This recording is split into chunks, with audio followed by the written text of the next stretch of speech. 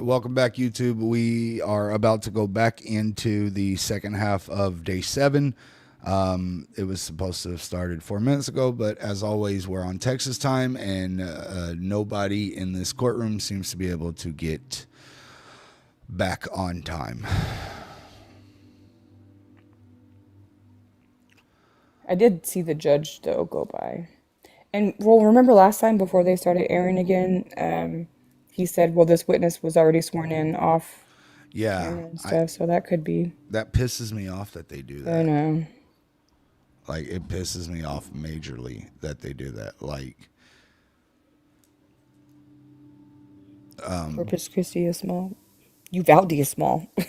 Corpus Christi is way bigger than Uvalde. Oh, yeah. I have a feeling, too, Amanda, that they're going to come back and try to talk about a mistrial. They need to do that to where we can fucking hear it. I think we're doing okay. As okay as you can be for something like this.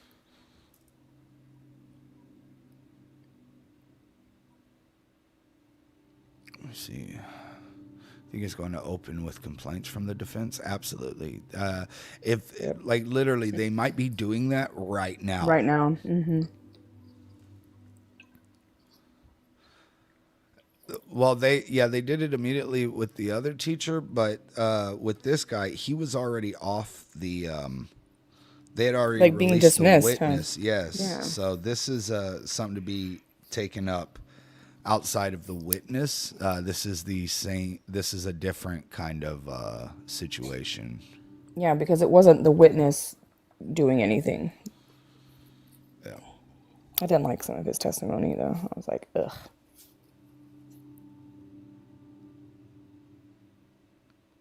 One second.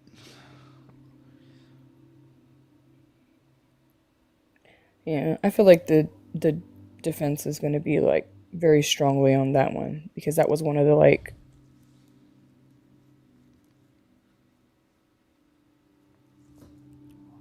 It's going. Oh, what the fuck? Next witness in the case who is under oath, so you may proceed when you're ready. Thank you, Your Honor. See, they sworn in. Would you introduce yourself to the jury, please? Yes, sir. My name is Teresa H. Samaripa. And Ms. Amaripa, can you tell us where you live? I live in Uvalde, Texas. And how long have you lived there? 28 years. And are you employed there? Yes, sir, I am.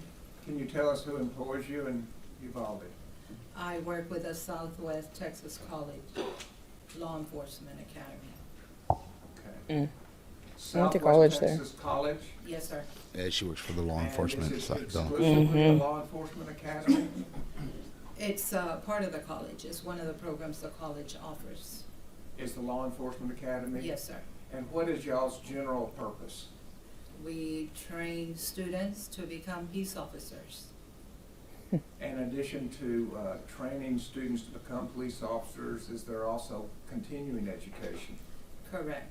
There is additional training for the officers in the surrounding areas to take additional trainings to keep up with their 40 hours per 2 years. Okay. You said to keep up with their 40 hours. Would you explain that to us? The officers need to have a requirement of 40 hours every 2 years to keep their licenses activated. And you and this department help provide that continuing education. We provide classes for them. And is there a supervising agency or department that supervises law enforcement training TCO? in the government? I think they're talking about In TCO. other words, do you report your training to somebody? Yes, sir. We report them to TCO, which is the Texas How Commission did she not know? on Law Enforcement. And I did. I know. And what records do you report to TCO? We report in-service hours that are trainings that we provide to the officers, and we also report the cadets that complete the course, so they could also be certified officers.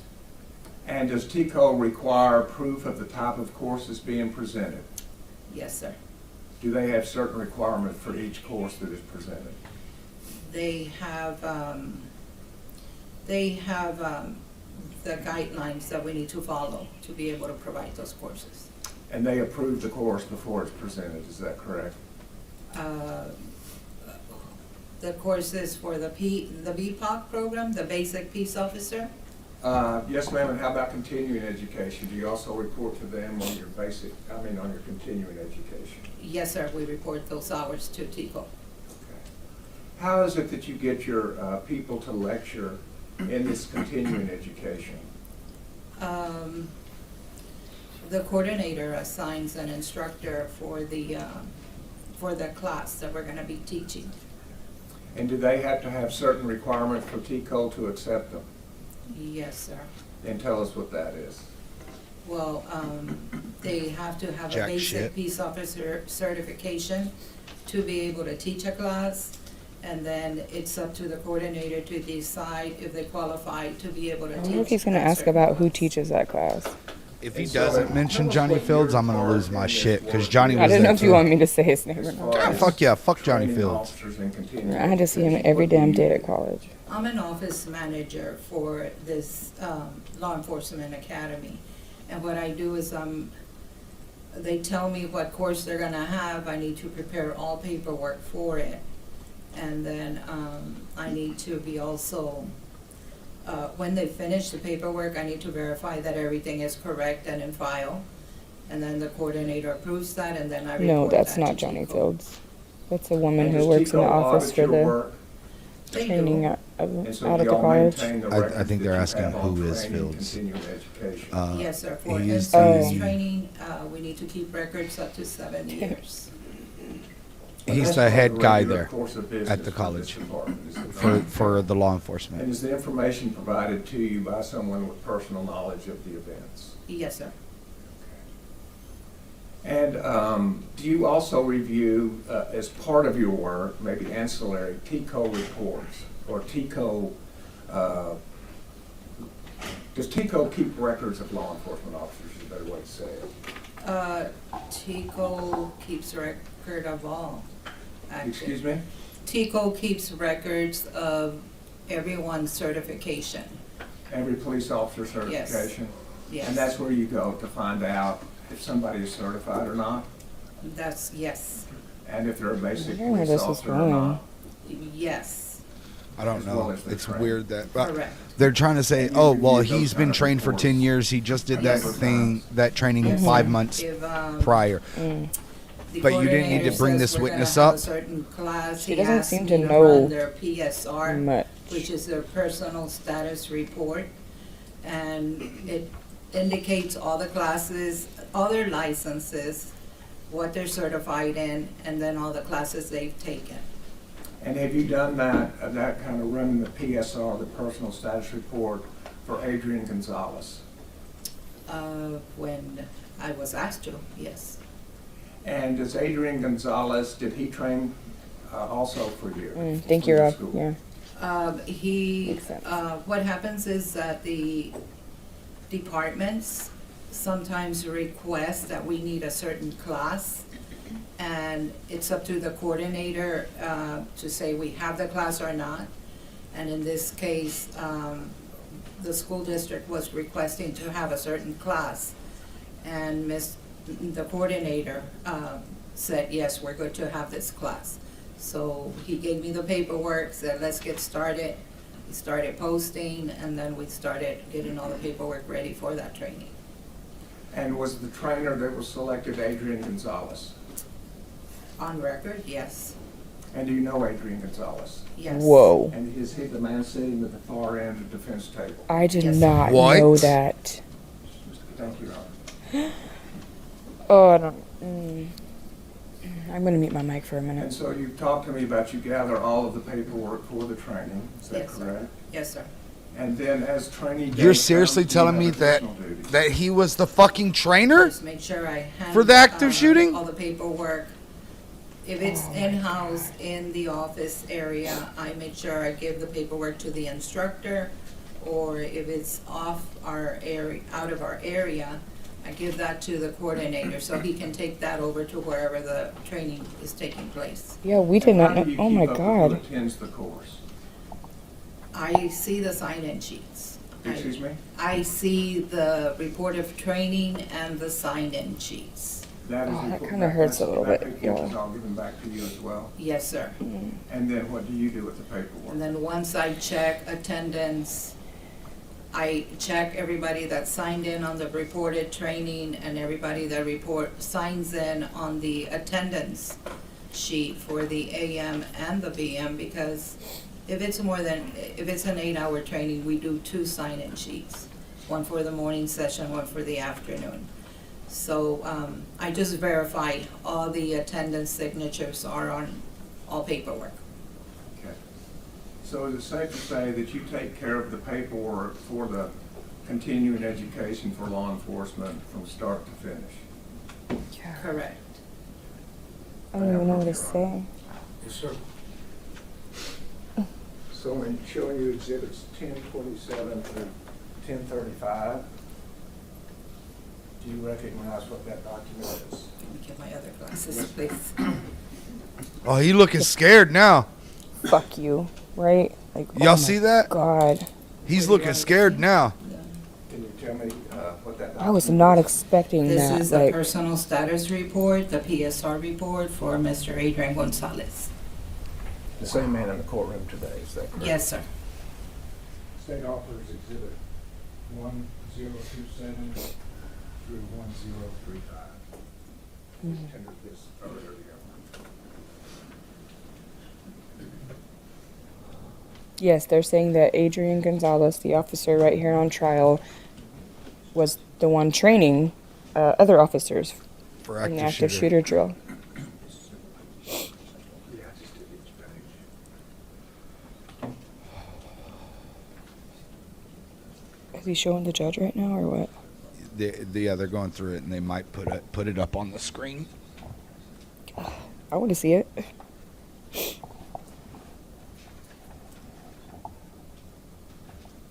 Oh, sorry, y'all. It's hard to not have emotions about that. Like, I hope that really sticks with the jury. I really, really do.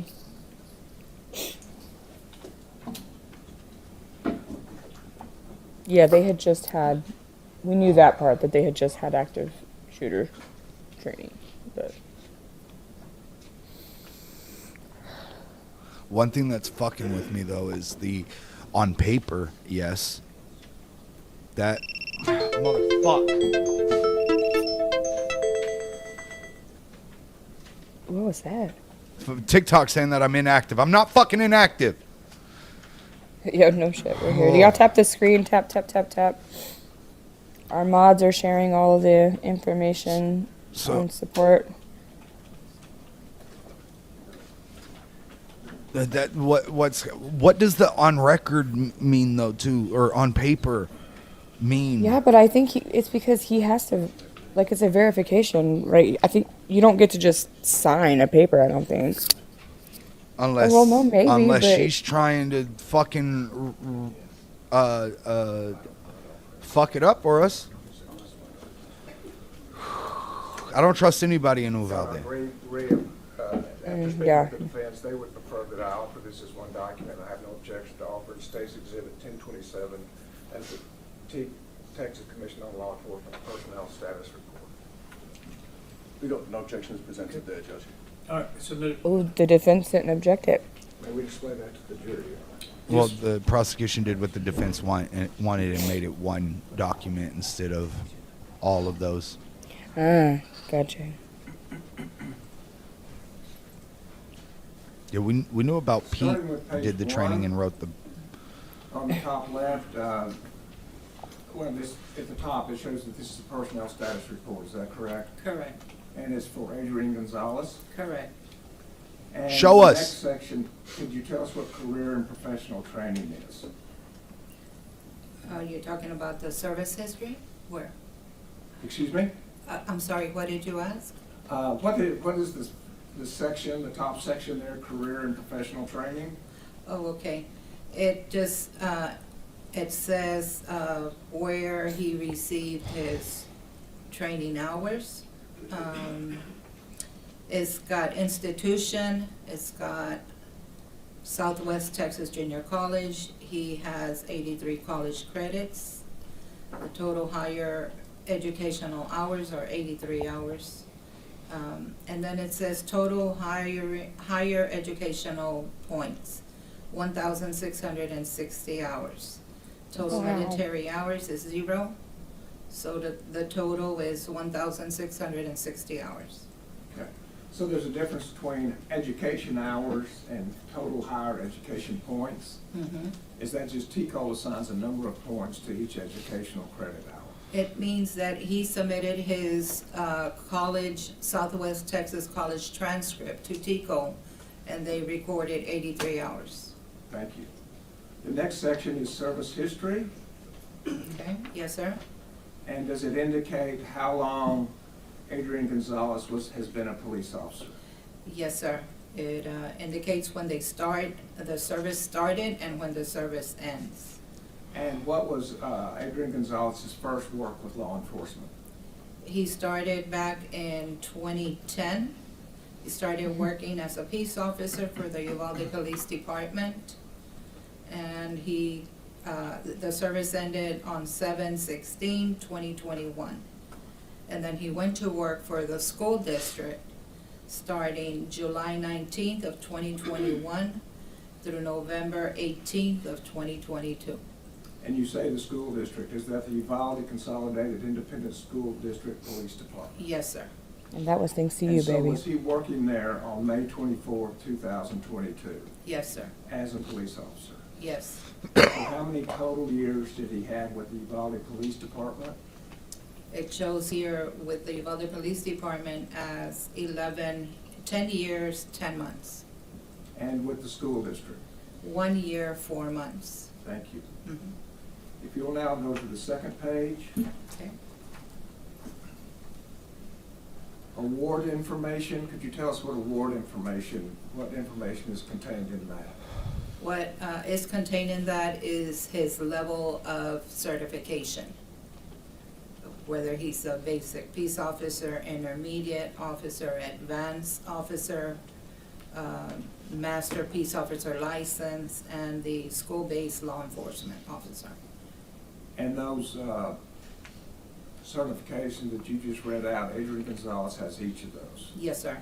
Not just the basic peace officer, but all the way up to master peace officer, Correct. as well as certified as a school-based law enforcement officer. Correct. Thank you. And then we have a major section called courses completed. Mhm. What are we speaking about here? That is, that's where the officers take all in-service trainings. It starts with the very last training that they've had all the way to the beginning. So it starts with the most current, It starts with the most current, yes, sir. so it kind of goes in reverse order. Yes. Thank you very much. Mhm. And if you would, could you go down to the bottom of page 2, Okay, and could you The tell us defense what gets to course question her that is? next, right? that is the Yeah, they get to SBLE active cross-examine. shooter training that was held on December 17th of 2021. And how many hours This is the prosecutor right now. credit did Adrian Gonzalez get for taking the active shooter training course in December of 2021? 8 hours. And was that at your institution? No, well, we reported it, yes. Oh, so But- this just means you reported it? Yes, sir. I believe that, yes, that's what it says, Southwest Texas Junior College, LEA. And that's your group? Mhm. Thank you. And on the next page, page 3, Okay, at the top, school-based law enforcement training. mhm. Is that also at your, No, sir. okay, where was that? That was taught at the Texas State University Texas School Safety Center. Thank you. Mhm. And then, to finish out 2021, is there a total number of unit hours that he took that year? Yes, sir. And how many was that? 101. Thank you. Wow. God.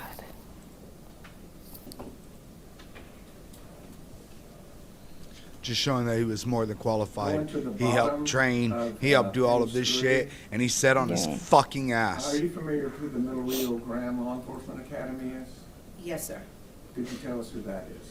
Oh my God, did he take That even is more us. courses We somewhere? used to be called the Middle Rio Grande Law Oh, okay. Enforcement Academy. And then we switched our name over to Southwest Texas College Law Enforcement Academy. Okay.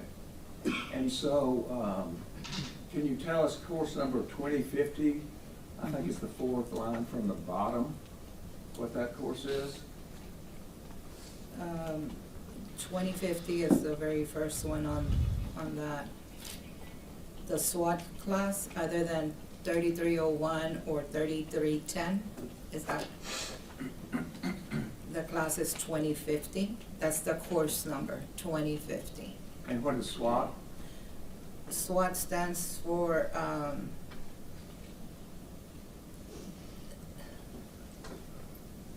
don't remember, That's sorry. fine, that's fine. How many hours of SWAT training did he get? He received 60 hours of training.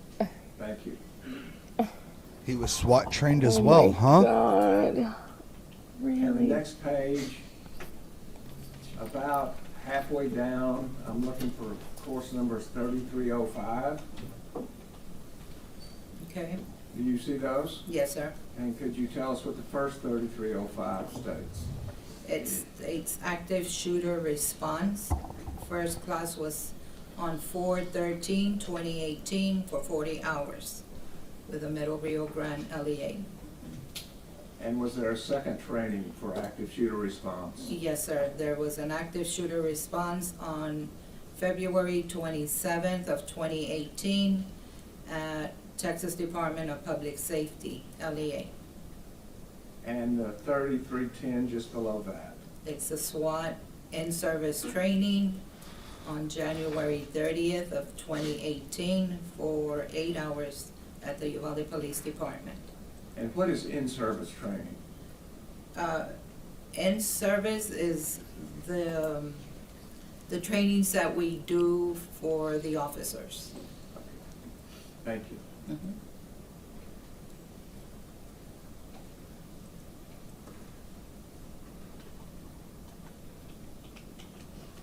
Going to page number 5, Okay? the last two courses that were reported by Adrian Gonzales. Okay? Course numbers 3310, could you tell us what those were? It was a SWAT in-service training on October 22nd, 2015 with the Uvalde Police Department training roster. And then 3310 was also done on SWAT in-service training on 9/15/2015, 8 hours with the Uvalde Police Department training rosters. Thank you.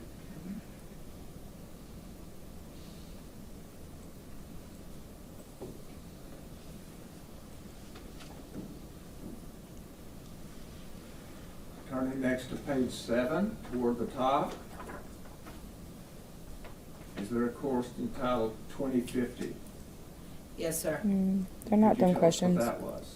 That giving was the us SWAT his class, qualifications. SWAT, other than 3301 course or 3310. And when was it taught? This was done in November 22 of 2013 for 60 hours with the Middle Rio Grande Law Enforcement Academy. 60 hours? Probably, Amanda. Thank you.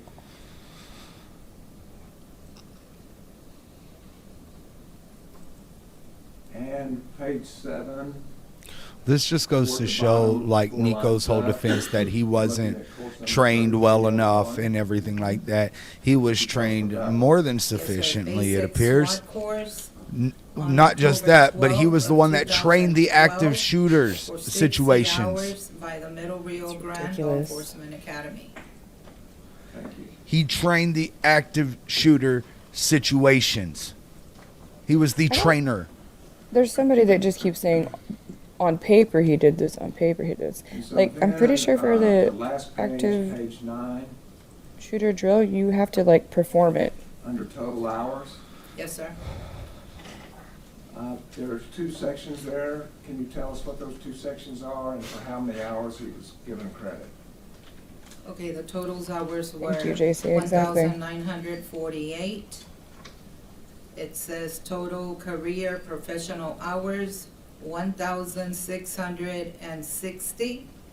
And then total TCO course hours was 1,948 for a total hour of 3,608. 3,608 hours of training, but he wasn't trained sufficiently enough, guys. Approved courses. That's what Nico wants you to believe. And at the bottom That's why of I'm the so certification to curious, show that is if TCO issued this document. Yes, sir. like what the defense is gonna question her about. Oh, okay, Patrick. Thank you. So in addition to Adrian Gonzales taking some classes from y'all, I believe you testified earlier that he also trained for y'all. Is that correct? He was an instructor in one of our classes, yes. And did you provide us the paperwork for Anybody he for that trained needs to be class? suspended right now. Yes, sir. For real.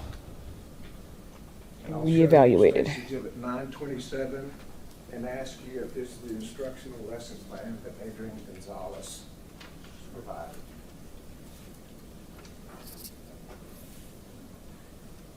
Okay, this was updated by my coordinator. He's the one that composed this together. Okay, and who was the instructor of this course? It shows here instructors were Adrian Gonzales and Mike Nico is the Hernandez. defense attorney. And that would be the same Adrian Gonzales as the man that's here. Yes, sir. And while you're saying, I guess you're saying he didn't create the document, but this is what he taught. Yes, sir. That document was given to me from He the coordinator. he was the fucking trainer, dude. Exhibit 927. It is marked a number of ways, but I'm going to offer this 927.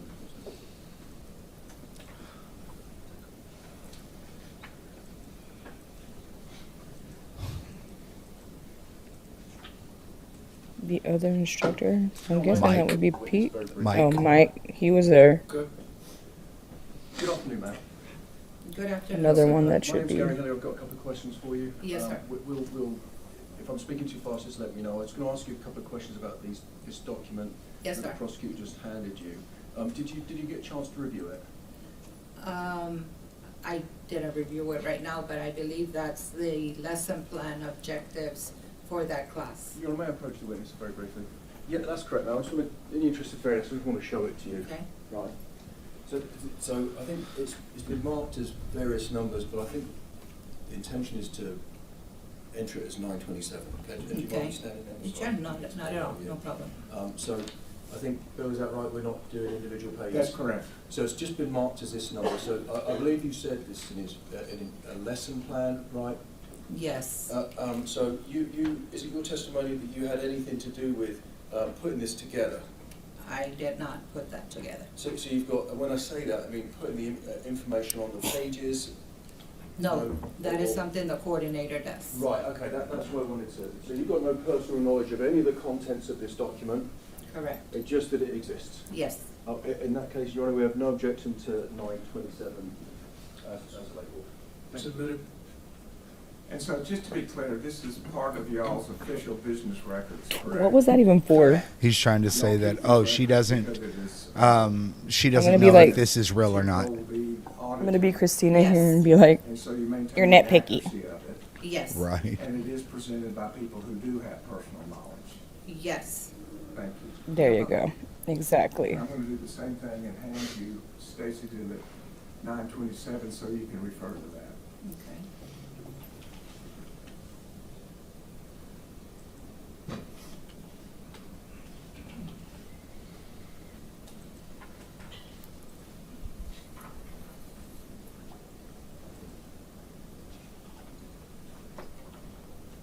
No, I believe it's a real training document. He's just trying to say that she personally didn't put it together, but she's testifying about what's in it, right?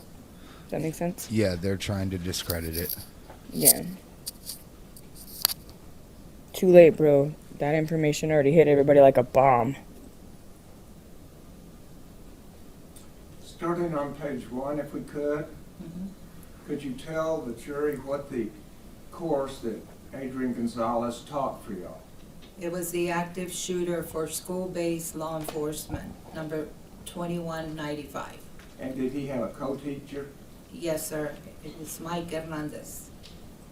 And how many hours did he train in active shooter? It doesn't indicate here. It says the course is a limit of 8 hours to 10 hours. Thank you. And on that same page, does it state what the purpose of the instruction is? Instructional materials. There's the paper, babe. prerequisites. It does. And would you tell us what the 6 goals and purposes of the instruction were? The first goal was history of active shooter events and training requirements, priorities of actions for Unit number school-based 3. law enforcement. Number 3 is stop the killing, solo response to active shooter events. Number 4 is unified response. Number 5 is stop the dying, transitioning to first aid and evacuate of the injured. Number 6 is active shooter scenario trainings and evaluations. Thank you. Mhm. And then, can you tell us what the next topic is found on page 2? He didn't do a single one of those. This one is, the subject is the active shooter response for school-based law enforcement. It's got the learning objectives to each area that they will be working on. And the third learning objective is what?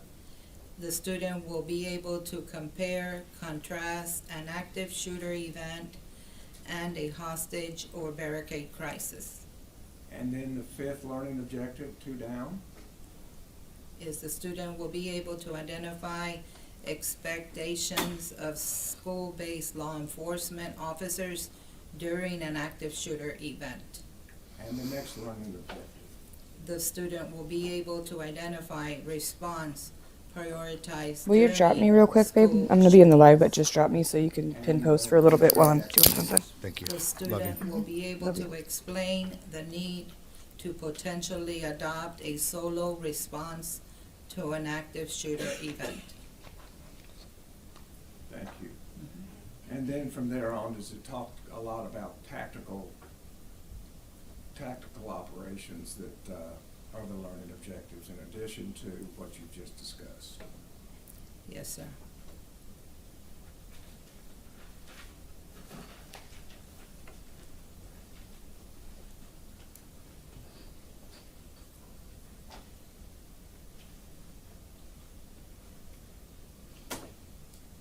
Turning to section 1.2, that section being historic active shooting.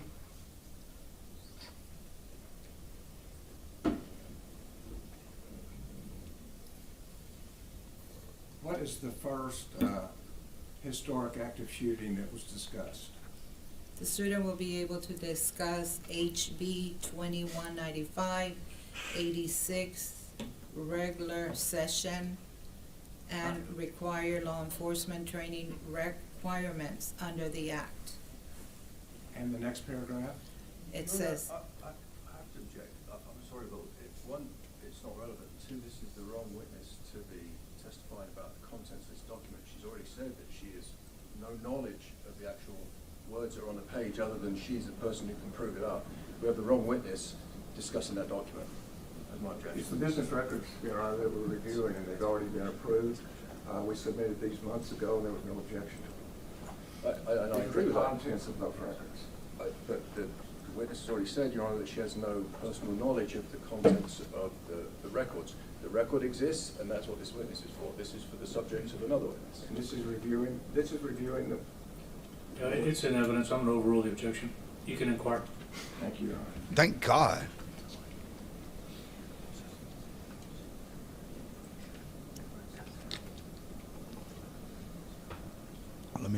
charges. Oh, for Columbine. And moving Yep. to 1.2, the Columbine High School shooting.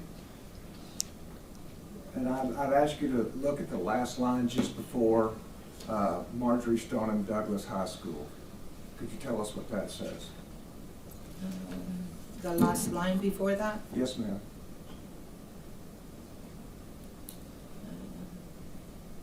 It says organizations such as the National Tactical Officer Association, which stands for NTOA, and Texas Tactical Police Officers Association, stands for TTPOA, started developing and delivering first responders based response tactics for active shooter situations.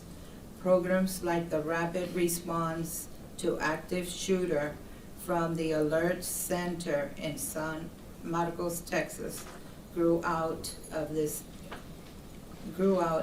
period. And if you will move now with me to 1.3. Okay? And not the first sentence, just the second sentence. Does it describe what an active shooter event is? An active shooter event involves one or more persons engaged in killing or attempting to kill people in an area occupied by multiple unrelated individuals. And the next paragraph, the last sentence before the 2 bullet points. The number of deaths in the active shooter event is primarily affected by 2 factors. And what 2 factors are those? How quickly the police or other armed response arrive and engage them, and how quickly the shooter can find the victims. Thank you.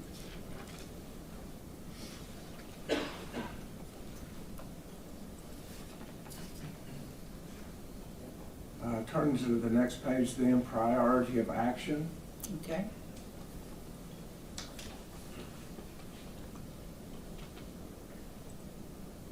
Excuse me, I'm going to go all the way down to 2.2. Okay? Is there a section there under 2.2 called priority of life? Yes, sir.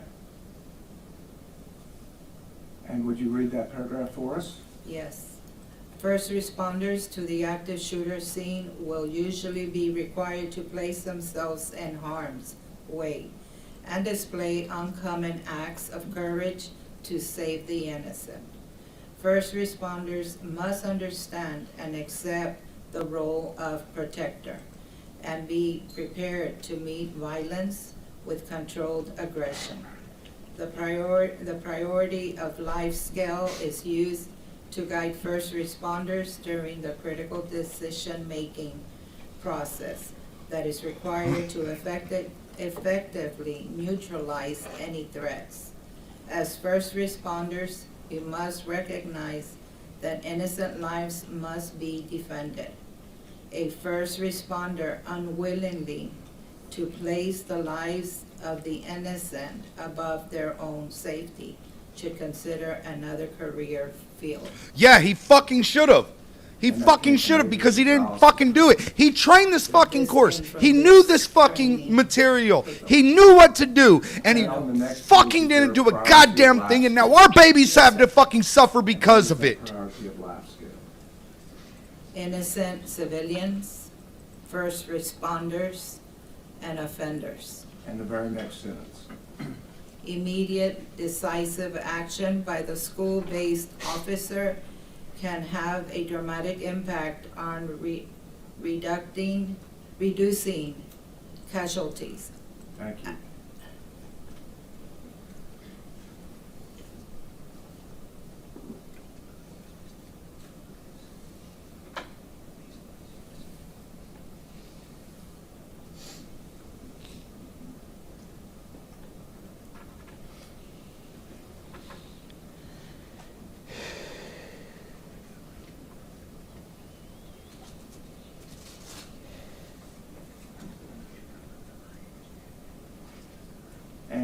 the paragraph right after that, it begins with "in the event."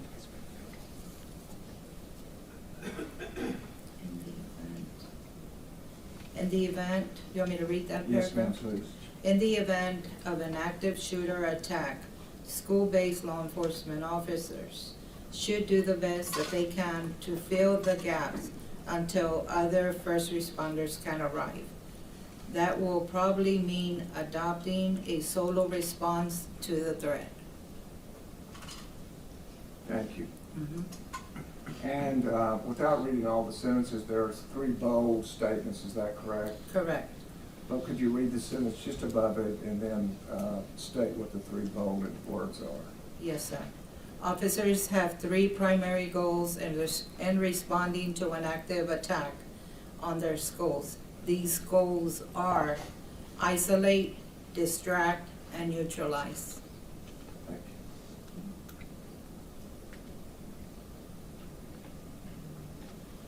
And just a couple more, but on the page 7, 2.3, Okay. could you read the first of that sentence, please? The student will be able to identify responders' priorities during school shootings. And the next sentence? Officers responding to an active shooter event should be working through the following list of priorities during an event. And the first priority? Is stop the killing. And what does it say about stop the killing? Officers' first priority is to move in and confront the attacker. This must include bypassing the injured and not responding to cries for help from children. And the next Stop, priority? stop the dying. And what does the first sentence say there? Once the threat has been isolated, distract or neutralize, they should begin providing medical aid to those most seriously injured. And the third priority? Evacuate the injured. And when do you evacuate the injured? As soon as the scene can be secure, every effort should be made to quickly evacuate the severely injured to medical facilities where they can be properly treated, where they can get proper treatment. And finally, Unit 3? Stop the killing, solo response to active shooter events. And the first sentence of 3.1? The student will be able to explain the need to potentially adopt a solo response to an active shooter event. And finally, the last paragraph on that page. Time is the number one enemy during the active shooter response. The short duration and high casualty rates produced by these events require immediate response to reduce the loss of life. In many cases, the immediate response means a single solo officer response until such time as other forces can arrive. The best hope that innocent victims have in that officer's immediate move into action to isolate, distract, or neutralize the threat, even if that means one officer acting alone. Thank you. And from there, we move into Exactly. muzzle discipline and tactics. Is that correct? Correct. Pass the witness.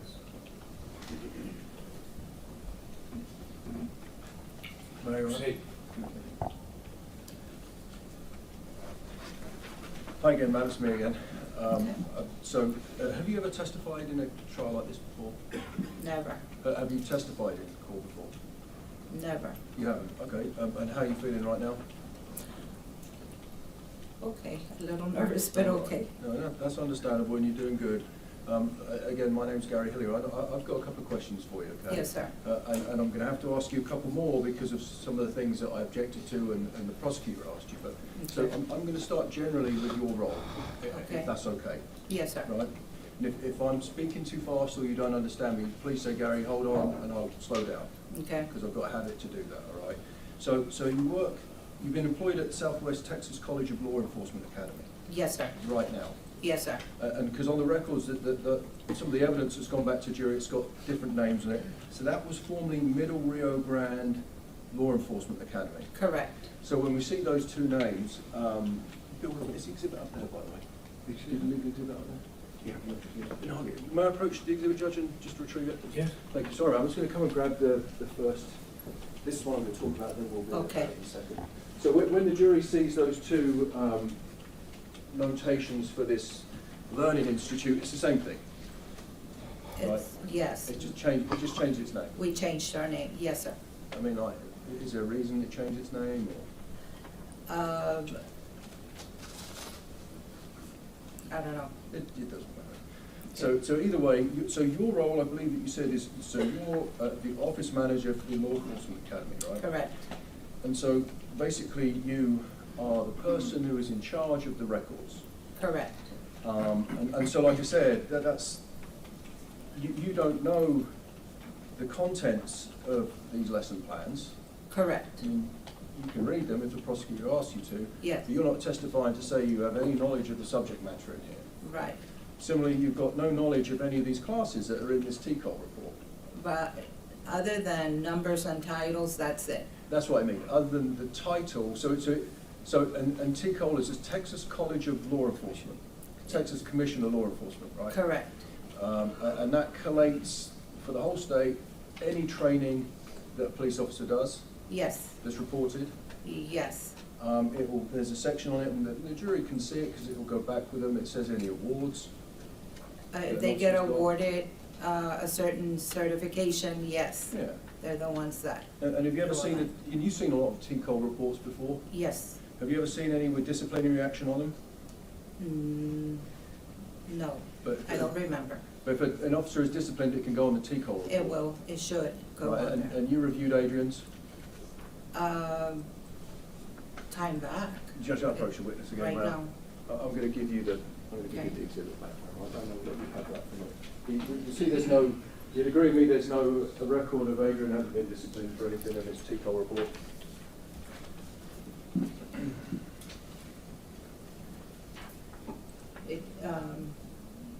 There's no record on there. I don't see one. It usually says not in compliance if they don't do their additional training hours. So he's obviously in compliance with his training hours. It looks like that he has a lot of hours, and of course that report goes back over a decade, right?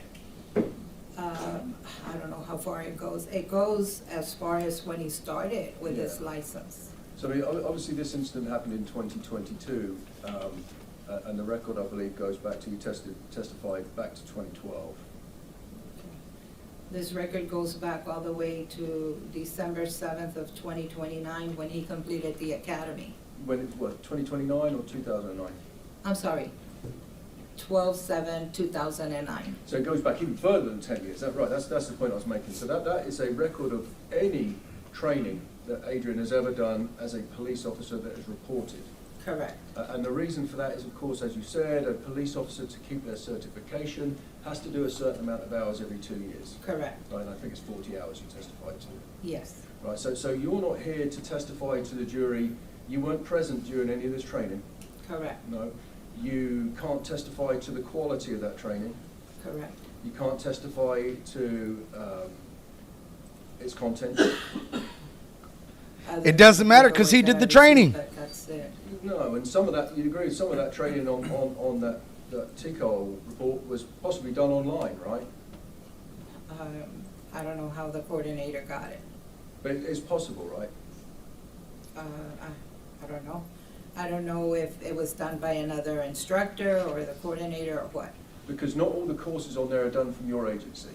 Right. So there are other, so someone does a class that your agency is involved in, your law enforcement agency or academy is involved in, right? And you collate all the paperwork to do with that, like you testified, correct? No, don't One fuck up later, now. and if it's correct, you then submit it to TCOL. Once I check the paperwork that's returned back to me with signatures and all that information, yes, Yeah, once it's correct. So for your academy, once it's correct, you report it to TCOL. correct. So the point I'm trying to make is that other agencies do training for law enforcement officers, right? Yes, there's all over Texas. Yeah, yes. and we've looked at some of them, right, on the TCOL report that we've got there, and they're in control of their own curriculum and course content as well, similar to your agency, right? Yes, So I'm saying, are you aware that some of these classes, they get given code names? The prosecutor kept saying, course number 2050, what is that? That these other agencies or institutions will put training on for students that is done online. Are you aware of that?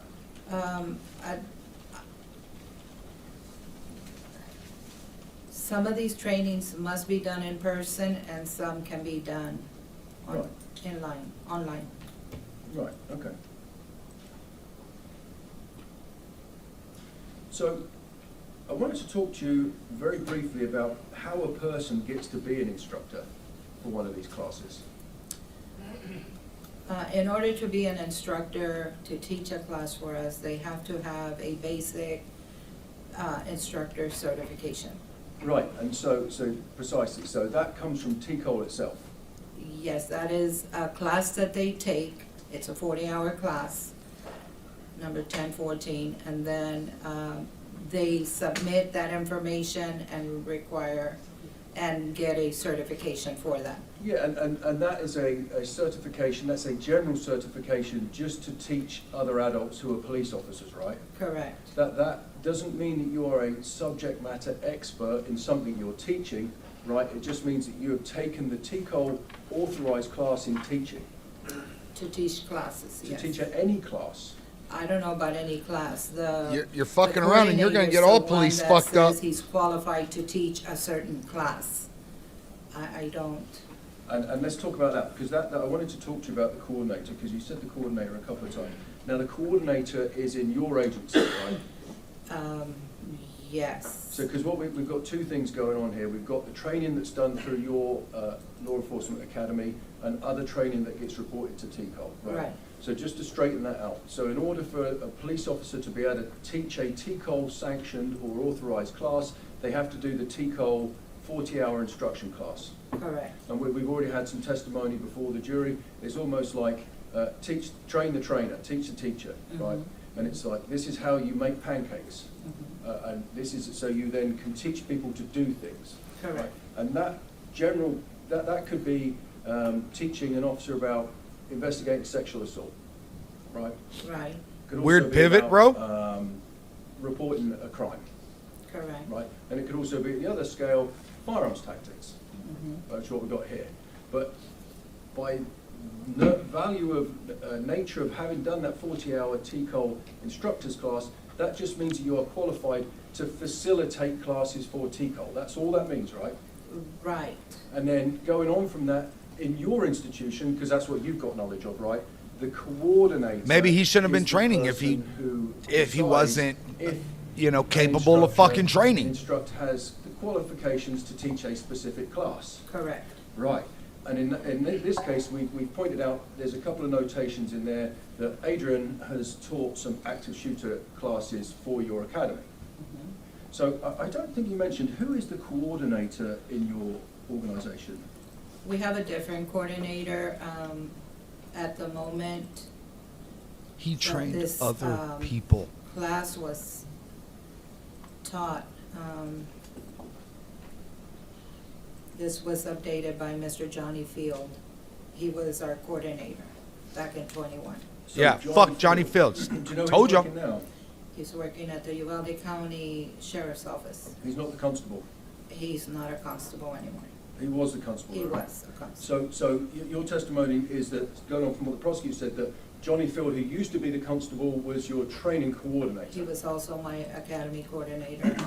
And Constable Field also taught classes for your academy, right? Correct. He didn't teach this one with Adrian, but he's taught others with Adrian. I don't know about that, but I know that,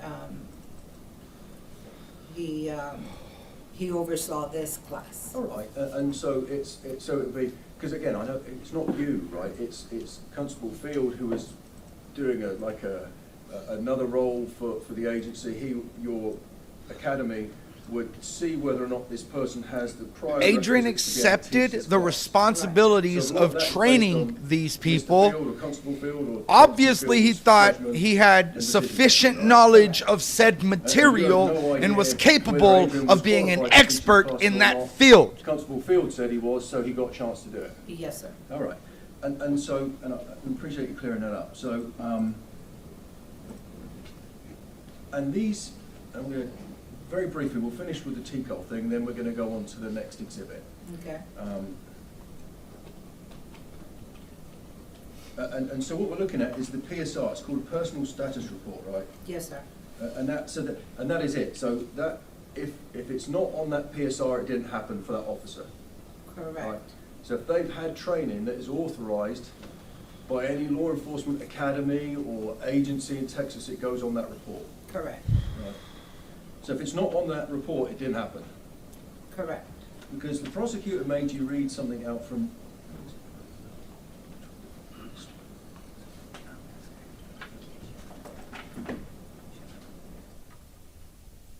Judge, may I approach the witness to retrieve, it's 927, Yes. actually 927, if I may, ma'am. So right here. They're reaching so fucking hard right now. This, if I may, policy. So fucking hard. They know And we're that gonna that was visit the about it in a smoking second. gun, pun intended. So the prosecutor, I'm going to draw your attention to page 3 of State's Exhibit 927. I'm sorry to make you do this again, but I'm going to ask you to read a couple of things out, if I may, ma'am. Okay. Okay. I'm going to ask you to read, and I think Mr. Turner asked you to read this out. I'm going to ask you to read, and I'm pointing your attention to the bottom of page 3, the last sentence of 1.2, which discusses the incident at Columbine High School. If you could just read that last sentence out. Okay. It says programs like the Rapid Response to Active Shooter from the Alert Center in San Marcos, Texas, grew out of this period. Right, thank you. I appreciate that, and I'm going to leave you with this because I would like you to have a look at the Adrian's PSR, which is this very detailed training record. So, alert. Are you aware that that stands for Advanced Law Enforcement Rapid Response Training? Yes, sir. You'd agree with me that there is nowhere on Adrian's training record that he ever had any training from Alert.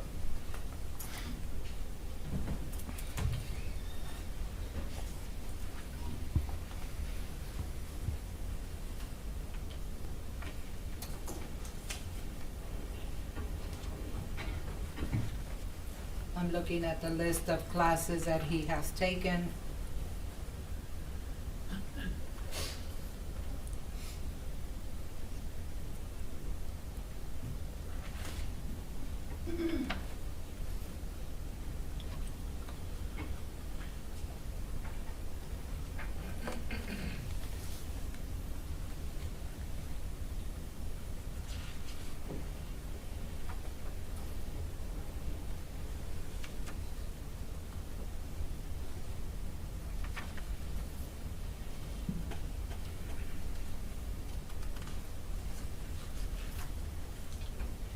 No, sir, I don't see another class in here. We don't see an alert class in there. That's because, and again, like we said, and I've asked this already, if a police officer, a licensed police officer, has training, it gets put on that record. Correct. If it's not on that record, that means that someone hasn't had that training. That's what it indicates. So we can conclude and we can say to this jury here today that Adrian has never had any training from the Alert Center in San Marcos. Or Nope, any but he other- had active shooter, taught active shooter, and he had SWAT training. Yes, sir. So you'd agree with me, if anyone was to judge him by Alert standards, that would be inappropriate, right? We don't judge by alert, we judge by Judge him TCOL. by Alert standards, that would be inappropriate because he hasn't had any training. Correct. We Right. judge by Thank you. TCOL. So, I want to move on to, and I think I might have left the exhibit up there. May I approach again, Judge? I want to inquire about an exhibit. We've made a blanket rule for this trial. If you want to approach, you want to use the well, just do it. Thank you, Judge. And I'm going to come up there, ma'am, and I'm going to talk to you about the next document. And again, it's, I'm going to talk to you about State's Exhibit 927, right? And we've already, that is an instructor lesson plan that was prepared by someone in your agency, correct? No, I don't know who that person is. But it was updated by Mr. Field, Yes. Constable Field, right? Yes, So this lesson plan and these documents and these materials are provided to an instructor to facilitate to a class, right? correct. Right, and so in this case, I mean, we've already established that Adrian Gonzales and Mike Hernandez facilitated this class, Correct. an 8-hour class. Yes, And that would be to fellow law enforcement officers who are school-based, right? yes, it says active shooter for school-based law enforcement. Yeah, and so if Adrian wasn't, let's pretend for 1 minute that example, let's say I was instructing this class, these materials would be provided to me if I was a peace officer and I was chosen to do it. I would be facilitating the same materials. Correct. It's not my materials Right, it's what was provided. by Constable Field. And you know, you read some things out, and I'm going to leave you with that and then ask you to work from my notes. The prosecutor asked you to read some things out to the jury, right? Yes, And again, we've already established you're not a firearms instructor, right, you're not a peace officer. right, You haven't been trained in rapid response right, or active shooter training. right. But the prosecutor's asked you to read a couple of things, so I'm going to do likewise. Is that okay, ma'am? Okay, yes, I sir. appreciate your help. So, on page 1, Mhm. it says the goal, purpose of the instruction, right? Yes, And it goes through units. If you read the units out for me again, please, if you wouldn't mind. Unit 1 was history of active shooter events and training requirement. Number 2 is priorities of active for school-based law enforcement. Of action, I'm sorry, for school-based law enforcement. Unit 3 is stop the killing, solo response to active shooter event. Unit 4 is unified response.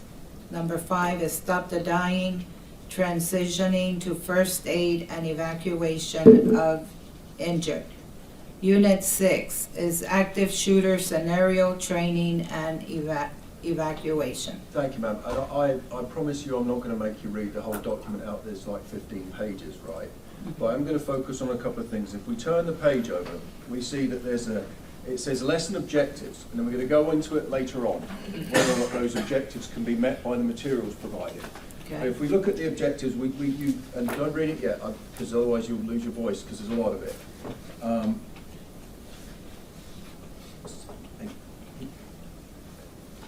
So can you count down to the 7th learning objective?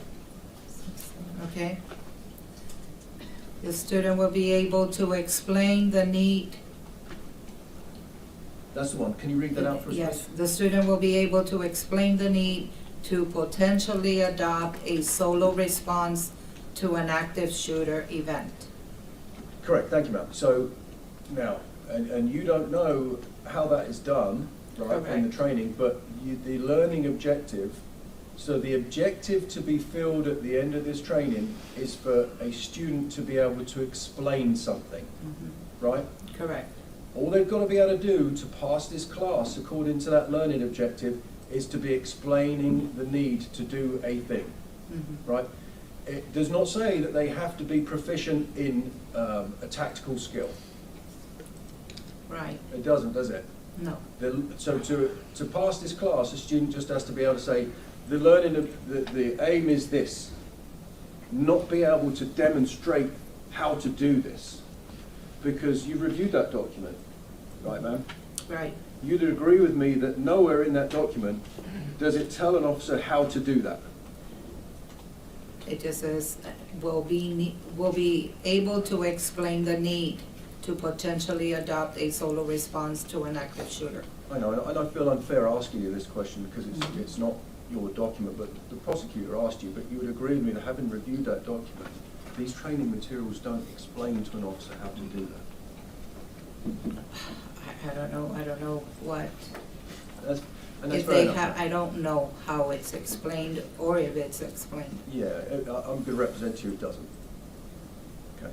But I want to turn over to page 6, because there's lots of things that weren't read out. I mean, this is a long document, all right? Page 6, the top of it. Can you read the first line, please?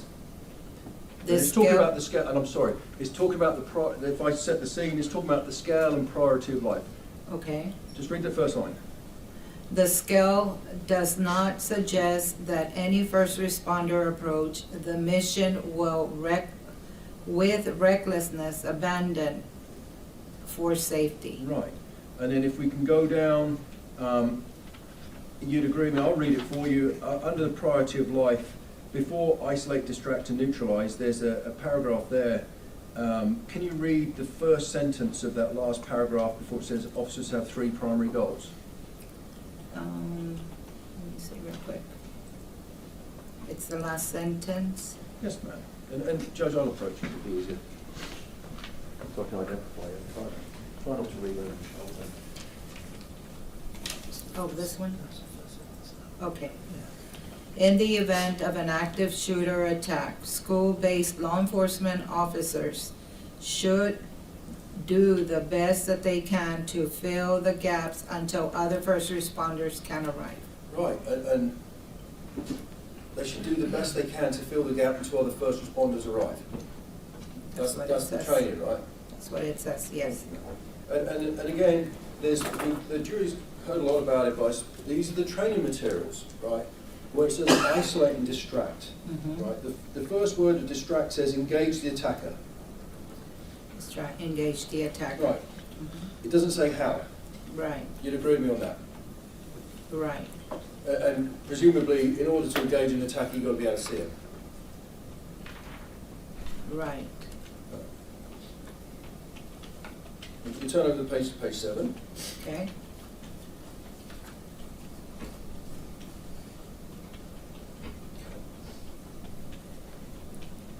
And it says, well, it says stop the killing. Can you read that first Okay. sentence? This one? Yes, ma'am. Officer's first priority is to move in and confront the attacker. Okay. Right. Again, it doesn't say how. No. No. Well, I represent to you that Mr. Gonzales did in fact that. He moved into the school. You're asking me? No, I'm just telling you. Oh, okay. And again, Well, I'm going to object to sidebar comment, Your Honor. He said it's not a question. Mr. Stein? I'm going to move on to Unit 3 further down. Again, and we may have already covered this. Can you read 3.1 out?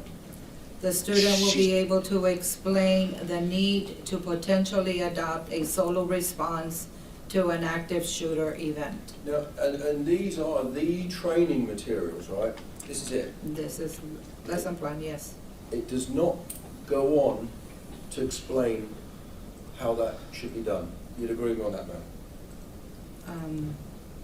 I don't know what all this has in there. I know, So- I'm sorry to talk over your shoulder, it's just so I can see it, but like, Okay. the prosecutor got you to read things out, and so I'm just doing the same thing, right, in the interest of fairness for Adrian, right?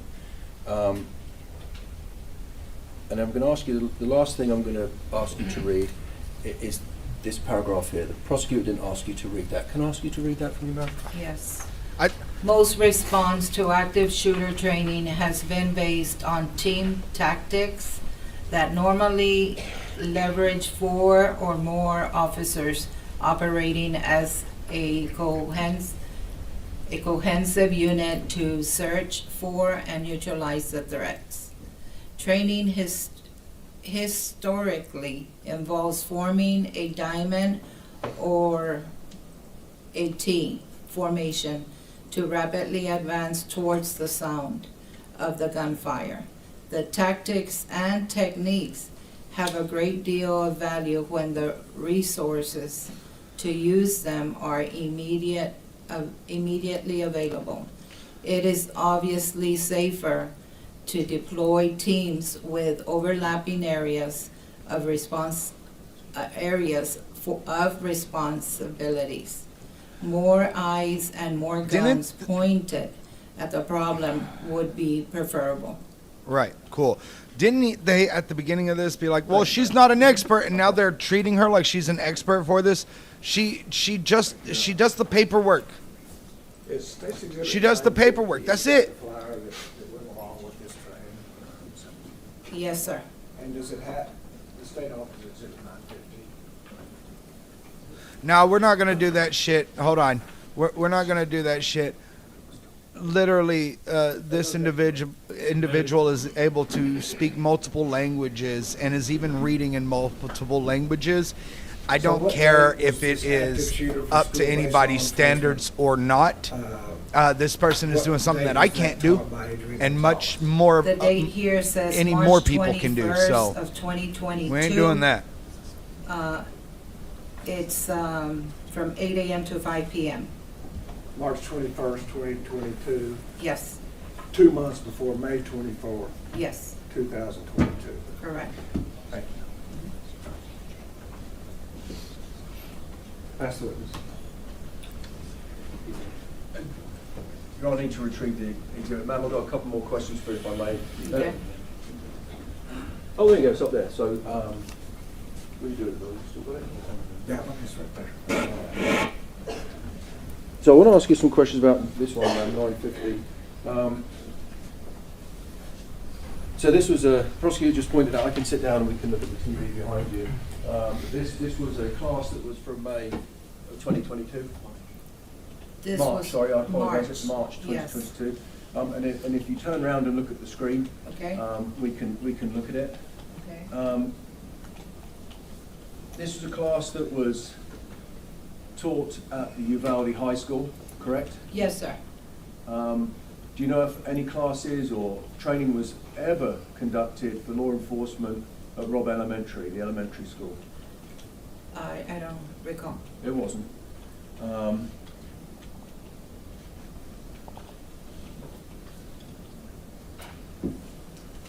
Thank you, ma'am. We've got no further questions. Okay. Okay, is she excused? Yes. Yes, Your Honor.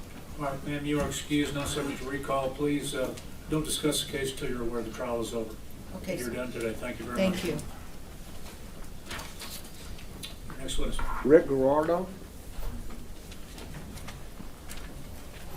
Did they say Brett or Rhett?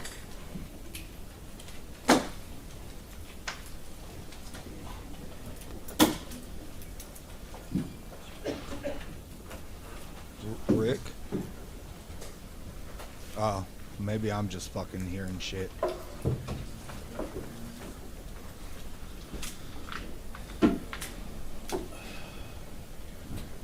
your right hand. You solemnly swear the evidence in the testimony given the cause of the truth, self you got. Yes, I do. Have a seat over here, please.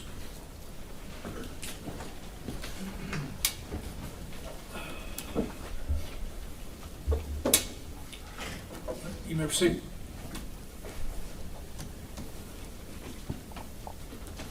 Thank you. Would you introduce yourself to the jury, please? Ricardo Guajardo, Texas Department of Public Safety, Texas Rangers Division. And how long have you been a Texas Ranger? 5 years. What did you do before you were a Texas Ranger? I was a special agent with Criminal Investigations Division for 6 years with DPS. Before that, I was a uniformed highway patrol officer for 6 years. When did you start in law enforcement? January 2004. 2004? Yes, sir. So now you're sitting on over 20 years, is that correct? 22 years, yes, sir.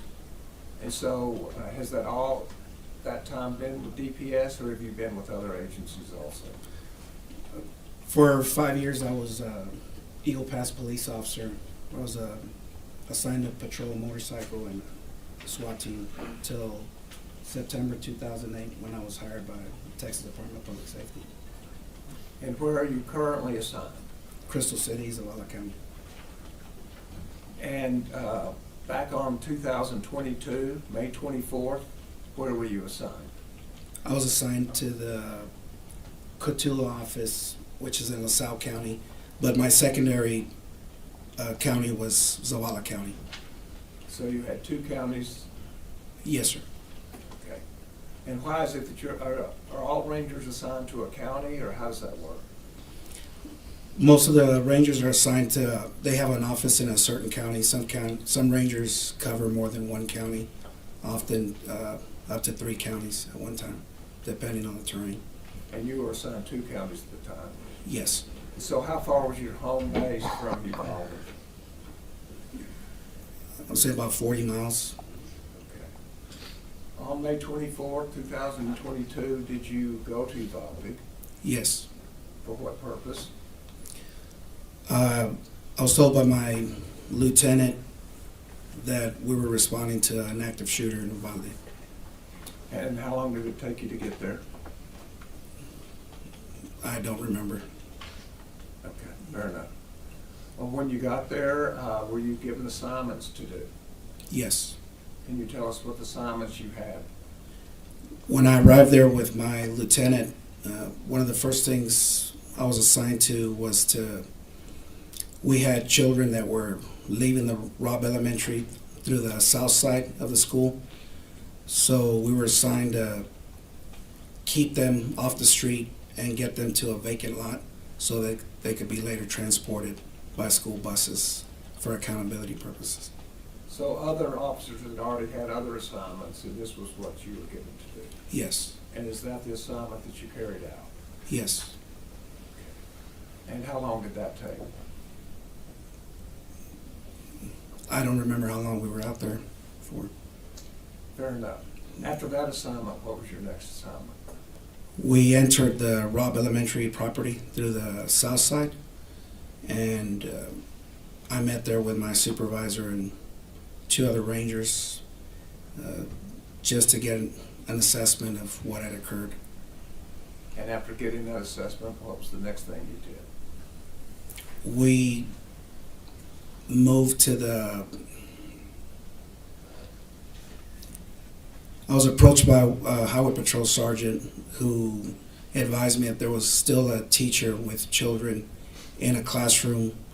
So I took a handful of troopers and made my way down a hallway, and we secured that room and safely escorted the teacher and the students off the property. Very good. Eventually, were you placed in charge of any of the investigation? Yes. Can you tell us what that was? The scope of my investigation was to investigate the officer-involved shooting, which involved the officers that actually made entry into classrooms 111 and 112. I was given the assignment to write search warrants for residents, cellular phone, and a Ford F-150 that had been involved in the shooting. I'm sorry, I heard the first about writing search warrants. What was the second thing? So I investigated the officer-involved shooting with the officers that were involved in the actual shooting of the suspect. And the other assignment was that I was to write search warrants for residents 552 DS Street, 2008 Ford F-150 that was next to the school property, and a cellular phone. Okay. So the Ford F-150, the truck that we've known to be, is in the ditch, is that correct? Yes. And I believe earlier it was referred to that 522 DS, that's where the grandmother was shot, is that correct? Yes. Thank you. Eventually, after securing search warrants and getting that out of the way, did you begin questioning witnesses? Yes. And what was the purpose of questioning witnesses at this point?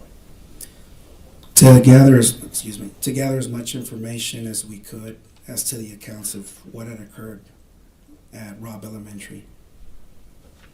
And so how did you develop a list of who you were to question? He's going to be We the started one. by attempting to identify I'm guessing the he's going to officers be that the first one responded. that interviewed and throughout Adrian. the weeks and the months of the investigation, we had to view. I didn't view it, but there was audio and video, body cam footage attempting to identify officers in the hallway, so we could get statements from them too. Okay. And so how did you pick where to begin questioning witnesses? My supervisor brought us all together and basically gave us a list of officers and witnesses and victims on a daily basis.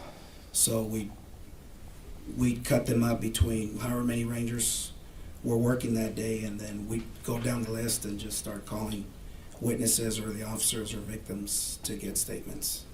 At that point, had any suspects been developed Yes. as to the officer-involved shooting? The only suspect that we identified was Mr. Ramos at the time. I apologize. You ain't got to say his fucking name. Suspect that you Yes. talked about. Yes, sir. Okay. And to put Mr. in front of it as well. Involved shootings, there were no suspects involved at that point. No. It was just general gathering information about what happened. Yes. And did you talk to Adrian Gonzales, this defendant? Yes, I did. When did you talk Told to y'all. him? May 25th, 2022. May 26th? Excuse me, May 25th. So it was the day after this event. Yes. All right. And how many witnesses did you end up interviewing? I don't remember. It was several. We interviewed over the next several months, so I don't have an approximate number of how many interviews I conducted. Was it in the dozens? Yes, easy. And how many Texas Rangers were out collecting interviews? At any given day, we could have approximately 10 or 15 rangers doing various assignments. We had rangers coming into the area and then having to go back to their respective areas, so there's no telling how many rangers we had. We never had an approximate number. It was just whoever they were deploying that was available to assist. What was your purpose of talking to Adrian Gonzales? To gather an account of what he saw, what he heard, and what he was told when he responded to Robb Elementary. When you take a statement, is there any way that you preserve that statement? Yes. How do you preserve I hope the we get to statement? watch the fucking video. We record it using an audio-video recorder when it's possible, or an audio recorder. And you did that in this case? Yes. And did Adrian Gonzales come in voluntarily? Yes. This was not a custodial interrogation, No. so there's no reason for Miranda warnings or those kind of things. No. And have you had a chance to review that statement? Yes. Is it in completed form, that is, complete from start to finish? Yes. And does it include your entire questioning of Adrian Gonzales on that day? Yes.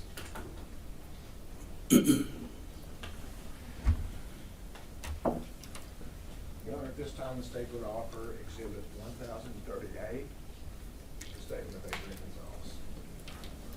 No objection. Submit it. Publish if you like. May we publish it? Yes, sir. Does publish And, mean let everyone see it, not just the Ranger, jury? There may be a couple of times where I hear language that may be police talk that I may ask to stop and explain, if you know what that police talk is. Yes. Fair enough? Yes. Let everyone see it? Okay.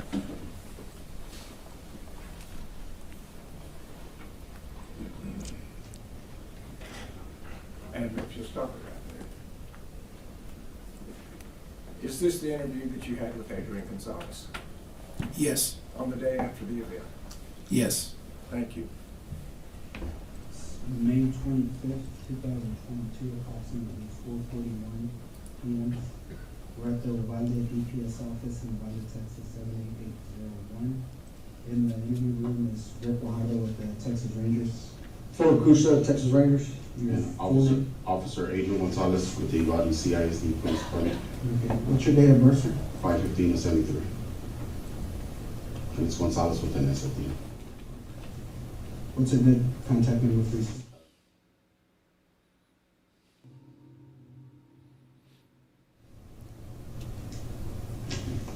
And your address?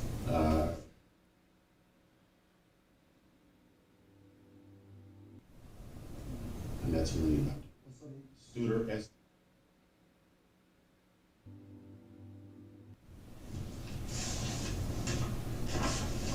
What's your radio numbers? 422. I have not seen this in its entirety before. I saw a clip of it just barely With the school district PD for since July. a couple, like last week or 2 weeks ago. So you started in July 2021? Yes. Okay, to present. And before that, sir? I worked for the Uvalde Police Department from 2009 to July 2021. I resigned from them, went to work for the school district. I was about 10 years, 10 months with them. 10 years, 10 months? Yes.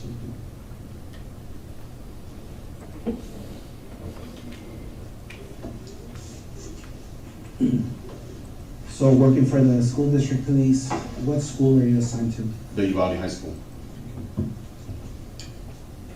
How long you been there? I've been there since school started.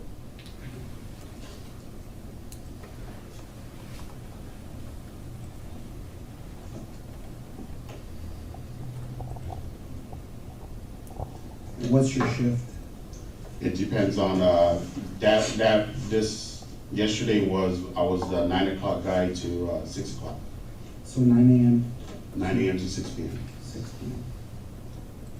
And that would have been, well, today I would have been covering Morales School because one of our officers has left the department. Mhm. So I would have been covering her shift from 8 to 5 today. Okay. But yesterday, 9 a.m. to 6 p.m. you were assigned to the high school? Yes, I was assigned to high school. Okay.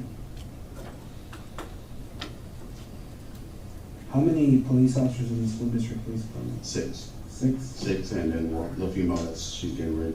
I don't know if she's officially resigned, but I know her last day was last Friday. I think she's just burning her vacation and stuff like that. So it's 6 police officers, and then what about, is that including the chief and? The chief, lieutenant, and three officers at the high school. It's the chief, lieutenant, And then and 3 officers? 3 police officers, yes. And 3 police officers.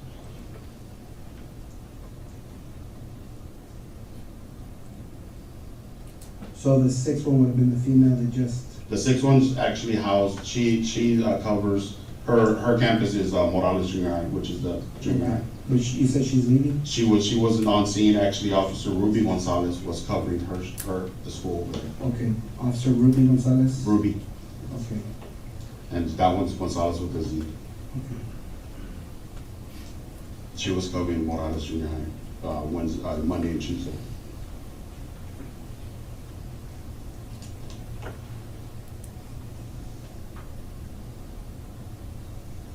Who was assigned to the Robb Elementary School yesterday? Nobody was assigned to Robert Elementary No School. officers, no assigned.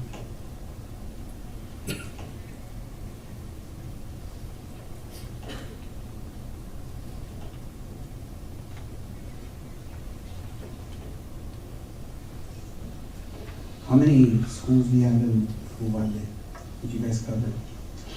Uvalde High School, Mm-hmm. Uvalde Morales Junior High, Flores Elementary. Mm-hmm. We have the Dual Language Academy, which is Anton School. it's If you 8. actually look it up, it's Anton School. Mhm. Robb Elementary, and then we have Crossroads, which is the kids kind of,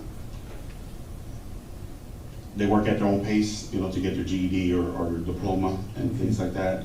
And we're Dalton. expecting mothers. And then we got a campus at Batesville Elementary.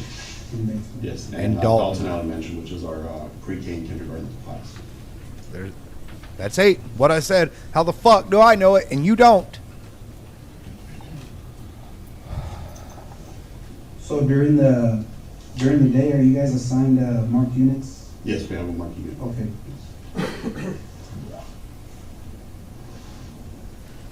They're actually we take them home. Okay.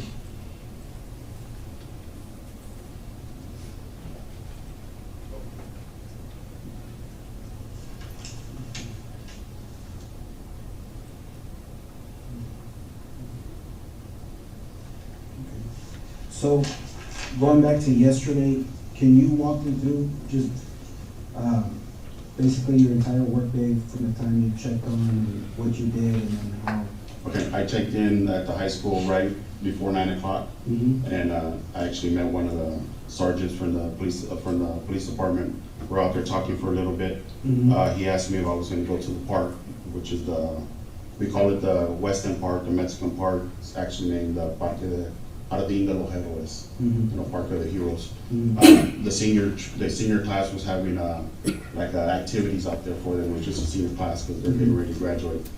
He goes, "Are you going out there?" Because they told us to actually patrol the park. I go, "No, nobody's told me." Then my Lieutenant Mike Hernandez texted me and said if I can go out there from 9:30 to 11:30 with the seniors. Okay. So I got on location to the Western Park, drove around because there's some of our local, I guess, drunks hang out there just, waiting, just, doing whatever, utilizing the restroom, taking baths and everything like that. So patrolled it. There was a couple of people there, just drove around because the kids, like I said, towards the Weird way to talk When I about say the the unhoused back population in Uvalde, the bro. park. There's a little basketball court and a volleyball court. Some of the kids were playing basketball, and the two people that I observed were actually sitting on the park there. So I just drove around, just let them know that I was there. Okay. Parked a couple of spaces, stopped, looked, make sure everybody was, nobody was getting approached. Drove around, finally got off, and interacted with the kids and the principal and some of the staff. I want to say maybe about 11, 15, they started debriefing the kids, telling them, we're going to get ready to, because they bus them out there. So they have about 4 to 5 buses out there in the park. So they were telling them, hey, we're going to give you some packets. The packets were for the pictures for graduation. And you need this, and you need to turn in before the day of the graduation and stuff like that. So they were telling the kids before they get on the bus to make sure they're, stuff like that.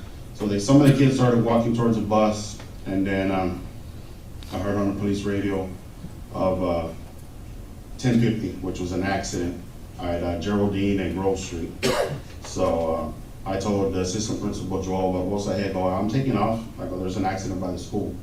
So at the Western Parks, I want to say maybe about the 800 block. Rob is like 400 block of Geraldine. So I came up, I left, and then when I was actually getting in my car, I heard the radio traffic that the guy has a gun.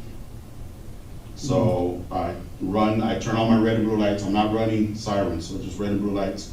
I come out of the park, which is Farrar Street, take a left on South Farrar, because the park's actually on Farrar Street. So I go up Farrar Street, cut on West Garden, the 300 block, 400 block, and then I go up South Evans Street. From South Evans, I hit Geraldine. So Geraldine actually is where the school's at, sits on Geraldine and Ocarrizo. When I approach, I don't know if you're familiar with it, Geraldine has a little twist on it. Okay, towards the back of the school where the vehicle was at, Yes. like a half a block up, there's a little twist. So when I came up, I heard the traffic. I don't know if it was, when I was on Geraldine on Evans, that he was running towards the school. So there was no clothing description provided. So when I came up, I saw people at that curve, like standing, looking towards the school. So when I came up to school, I observed the truck inside I could say a bar ditch, but it has like a concrete where I guess the water sits, so it doesn't sit, so it flows. It was sitting in there, and the rails were all broken up and stuff like that. So when I came up, the actual back gate, the teacher, I guess it's a teacher parking lot. There's a teacher parking lot towards the Old Carrizo, and there's a teacher, I guess the teachers that have classrooms in that where the shooting happened, parked there. But there's a gate, it should have been closed, it was wide open. So when I approached, I actually saw a lady in a peach, maybe orange t-shirt running. I didn't know it was a lady or not. I knew it was a lady after I made contact with her, but I saw her, went to her because they said they were running towards the school. I was going over there towards her. No sirens, just light, red and blue lights. I see her fall in a dust of cloud. So I get to her and I realize she's one of the coaches. I don't know her name, she's dark complected coach, short hair, boyish, tomboyish coach. And she tells me, he's over there. I go, who's over there? He goes, he's over there, the shooter. He's wearing black. And I go, where? So when I turn, actually, my vehicle's still there. At the school, it's the Crown Vic that says UCISD. It's close over there. So when I get out and I approach her, she's like, he's over there. I go, where? She goes, he's over there, he's in black by the teacher parking. So when I look, I start hearing rounds going off. I don't know where they're coming from, but I just know they're getting muffled. They're behind the building. So then I hear like banging. So I think I under my radio, I don't know if I break, I said, hey, shots fired at Rob School. And then I tell him, the general location where he's at. So I start moving up, He knows the general location of where he's at. There was the only thing that was the tree and then the building. So I started walking towards there, and then I see an officer, one of the PD officers coming, and then all of a sudden I see like glass coming out and firing, somebody firing in glass, a couple of rounds come out of the glass, and I tell the PD officer, get back, it's coming from over there. So He we get there, fucking knew. I want to say Sergeant Page from the Uvalde Police Force. I mean, we showed know up, he knew, but and the chief holy showed fuck. up. Chief Arredondo showed They've been up. saying that he So, didn't know. He didn't know. He just chief- said that he knew. Donald Page and myself go in on one side. Lieutenant Martinez from the Uvalde Police Department and Sergeant Gonzales come in through the other side, to the back door.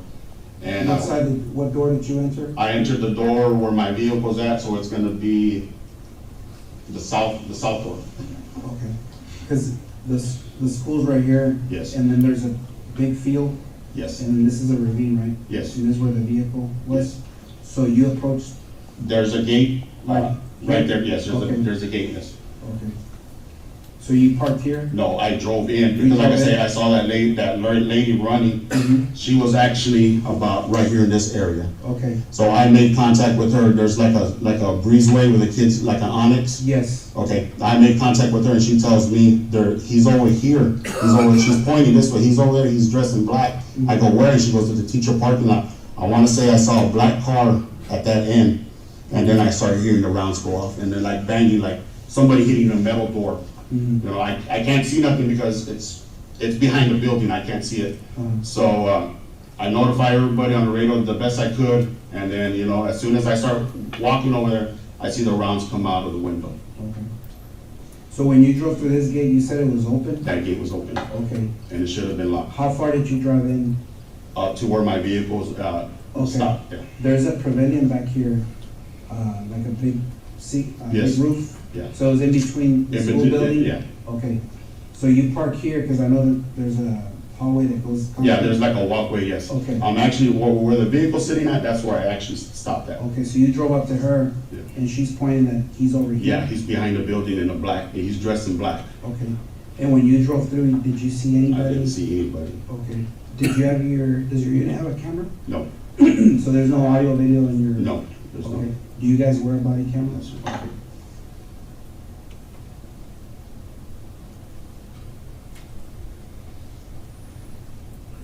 What unit number is that? Unit 44. Unit 44. What kind of vehicle is it? It's 2019, Mhm. maybe Ford Fusion. Ford Fusion. Yeah, white and color.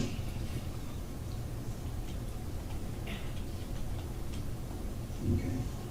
So you drove up to her, she's pointing this way, and when you're talking to her, that's when you start hearing? Yeah, she said, he's over there. I go, where? She goes, he's over there by the parking lot. And then she goes, he's dressed in black, and then I hear the rounds. Which go off. completely corroborates everything that Yes, of that yes, first yes. testimony that was thrown the fuck There's out. actually a door. Windows here? And then there's a side door right there. Here? Yes. Okay. That's where we made entry with the chief and Sergeant Donald Page. Okay, so you and Paige came through here, okay. And I want to say Lieutenant Martinez and Sergeant Gonzales from the PD came in through that back door because we're facing This each one? other. Yes, Okay. And Canales, you said? yes.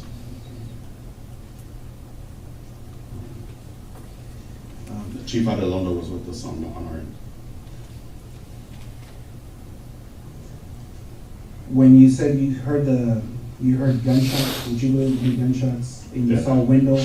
Like glass shard, breaking? yes. Coming, now was it on these windows or these windows? No, it was actually on these windows.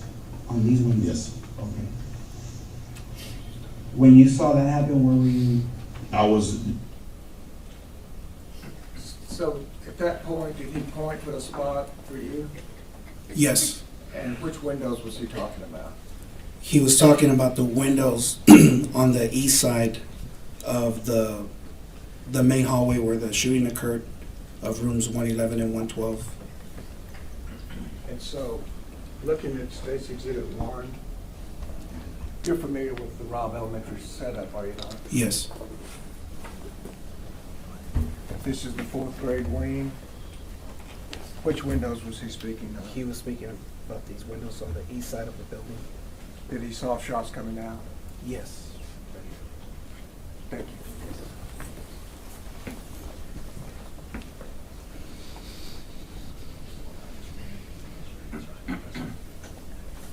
There was actually a tree right there in that area. Yes. In that area, I was walking towards the building. Okay. So when you made entry with Adrian and Chief Arredondo, what did you see inside the school? Just, when we opened the doors, it looked like, have you ever seen somebody set off a fire extinguisher? Mhm. The smoke, that's what it looked like, smoke burn, something burning, That's because you So, waited to fucking go we went in. there, we You kinda knew exactly where he in was that at. area, 'cause I kinda told him, I don't remember if I told him, hey, it's like 3 or 4 windows down. He's in there, so we kind of all, came in together. And I didn't see Lieutenant Martinez get hit, but I don't know what he did, that he started firing, and then you see him go like that, and everybody scooped back. So I think he got hit, so we kind of moved back, as we're departing, because he was laying fire. When Donald Page stepped back, you see a piece of the sheetrock come through, a round come through. So we back up, They could and have fucking prevented all of this. Page is yelling at Javi, hey, are you hit? Are you hit? And I see Javi holding his inner thigh, and he goes, yeah, I'm hit, but I'm good. So they walk out, and we walk out. Okay. When that's Well, going you know what? on, Sergeant Coronado was with us too. Coronado? Yes. He's with the UPD. UPD.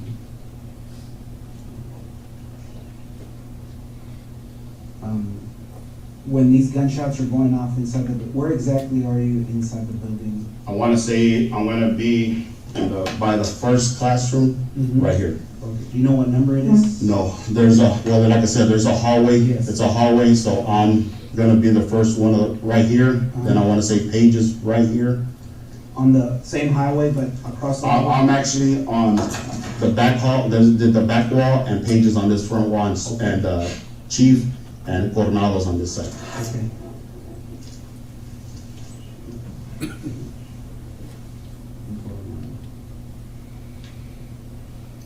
And while you four gentlemen are here, where do you think the shooter's at? I know there's a hallway that goes this way, right? Yeah, that's gonna be further more to the end over Okay. here, yeah. All right. Is there another hallway that comes down this way? I know it runs from that back door to the front, there's a door over here. Okay, that long hallway? Yeah. All right. So I wanna say there's a hallway here, Mhm. and like I said, Lieutenant Martinez was here and Sergeant Canales was there. Okay. So they were in front of you? down They were there? in front of us, yeah. Okay. We were like, angled in it that way. Okay. You didn't see Martinez get hit? No. But when did you notice that he might be? Because he's brought it down, and then I heard Paige tell him, are you hit? Are you hit? And he said, yeah, and he like moved backwards, and everybody kind of went back because he started laying around. So I don't know, like I said, I talked to him, he said he kind of peeked in, and that's when the rounds went in. And he said he never saw it. So the classrooms were dark. From my point of view, the classrooms were all dark, so. Okay. Were the teachers that turned off? Yeah, the teachers are instructed to turn off. That's part of the lockdown procedure. Okay. What else is part of the lockdown procedure?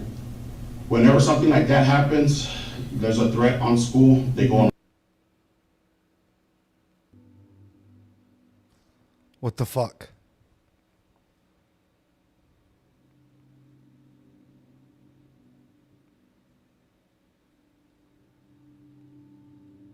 What the fuck, Court TV? Because we have it's called a Raptor system, and that sends automatic notification to everybody on campus, all the teachers either through their laptop or their iPads, whatever they have, it sends them the system and it automatically goes to lockdown. And the front office should deploy something over the intercom saying the lockdown, so. Okay. So, you guys how many rounds do you think you heard when you were inside the building? Inside the building, 7 to 9 maybe, 7 to 9 Yeah. rounds? And when you were outside? about 13 or 14 rounds. 13 or 14, before you guys actually Yeah, went into maybe, it? yeah. Okay.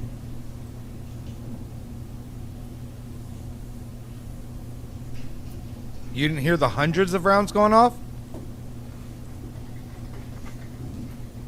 So after Martinez gets injured, what happens right after that? We scoot back, and I think we call for the SWAT team to come in. Do you remember who called for the SWAT team? I don't know if it was me or Sergeant Coronado, because we couldn't break in the restroom. We couldn't break in the hallway. For some reason, our radio repeatedly don't break inside the buildings, none of the buildings, school buildings. Okay. So we try to, I think we called them while we were outside.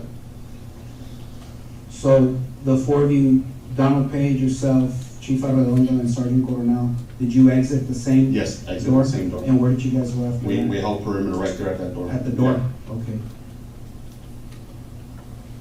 Do you know where Martinez and Canales went? No, I don't know. I couldn't, Okay. they were out of my view. The last time I saw them was when Page was asking Martinez if he was hit, and he goes, yeah, I'm okay, I got hit, I'm okay. They're in that hallway right So you there. could just hear them coming down? I can see them. Okay, We you can see them, see yeah, them? you can see them, yeah. About how far are they from you down the hall? Maybe 50 yards? No, that's just wrong.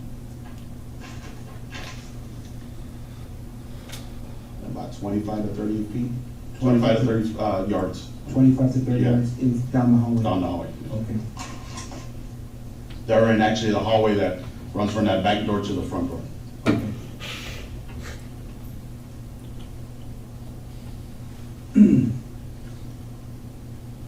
So you guys exit, and then who started calling for the SWAT team? I want to say either I broke or Coronado broke. One of us broke because, like I said, we weren't getting service. So we walked out, and I want to say I called, but I don't know if I called to activate the SWAT team. Okay. I called the dispatch. Now, during the break that you guys went outside, were those I thought things- it was No, just I'm- fucking fact that you did, but now you don't How long do know? you think you guys were out there for? Maybe 20, 30 minutes. 20, 30 minutes?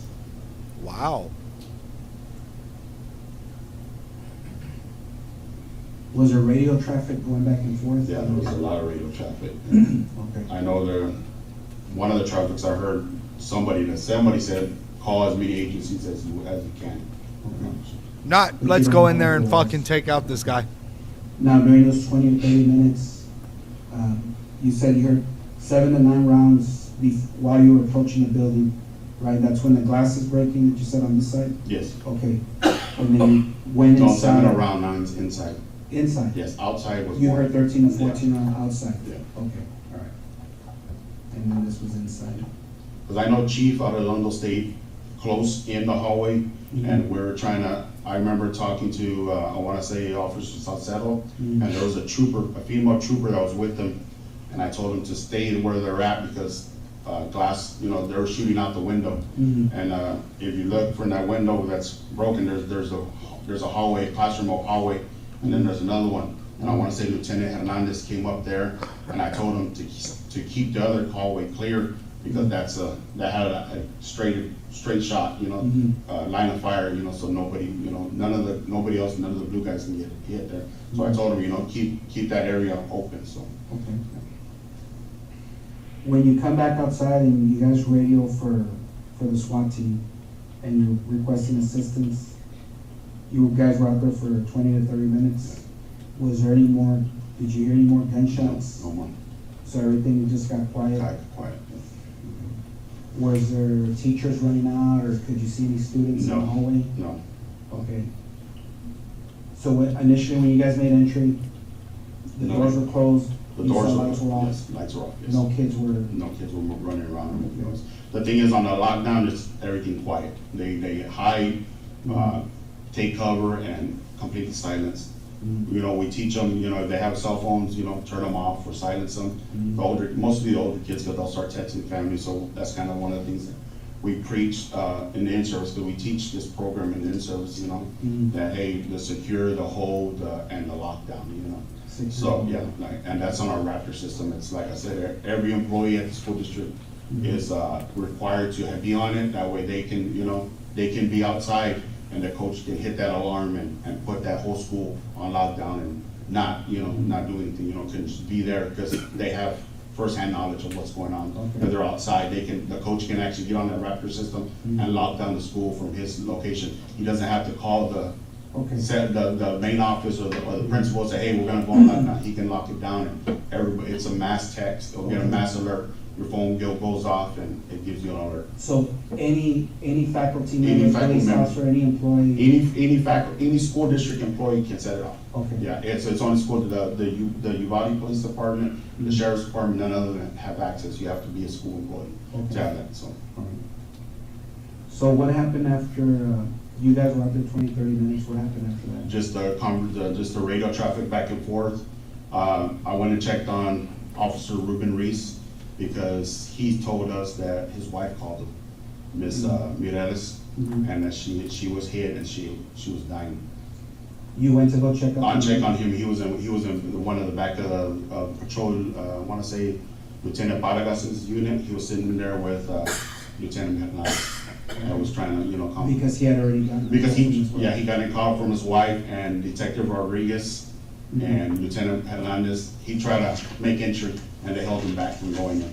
And they took his pistol, his duty pistol away, because he wanted to go in, so, after he received that phone call. Okay. So they actually had to take his gun away and sit him down, so. What happened after that? I wanna say we started pulling kids out from the first classroom. If you look at on this side, there's the first window. We opened that window and we pulled kids out. Okay, And what we did, we pulled kids down, we just told them to run. okay.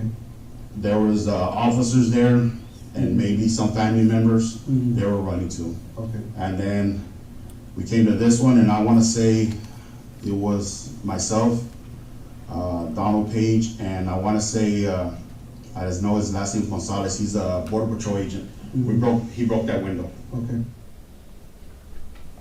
And once again, he showed you on a paper which windows that they were evacuating the kids. Is that Yes. correct? And which windows were those? Windows on the west side of school. On the opposite side of where you Yes. saw the glass breaking out with the shots fired? Yeah, it was these windows to these classrooms. Thank you.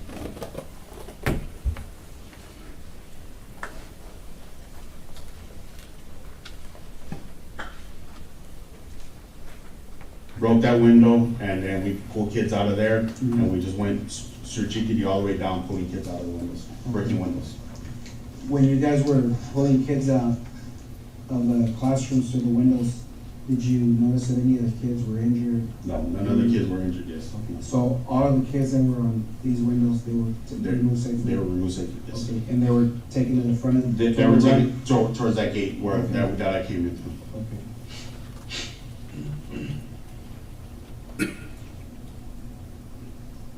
During all this time, is there any more gunfire that No. you hear? Okay. Somebody came up and said there's I guess the Vortex team was coming up, and I wanna say somebody said there's gunfire, but I didn't hear it.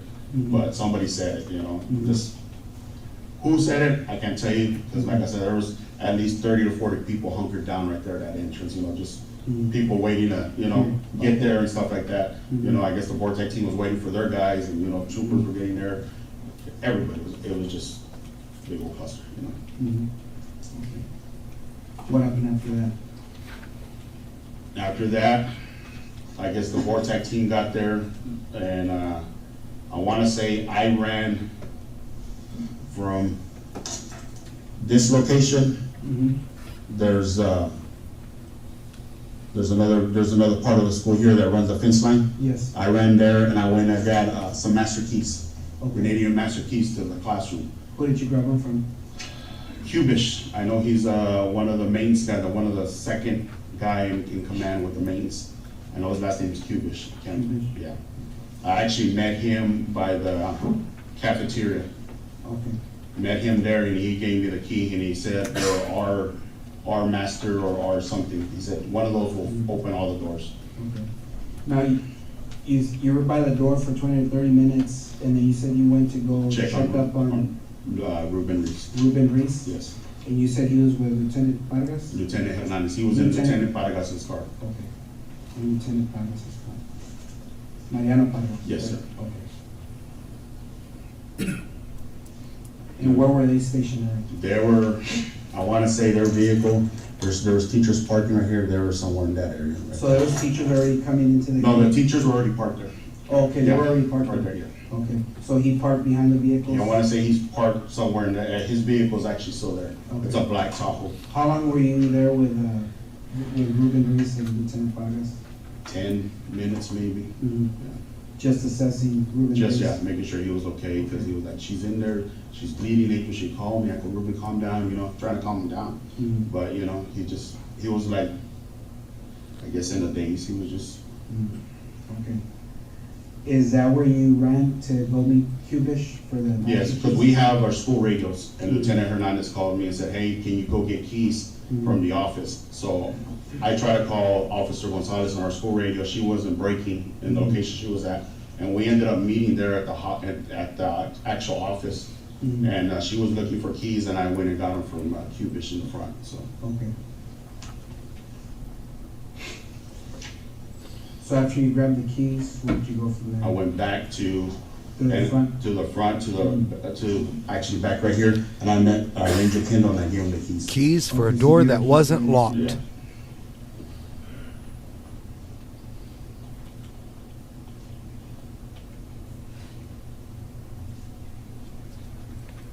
Okay.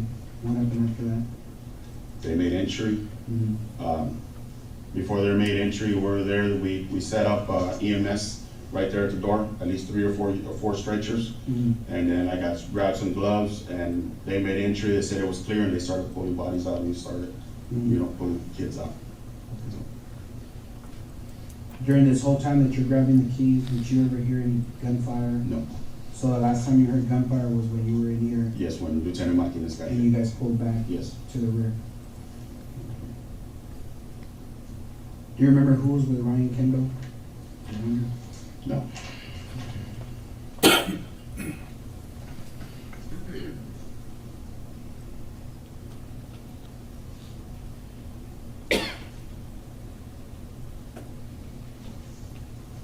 And they made entry through the side door, right? On this one? Yes, they made entry to there.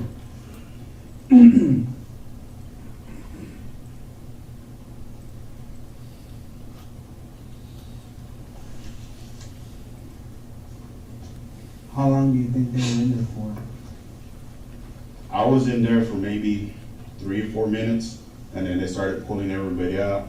One of the border patrol agents said only medics are allowed in there, to work on kids. Mhm. And when I walked out, they were working on a missing ALS right there at the door. And right That here? door, yes. Okay. So when Kendall made entry with the team, did you go in there with him? No, You didn't? No. You stayed on the outside? I stayed outside with the EMTs, Okay. myself and Detective Luis. Did you hear any more gunfire after that? I heard maybe 2 to 3, Mm-hmm. and that was it. Okay.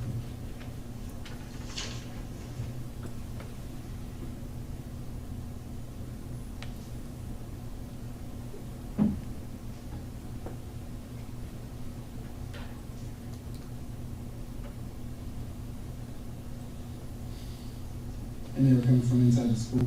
Yes. Somebody said, hold the line, hold the radio, because they were making entries, so, Okay. right before they made entries. I want to say that's going to be Officer Michael Water that made that remark. Mhm. And the voice is kind of, he has this distinct voice that, I can see him behind me, I know he's talking, so I worked with him for several years, so. Yeah, Officer Michael- funny. Michael. Fucking, there was just a brutal massacre the day before that you didn't fucking do anything to help fucking prevent, right, Mr. Officer of the Law? But fucking funny, right?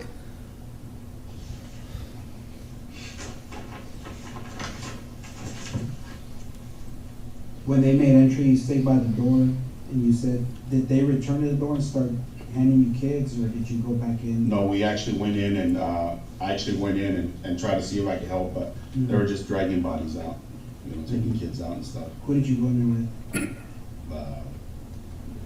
I just followed the group that went in, so Mhm. nobody in particular, so. I can tell you right now, I was probably the only CISD in there, besides Chief and, I think just Chief, the Chief was on, I saw Chief in there, so, Okay.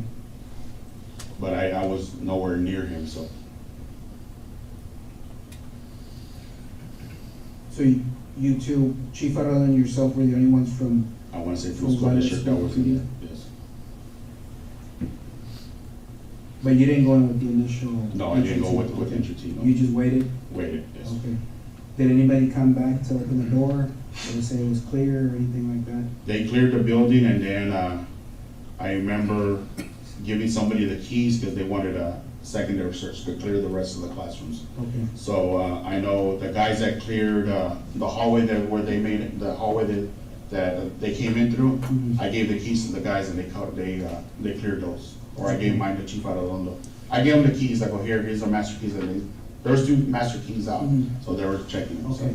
Ranger Kendall had one of the sets of Yes. keys? Okay. How long do you think you waited when they made entry? How long do you think they were in there for? Maybe a couple of minutes, 2 or 3 minutes, yeah.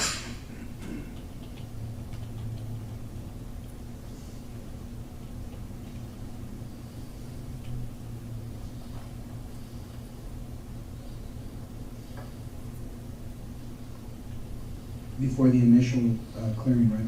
Yes.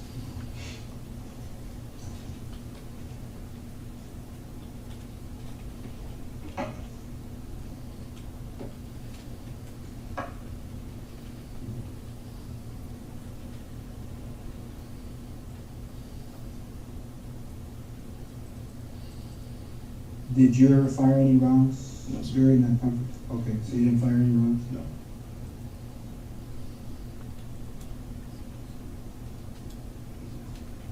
What were you, is that the uniform you're wearing? Yes. Okay, the exact same thing? Same thing. Mine is a tourniquet. Okay. I Okay. gave a tourniquet to one of the EMTs and one of the Portec guys, and we were grabbing as many as we can, so I gave him mine. Okay. Just a prepping, for the victims.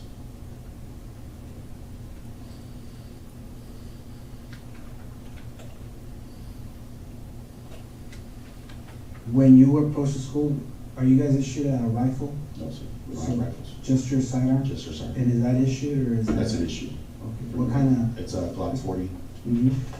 Gen 5, Model 22? Model 22. And how many magazines do you carry? 3 magazines of 50, and I got 1 in the chamber. Okay. So 46 rounds total? Yes, sir.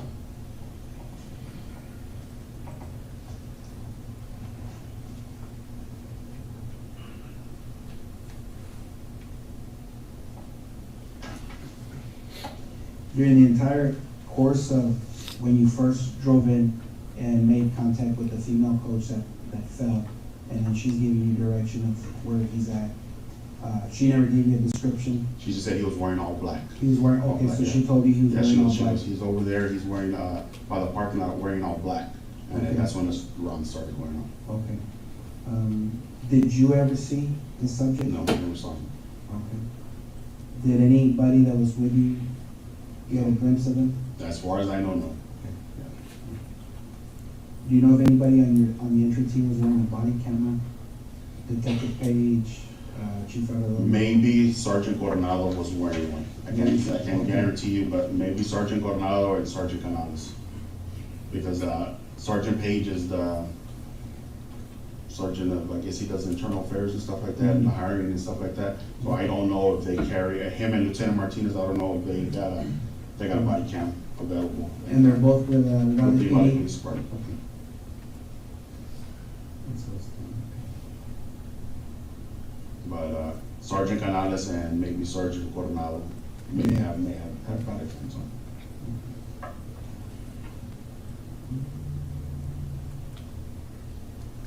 Do you have any questions? No, I'd like to just clarify something, that way we're all on the same sheet. So when you come up here, right, sir, Yes. you never see that individual anywhere? Never see You him. never see him No. drop anything? No. And as you're entering that door, right, you're hearing gunfire, correct? No, we never entered this door. So you never went inside the school? Never went inside the school till I got coverage over here, then we made entry. Okay. But as you're standing out here, you're hearing, I heard, I want to ask you about the statement he just made, that I never went in until I got coverage. Yes. We have been talking for quite some time about cover as a wall or something of that nature. Cover Yes. from gunfire. Mhm. But it's used differently here, is it not? Yes. And what does, I didn't go in until I got coverage. What does that mean to you as a police officer? He didn't make entry until there was other officers covering the west door.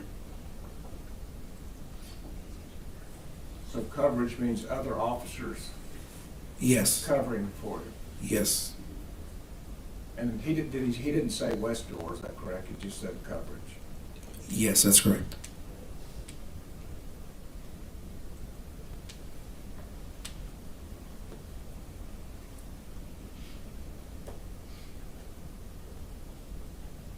Thank you. Or like 3 or 4, and that's what, no, when I went there, no, there's no gunfire. Right. I guess what I'm just trying to make sure I understand is, when you guys went in, right, Yes. you were hearing gunfire? No, not at that time, no. The gunfire's Yeah. done? Done, and then when we tried, I don't know, like I said, I don't know what Lieutenant Martinez did, then, 7 to 9 rounds go off, and it's, like I said, it's a high, I know it's, I can't say it for sure, it's an AR-15, but it's a high-power rifle, you can hear it, And do you guys take the hallway? What I mean by take the hallway, you guys are inside in the hallway, right? Yes. So do you take that hallway? In other words, are you there? Are you ready to go if he comes out? Yes, And then, because there's no radio traffic, and the radios aren't working, do all y'all come out, or just you? me, Coronado, and I wanna say Page come out. Chief stands in the area where he's trying to make contact with them. He's trying to talk to him, come out and talk to him. Okay. That was the last of traffic. Okay, is he inside the building? He's inside the building. So just inside the door, would you Yeah, say? right there, yeah. Okay, so then, the only one left in there at that time is the chief, and then it's, you Yeah. three are outside? Yeah, we have the door open, and we're holding it. Okay. All right. And then you're telling us that as you're standing there, you're hearing more gunfire? No, The gunfire is over. gunfire's over, yes. All right. I just wanted to clarify that.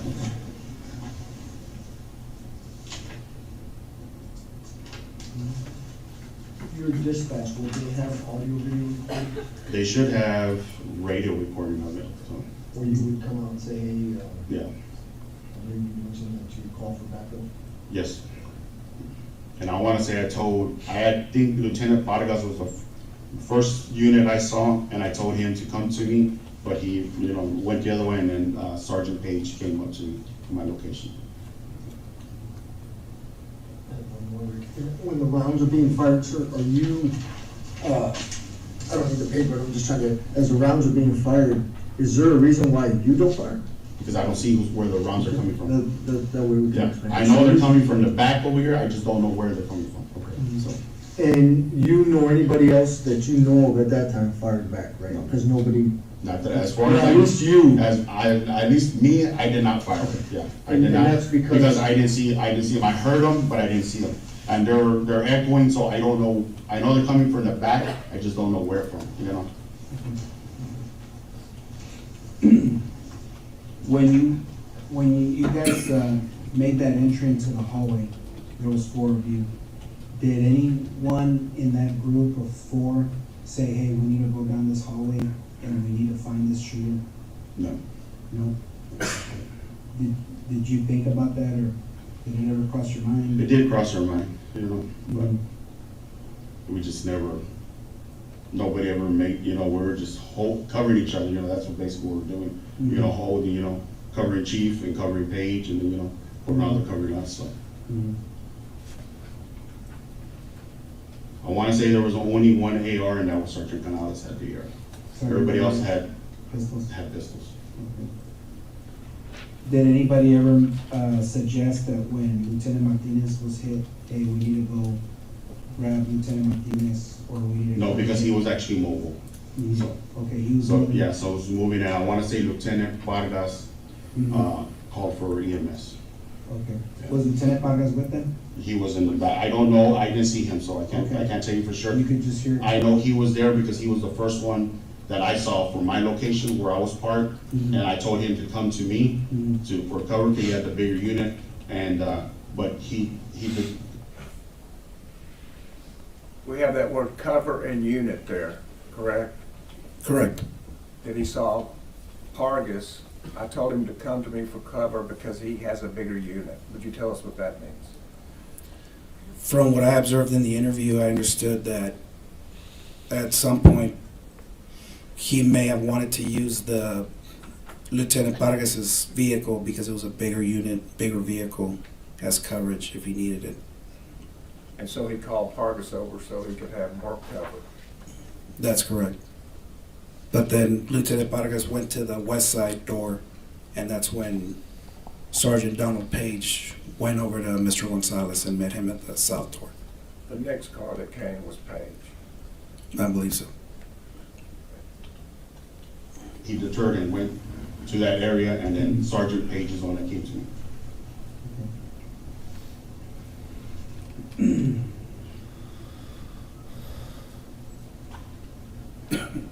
And of course, you know, because it's a lockdown, there's still kids Yes. in the classrooms. So that's our concern. Do we fire and, you know, do kids get hit?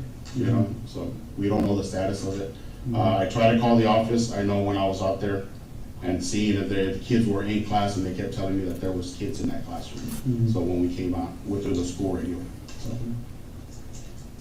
Now, when you hear the gunshots inside, do you hear any screaming? No, Do you hear any teachers calling for help? no, nothing. By the time we went in, it was quiet. Mhm. So I don't know, like I said, if they were injured or they were doing what the lockdown is, keeping quiet, so. Mhm.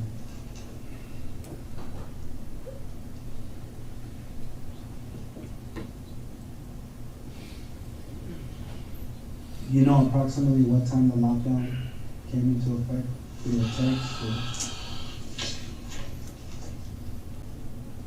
Check if it's on the Raptor. Sometimes when the alerts go off, they kind of, Is that an app? that's an app, it's a Raptor. How do you spell it? It's at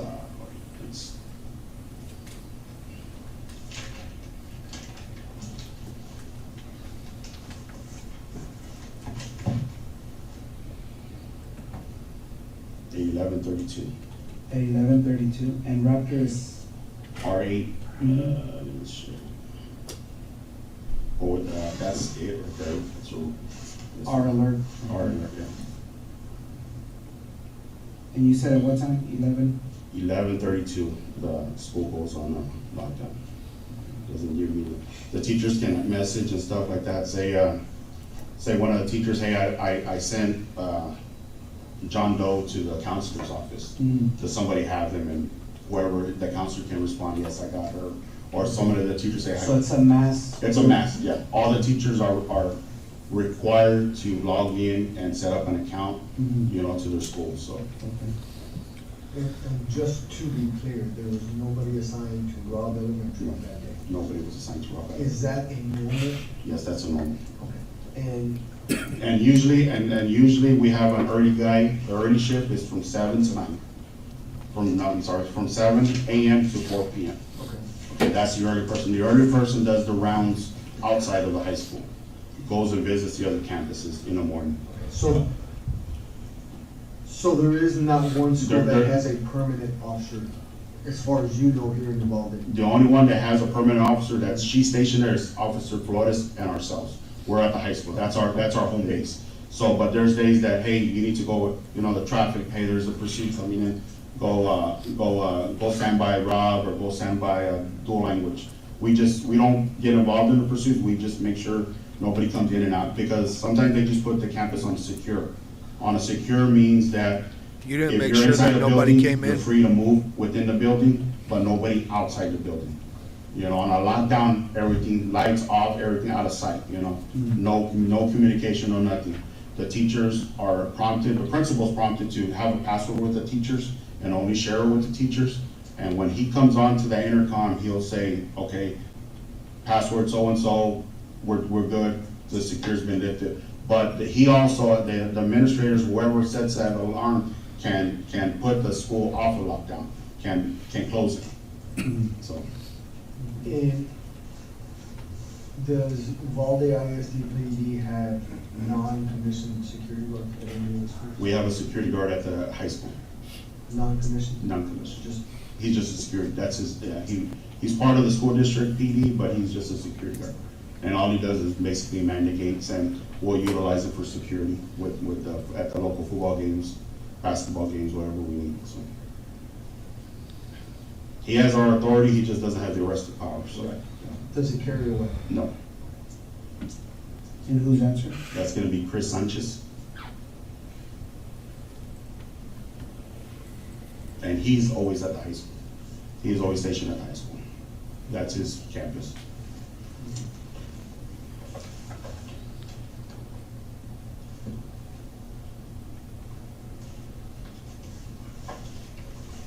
Just going back on someone else,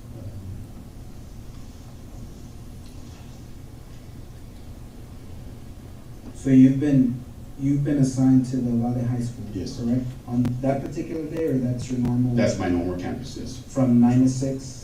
It Is that depends. considered- okay, Well, that can because- change? Yeah, because we have the early shift, which is 7 to 4, Mhm. and then we got 8 to 5, and then we have 9 to 6. How often does it change? It changes every week. Like Okay. this week, I would have been the 9 to 6 guy, so Okay. next week I would have been the 7 to 4 guy. Oh, okay. Yeah. So it goes backwards? Yeah, it goes, yes. And the only ones that actually utilize that shift are Officer Ruby Gonzales, Officer Ruben Reese, and myself. The lieutenant usually comes in at 8, chief comes in at 8, and Cecilia, Officer Flores, who's stationed at the Morales, she comes in at 8. Okay. Sometimes, we've had an incident where the traffic control at Dalton, the principal refuses to put somebody out there crossing guard, so we do that. So lately, it's been since I think after the holidays, the 8 o'clock guy comes in early and does the traffic control at Dalton from 7 to like 7:45. Okay. So we do that, and then we go to the high school. Okay. Are you allowed to leave the high school? Yeah. To go patrol? Yes, Say, I want to go to the junior yeah. high? And then what I was saying, the early guy, the 7 to 4 guys, does the early rounds, visit all the other campuses, and then the late guy visits all the campuses, so.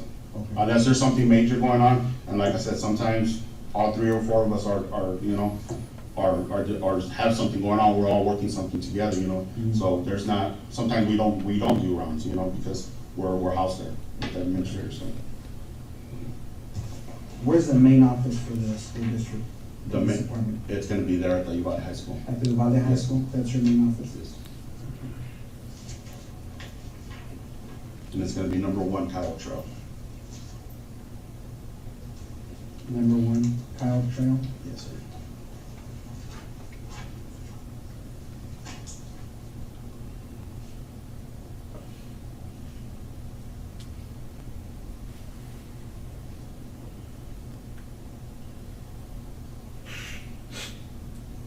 The chief has his office there, along with his administrative secretary, and we call it the squad room, where she's at, and then all 3, Lieutenant Hernandez, Officer Reese, Officer Gonzalez, and myself have our own independent offices. Okay. And we're scattered throughout the inside of the high school. Okay. So the school district police department, you said is the chief Aranda, lieutenant, 3 police officers, plus the female that recently just left? Yes, 4 officers. Okay, so it'd have been a total of 6, like you said? Yes. But right now it's 5? Yes, Okay. And how many marked units do you have? 6 units. 6 units? So every officer? Well, actually, has a- there's only, the 3 Ford Fusions are marked, and Officer Reese is marked, but he has the gold decals. Okay. And chief and the lieutenants are just explorers, great explorers.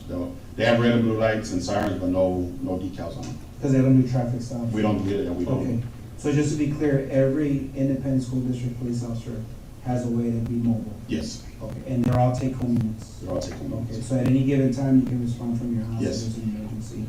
And that's within your policy, I guess your police department allows you, hey, you hear something major? Yes. You can yes, respond? Yes, yeah. Is your- And most of the time, we'll hear the traffic, the radar traffic, and we have like a group text, and hey, there's a pursuit coming in. Mhm. They're coming in, and they're gonna be by either the dual languages is on 90 West. It's Mhm. closer, it's a block away from the 90 West, Mhm. about the 1,000 blocks, so it's there. So if we know it's coming that way, we'll start going to that area. If it's coming off of 83 South, we'll generate towards the Robb area. The early guy that's just driving around patrolling, well, that's their job. You know, if we need to come out more, we'll pull the one that's doing the traffic adults and we'll go assist, you know. Okay.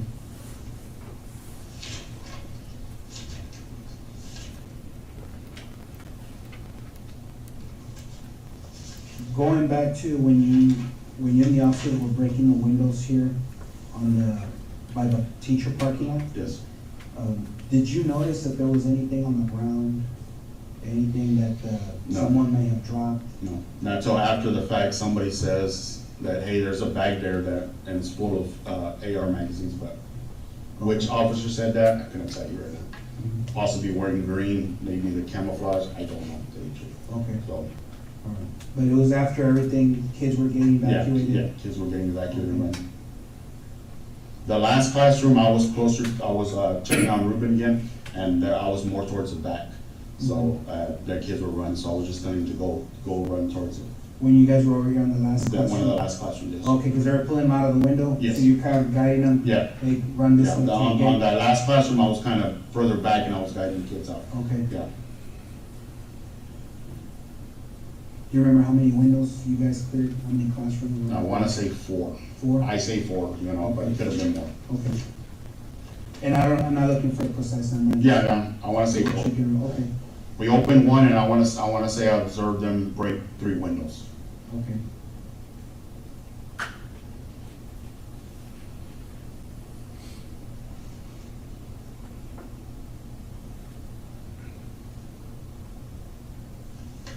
And this is after you guys came back outside to regroup? Yeah. When the shots were fired inside? When the shots, the no more, there was no more firing. Yeah. You know who suggested, hey, let's start? I want to say it was Sergeant Page, Sergeant Page Yeah. said, okay. and I want to say Corporal or Detective Landry was there. His rank is a corporal with the Uvalde Police Department.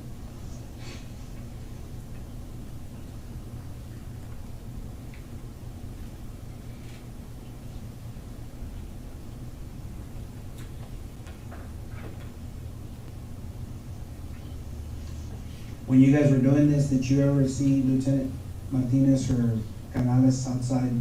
No, Right, so- I know, I heard the traffic, like I said, Lieutenant Vargas called for an ambulance to have one of the officers check, Mhm. and he got checked out, and I guess he came back and joined the crowd, so, Okay, but like, by then, it was massive, you know, there was officers everywhere, so. okay. So you exit, you're standing by the door, right? And then, how many minutes go by before you guys start evacuating the kids, opening these windows? I wanna say, maybe 15, 20 minutes we're out there, Mhm. and then we started pulling kids out, about 5 to 10 minutes after that. Was that before or after you went to go check up on Grease and Lieutenant Vargas? Because he was in the unit, right? With, He was inside Lieutenant Vargas' unit, unit. yeah. So did you clear the classrooms and then go check on Grease, or did you check on him first? and then- I wanna say we cleared some of the classrooms first, and then I went to go check on them. Some of the classrooms? Well, yeah, because then I went to go check on him after we cleared 2, and like I said, the other agencies started clearing them out. Okay. So, So when you start clearing these windows, how many officers do you think are in the area already? Is it more than just you four? yeah, there's Okay, at least 40 to 60. okay. Yeah. So there was plenty of Yes, officers yeah, yeah, to help? yeah. And you went and checked up on? Yes. Okay. I wanna say I helped with two of the, one window was like I said, the first classroom, the closest one to that door, back door. That's when we opened and we were let kids out, and I actually pulled the curtains. The teachers have curtains, I pulled the curtains out, the kids were getting tangled up. Okay. And then the second one, when they broke it, Okay. they broke it with a baton. Mhm. I wanna say it was, I wanna say he does undercover work for the Border Patrol. His last name's Gonzales, maybe Louis Gonzales. Mhm. He's a special agent. He's always, Okay. he's always driving an Impala. That's why I know who he is. Okay. And then Coronado started breaking with the baton.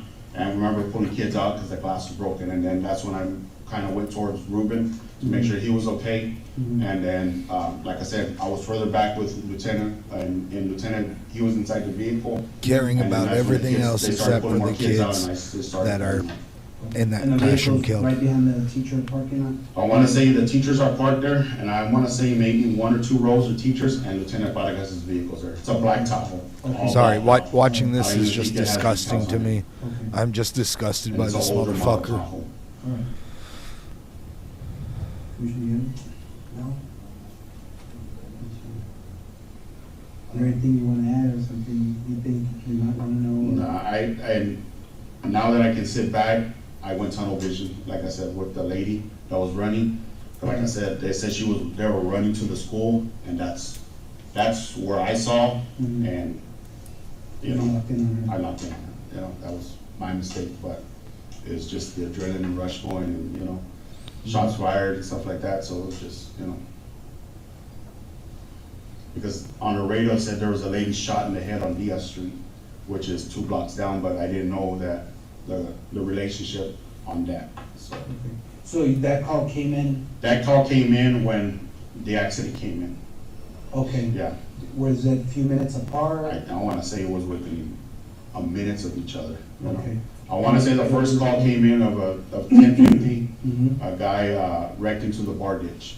Okay. And then the call come out that he had a gun Mhm. and he was running towards the school. Mhm. So, and then they say, hey, there's also a lady shot in the head on Diaz Street. She's been Mhm. shot in the head, so. Okay. Okay. So at the beginning of the interview, that 1050 that you're talking about, was that the pickup truck? That's a pickup truck. That There they're was calling a in? brown in color, almost Okay. like So that's why you're responding to Yes. Uvalde Elementary Yes. School? Okay. Okay. well, I'm responding because they say the guy's running to the school. I didn't respond to the accident. That's a PD at traffic. I'm going over because they say the guy's going to the school and has a gun.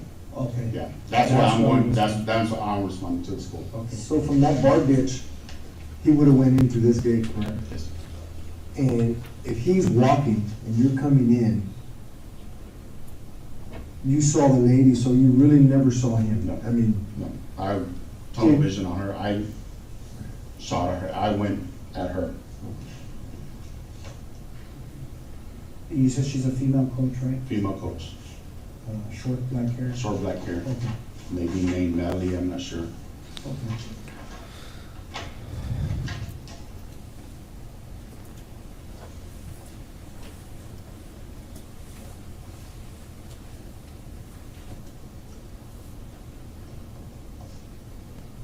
And she was wearing like a peach, maybe orange shirt, Mhm. maybe khaki shorts, white Mhm. shorts. I can't. Okay. Yeah. But once you made contact with her, she kept telling you he Yeah. was running this way? He's over there and he's by the teacher parking lot. He's Mhm. wearing black, and then that's when the shots started going. But I never saw him. So really, when you and now, so now I'm starting to understand that, so this is the building, right? This is the school. And teachers park like this, facing the wall? Yes. Okay.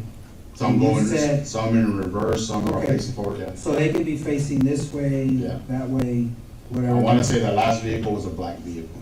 Black, okay. And you said there's 2 rows? I want to say there may be a second row. There might be Yeah. a second row, pretty spaced out? Yes. To give these Yeah, people maybe. because I think I'm assuming- the only, and like I said, I'm not saying for sure, but I think only the teachers that are housed in that back room In this building? and that building are the ones that park there. Okay. But on occasion, you remember seeing that there may be a second? Yeah, there may be a second row. Yeah. So the fence line runs something like this, and then here, the horseshoes. Yeah, for the right school here, buses. it's the yes. half moon, and then the fence comes down this way, and you have let's call it a culvert, that concrete Yeah. drainage ditch? Yes, Okay, and the truck's facing this way, right? the actual front of the truck is Yes. facing southbound. Southbound? Yes. That Yeah, way? yes. Okay, the tree line? Okay. And this gate's wide open? Yes, that's the gate I come through. Okay. So what I'm saying is, if the female's about right here, the door, and then there's a walkway, because there's a pavilion, I know I There's saw a the tree big there. Yeah, there's a There's tree a there. pretty big tree, right, it gives a lot of shade. I want to I say. saw it yesterday, so. There's 2 trees. There's a tree more closer. I want to say there's a tree closer to the basketball court. But that one, the one I'm talking about, maybe about 12 inches wide, 13 inches wide. Because there's a sidewalk right here, right, in front of the classrooms that goes into this door. A sidewalk, Or is there trees here? there's trees there, Okay, and then you got vehicles. vehicles. So you come in, you hear there's a subject running Yes. into the school. Did they give a description? No. Just, She gave me the description. of- she gave you the she- description, yeah. or the radio? No, didn't pick it up? no description. So when you're coming in, you notice this vehicle I see the crashed vehicle, out, yes. and then she's wearing orange or And she's peach. right, yeah, So you drive in all the way up here, right? yes. Do you think it's possible that maybe when you were driving up, the subject could have been behind cars and He trees? could have been, like I said, But you never saw I it? never saw him. Okay.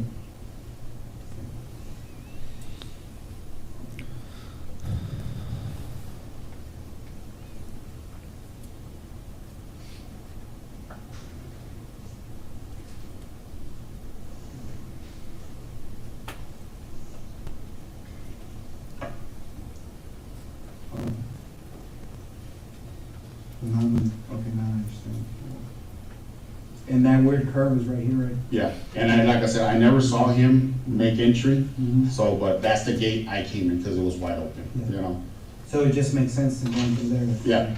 Okay. Yeah. Alright. Because my thing is, the radio traffic said he's running towards the school. Mhm. And, you know, the girl, the coach, short hair, you know, I wanna say maybe Somebody could have between mistaken her? 65, 100 yards away from me. Mhm. You know, I don't have great vision, you know, but it's not bad, but I can see somebody running, Mhm. you know, and just, I went on her. You wear glasses? They call shooting glasses, because, to shoot. Okay, but not like reading No, no, not prescription reading glasses, no, glasses? no. nothing. Contacts? No, Okay, nothing like that. all right, just checking. Okay.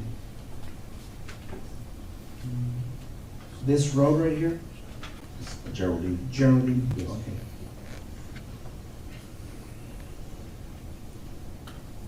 And this would be Old Carrizo? Old Cadiz. Okay. And where the truck wrecked out, that's gonna be Grove Street. The reason why he's Grove Street acting over like here, this, or guys, this- during the this one that interview goes is to the because one at this point in time, they were being held as heroes. The governor said that And they that's a did little bit everything that they also- could. They I ran wanna say towards the- the Yeah, it's not gunfire. a perfect. It's Yada, not yada, perfect, yada. Because just what I saw was. It wasn't more for a towards- while looking at until the- they were at like, the oh rail- shit, the rail cops system, may have one fucked more up. to the right. He thinks he's Looking clear. at He it, thinks the he's free. right-hand That's side why had he's more giving damage. incriminating shit right now, because he's being held as a fucking hero. You know, I wanna say the driver's side door was open, but, you know, I can't tell you for sure, but, you know, a quick glance, you know, radio traffic said they were running to the school, so that was my priority, you know, Yeah. so, No, there's a lot going on. oh yeah. Okay.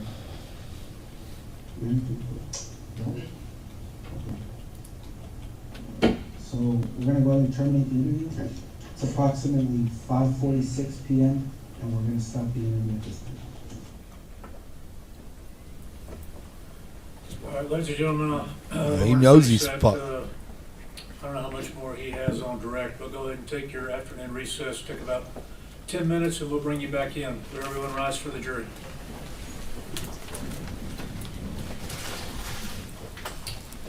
Go ahead. So they're going to do their. I'm gonna point you. They're going to go ahead and do their afternoon recess. So we've got a good 5, 10, 15 minutes in between time before they continue with the direct examination. So if there's any questions that y'all have, ask them now and I'll answer to the best of my ability.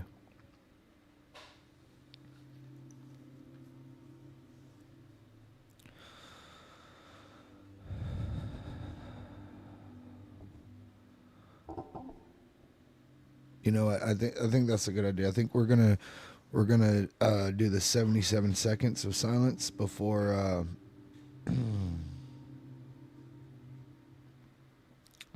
before we continue on. So I'm gonna go ahead and start it now.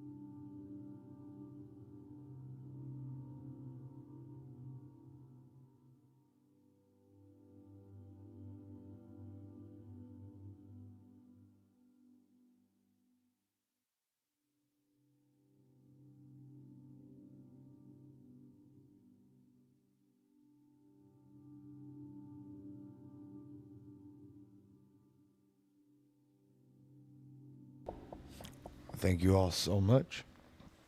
All right. What questions do we have? A lot of people I was seeing that he wasn't trying to conceal anything because, like I said, they were being held as heroes at that point. You know, like they were being held as absolute heroes. So he didn't think that anything. This is why he was able to talk the way.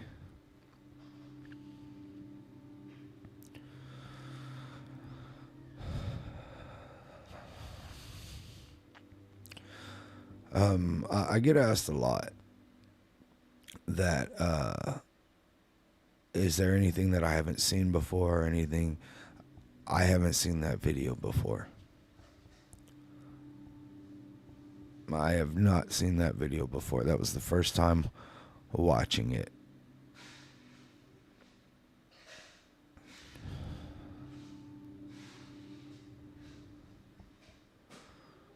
This is a criminal trial, yes.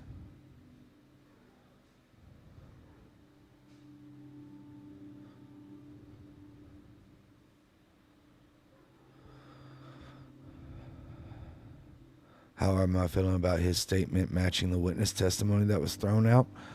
I mean, good. It vindicates her, right? Like she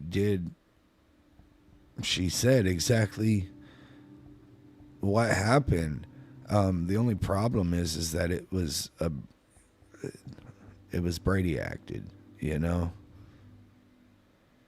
So there's no way that it can come back. Why only 2 on trial? Shouldn't there be more? Ask the district attorney. I think all 376 of them should be on trial. All 376 of them.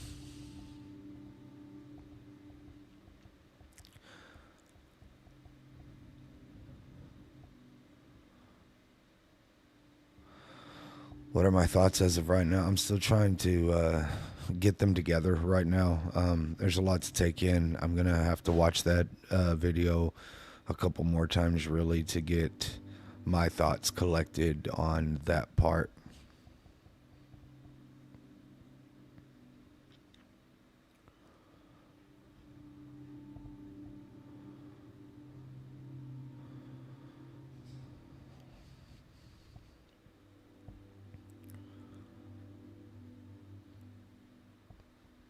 Do I know if there was an issue with the Raptor system?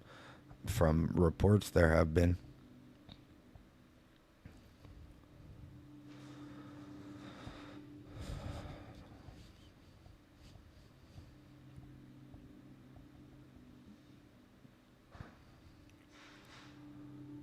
They just played Adrian's interview from the day after the shooting. Is there a way to get a recap? So all of these are on YouTube. We're currently streaming there right now at Cross0524. If you miss anything, it's always there, aside from yesterday afternoon.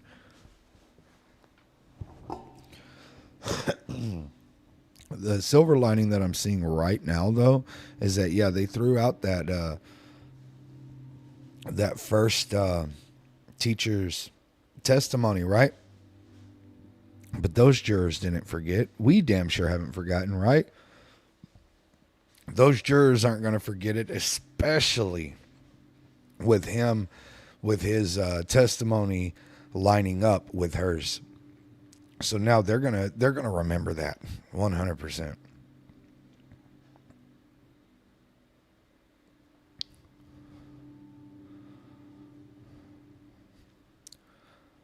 Yeah, exactly.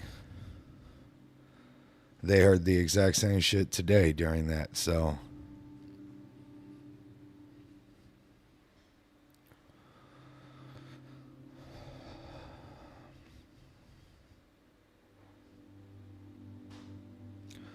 No mom ran into the school.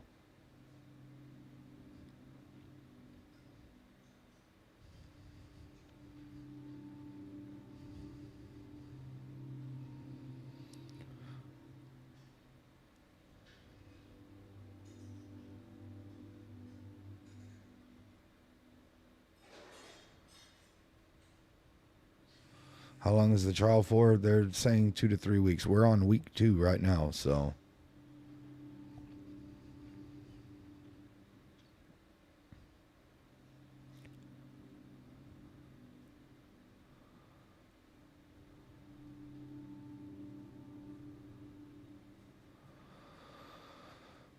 Let me see here.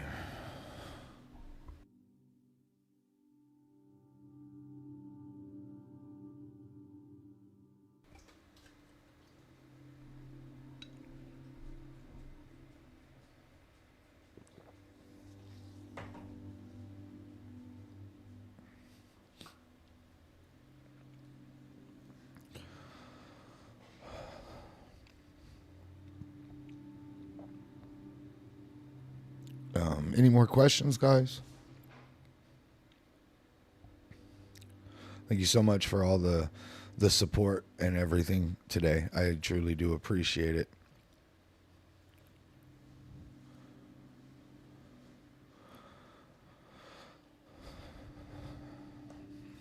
That drink looks good. Yeah. My wife, Nikki, made it for me. No, it's coffee.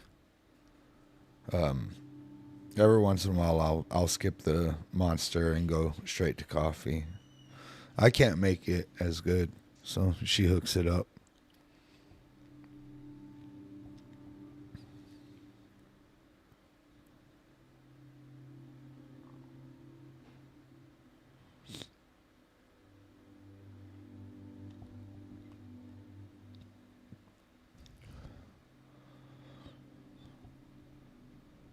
Let me see.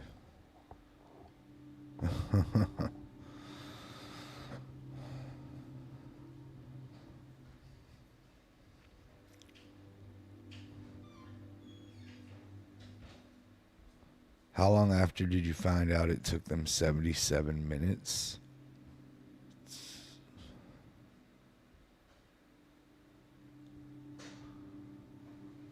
A few days. What I recall from the first 3 days, I remember everything about that first day. And then the next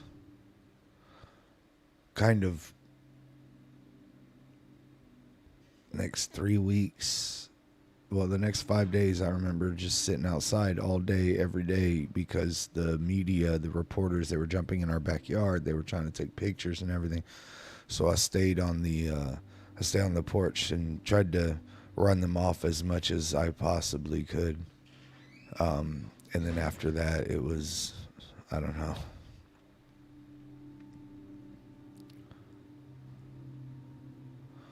Does the pain ever get any less? No.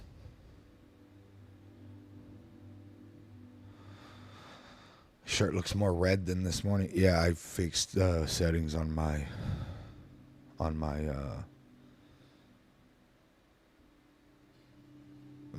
camera.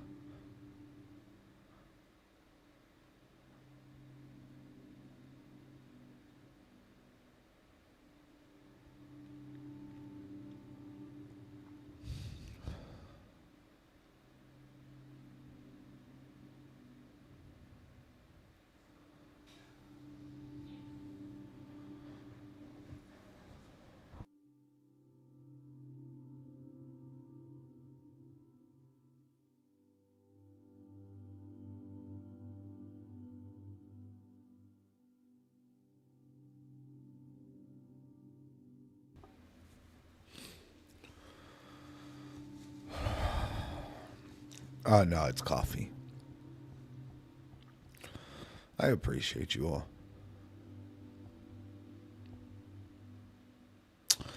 Yeah, we found this mug. We were out doing something, and Spider-Man always just jumps out to us. It'll always be like Spider-Man out of place, but he's always just popping up. You know what I'm saying? So that popped up, and then I had to have it.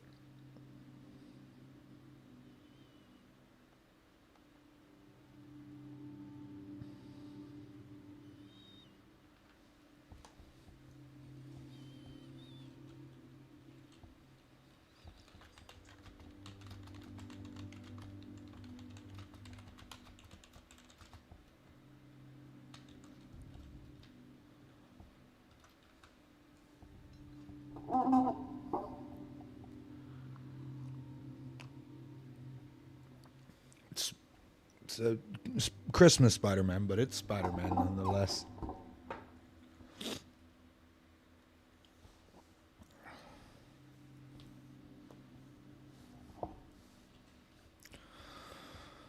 I look tired. I am tired, but I'm also, that interview, it fucked with me. I'm not even gonna lie.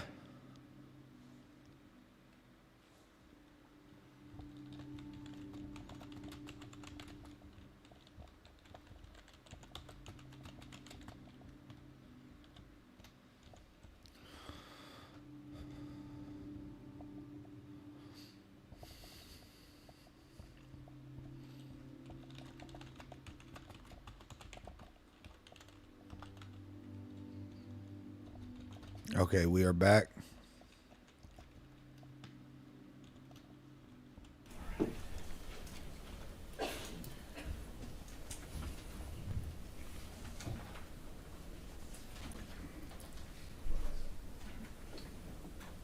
Ranger Bernhardt, my name is Jason Goss. I'm one of the attorneys for Adrian, represent him. You and I don't know each other, but I do have a few questions for you about the statement that you took. I guess the first question, if I could, and maybe you have it up there with you, maybe you don't, but do you remember how many different people's statements you took? No, sir, I do not. Do you have a rough estimate of how many? I couldn't even tell you. Like, was it more than 10? Yes, sir. You think it was more than 50? Close, but I wouldn't be able to Okay. tell you. And I guess, you know, it's not like a gotcha moment on you. I just want to make sure that it's clear that you took statements from a lot of different people who were involved at the scene on that day, right? Correct. And as far, I didn't really get to see, I know that you responded, because you responded there and you started taking statements as one of your duties. Were you, I guess, what time do you remember getting there? Did you get there on the 24th? Yes, sir. Did you get there while it was still ongoing, meaning before they shot the suspect or the shooter or the killer? Yes, sir. Okay. Do you remember when? I don't remember exactly how long I was there before the suspect was shot and killed. Oh, so you should be on trial too, What? motherfucker. If I could just walk back through it, what were you doing when you first got there? I know you might have answered it with him, but I don't think I caught it. When I got the call from my supervisor, we responded from Crystal City in Zavala County. So by the time we arrived, it took us a while to get there. I don't remember exactly how long we were on the road for. But by the time I got there, we ended up parking on the south side of Robb Elementary on Old Carrizo Road. We couldn't proceed any further because of all the law enforcement officers that had already arrived and were blocking Old Carrizo Road and Geraldine, which is north of Robb Elementary. So we met on Old Carrizo Road. We pulled off, and I met with my lieutenant. And at that point, my lieutenant was just trying to gather as much information that he could from one of our rangers that was actually inside of Robb Elementary during the event. Okay. So do you know which ranger was inside Robb Elementary? Yes, sir. The Texas Ranger Ryan Kendall. Okay. And I think that we get a reference on that from Adrian's statement. Ryan Kendall was the ranger that Adrian went and, I guess, gave the master key to. Correct. All right. And so one of the rangers, was that the only ranger that was inside the school? I believe so. Yeah, and I mean, if it wasn't, I'm not going to come back later and go, oh, there was another guy there. But just to your knowledge, he was, to your knowledge, the only one that was there. Yes, sir, that's correct. Right, and then as far as rangers outside of the school, do you know how many of you guys were outside of the school or kind of in that massive law enforcement? There was 91 DPS. Upon arrival, it was myself and my lieutenant, and then there was multiple rangers arriving at different times, but I couldn't give you an exact number. Okay, that's fair. The reason I say that is because in some of these parts where you know, Adrian said, well, you know, we were waiting here, went to get kids out here, and then we were waiting here, or right before the breach, I was waiting over here or standing over here. That would also apply to all the rangers that were out there. They were waiting, they didn't breach and go in, the ones that you're talking about that were outside of the school, including yourself. One and only time I've Correct. Right, so you were also Agree like, with kind of the out there defense. waiting right before the breach happened, wherever you were. You agree with that? When I arrived, I was immediately given an assignment because we couldn't approach the school anymore because of the traffic on Old Carrizo and Geraldine Street. But immediately after arriving, there was students from those classrooms running south across the field on Robb Elementary towards Old Carrizo Road. So we gathered uniformed officers to kind of keep them off the street and get them to a empty parking lot, or an empty lot, excuse me, that's south of Robb Elementary. So I was assigning troopers to stay with the kids and put up crime scene tape so we wouldn't have non-essential personnel coming into that lot because of the safety of the kids. And I was instructing the uniform officers to get with the homeroom teachers if they could, and make sure that the kids at least could find their school teacher, so we can make arrangements to have them bused from that area that was already cleared by law enforcement to get them evacuated out of that neighborhood and get them somewhere safe. And this is still when that monster's in the classroom alive with those kids, right? In 111. Yes, sir. Right. Mm. And here's why I say it. I don't say it to say that you were doing wrong by not rushing yourself and going into the room. It's that you had other assignments that you were assigned by a supervisor, right, when you first got there. Yes, sir. And you were helping the kids that were able to get out. It's important also that they remain safe in an active situation. Do you agree with that? Correct. Right. Because, you know, like training can be twisted around to say, well, if you knew the location, your training, alert training says it's your job to run over there and run into the classroom. I mean, training can be twisted that way. You would agree with that? Twisted? No, that's what it is. I wouldn't say that the training could be twisted. Every chain of events is going to have a particular way of how you treat it in a critical incident. Sure, and I guess what I mean is that if you just took the training as, you know, we've seen and kind of heard from different parts of training, if you just took the training as it is, the training doesn't say on alert active shooter, because he's still an active shooter at this time that you're there, right? There were no gunshots being fired when I arrived.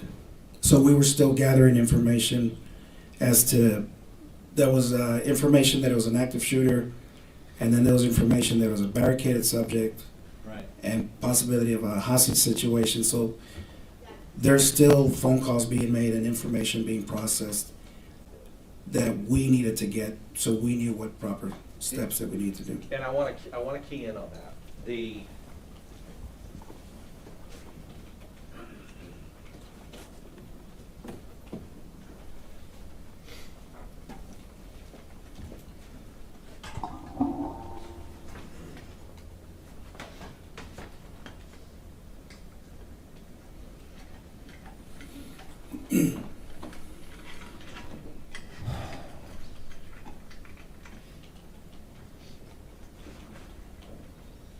Because I think I think you made a good. I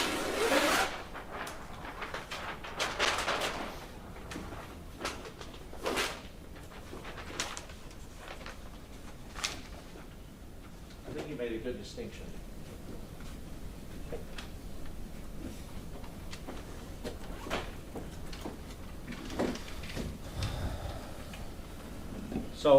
So what I said is I said, well, when you got there was still an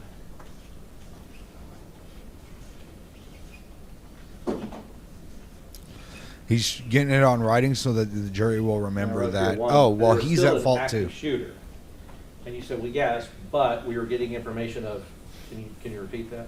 Of a barricaded subject.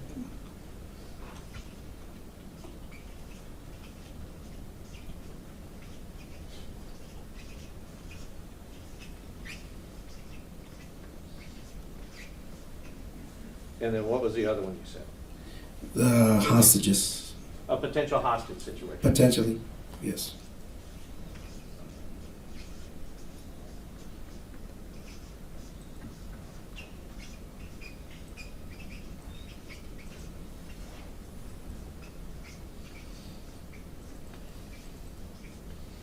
Now, you would agree, because you've had the same, I guess, you, as a ranger, you get the same types of trainings that any law enforcement officer in the state of Texas would get through TCO. Yes, sir. Okay. I mean, it's not like rangers are special or different in the sense that, I mean, you know, you might take different trainings, but at least you're getting the same kind of active shooter training, hostage training, barricaded subject training. Correct. All right. And you know that the trainings teach you to respond to these in different ways. Correct. Right. Because if a person is barricaded, you don't necessarily respond to them as if they were an active shooter. Correct. Adrian knew that he Person wasn't is barricaded. He potential knew that he hostage. was an active shooter. You He don't was there from the necessarily beginning. respond to it as if it's an active shooter or a barricaded subject.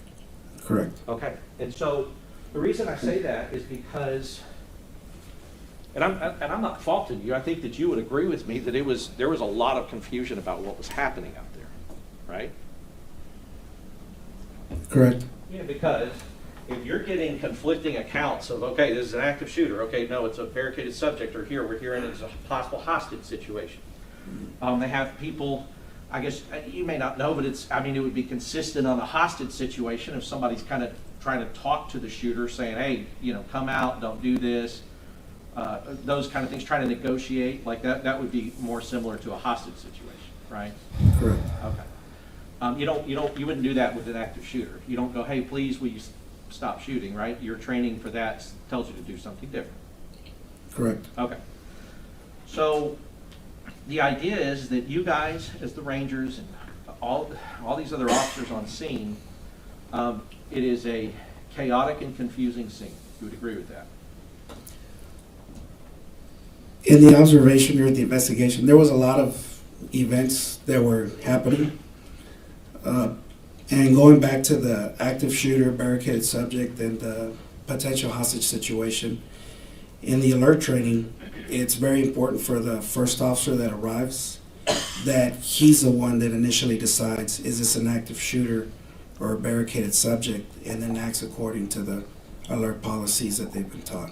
Sure, I understand that, but I guess, and you're assuming that, I guess Adrian is the first one that arrived? Based on the investigation that I did and the statement that I took from Adrian, that's what I was led to believe. Sure. And I'll tell you that you're right by about 25 seconds, right? So, but let's talk. You're right, by about 25 seconds. There's only 25 seconds. But yeah, that still means that, yes, that is correct. Because when we're talking about a school, it's the first one maybe to arrive like on the grounds of the school. That's one thing. But also, you could have the first ones to arrive on the same side of the school as the shooter and seize the shooter. Like, that would be different. He arrived at the same Right, on the same because size as you could, same somebody side could as the arrive shooter. over here on this very back side of the school, and they could be the first ones here, but not know anything that's going on over here. You would agree with that? Correct. Right. Because if by necessity the first one to arrive is not getting radio traffic from other people who are there that's telling him this is where the person is, or descriptions or whatever else, right? Correct. Maybe they've talked to a witness, and we'll talk about that. But I guess the idea is that there is the first to arrive, but there's also the first to actually law enforcement to see the shooter and what the shooter is doing, right? And that would be different. Can you reword the question? Sure. And let's just talk about it how it went, because we've been pointing at this map, for 2 weeks. But you know that Adrian's down here. That's when he arrives, this is where he is. Correct. Okay. You also know from your investigation that there were 3 officers that were right here. Mendoza, Saucedo, Coronado. I don't recall physically or, talking to any of them that were actually there. Mm-hmm. Any of the 3 officers that you just named were at that intersection. That's information that I'd learned later, Okay. but I never got to interview any of the officers. Okay, but you do know the information. You learned it. Yes. Okay, and that's kind of, what I'm going to be talking about is what, you know, because if you have the information, they need the information, so I'll talk about the information you have now, okay? Mhm. So, you know now that you got these three, and they arrived about 25 to 30 seconds after Adrian arrives here, right? I'll take your word for it. Okay, but you do know there's three here. Again, it's information that was given to me secondhand, so I've never verified it or checked it. Well, I can tell you that it's true, and if it wasn't true, they would say it's not true. I'm telling you it's true. Okay. Okay, so, but and I guess here's what I mean by that. And this is what I mean, that training can you can use training in a lot of different ways. Like, well, our training says the first to arrive. Well, I guess that's true, but if you're the first to arrive by 2 seconds and you don't have a line of sight to the shooter, Wasn't that 2 may not be the seconds. person who has to determine whether or not it's an active shooter, right? It would be the first to arrive that actually has line of sight and can see what's going on and knows what's going on. Correct. Right, and so, because it's not like this, it's not this black and white rule that if your car gets there first, wherever it gets on the school campus, that you're the person that has to determine it. Because like I said, if you're in locations that can't see what's happening, you may not have the best information. It may be other people who arrive a little bit later than you, but have better information about what's happening. Correct. Okay, and so,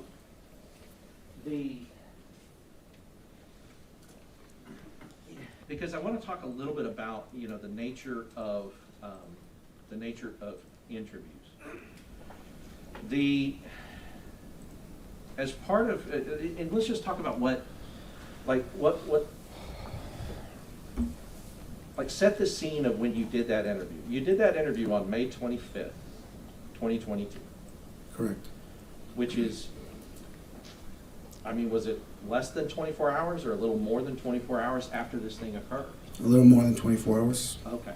And you know, and you've heard, I'm sure, that interviewing anybody who's gone through something like this, that soon after, it's not the most advisable thing as far as getting the most accurate information. Oh, so then why are y'all worried That about? would depend on the officer that's been involved in that critical incident.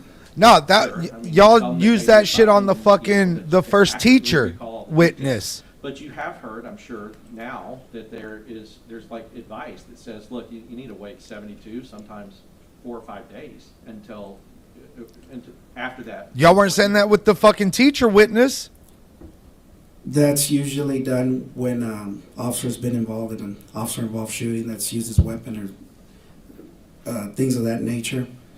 Because of the scope of this the scope of this investigation, how large it was, we needed to get as much information as quickly as possible because we needed to assure that the suspect that was shot and killed at Robb Elementary didn't have co-conspirators. So that was the urgency of trying to interview to gain as much information as we could. Yes, and do not get me wrong. I'm not saying you shouldn't have done that. You should have done that. You needed to do that. And that's not the issue. You got to interview people when you got to interview them, especially if there's a potential threat out there. And I remember, and I know even from the time, but I know that you guys were looking for any other Confederates, anybody else that could have helped him or been a part of that or knew about it before he did it, right? That was a big part of what we were That's doing. correct. Right. So you have to do it. But I guess what I'm saying is that if you can acknowledge that, yeah, sometimes the circumstances mean we can't do best practices, and that also may mean that we're interviewing somebody who's gone through a traumatic event, right? And so you have time compression and all those other things that you know can happen to police officers or others when involved in a situation like this, right? Correct. Right, because an officer-involved shooting, it's not necessarily tied to the fact that an officer has had to use their gun and fire their gun. It's tied to the fact that they're in a situation where either they fired their gun or they've been fired upon. Correct. Right, or they believe they've been fired upon. Right? Yes.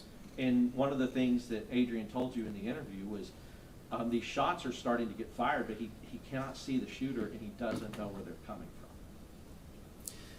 Well, that's not exactly accurate.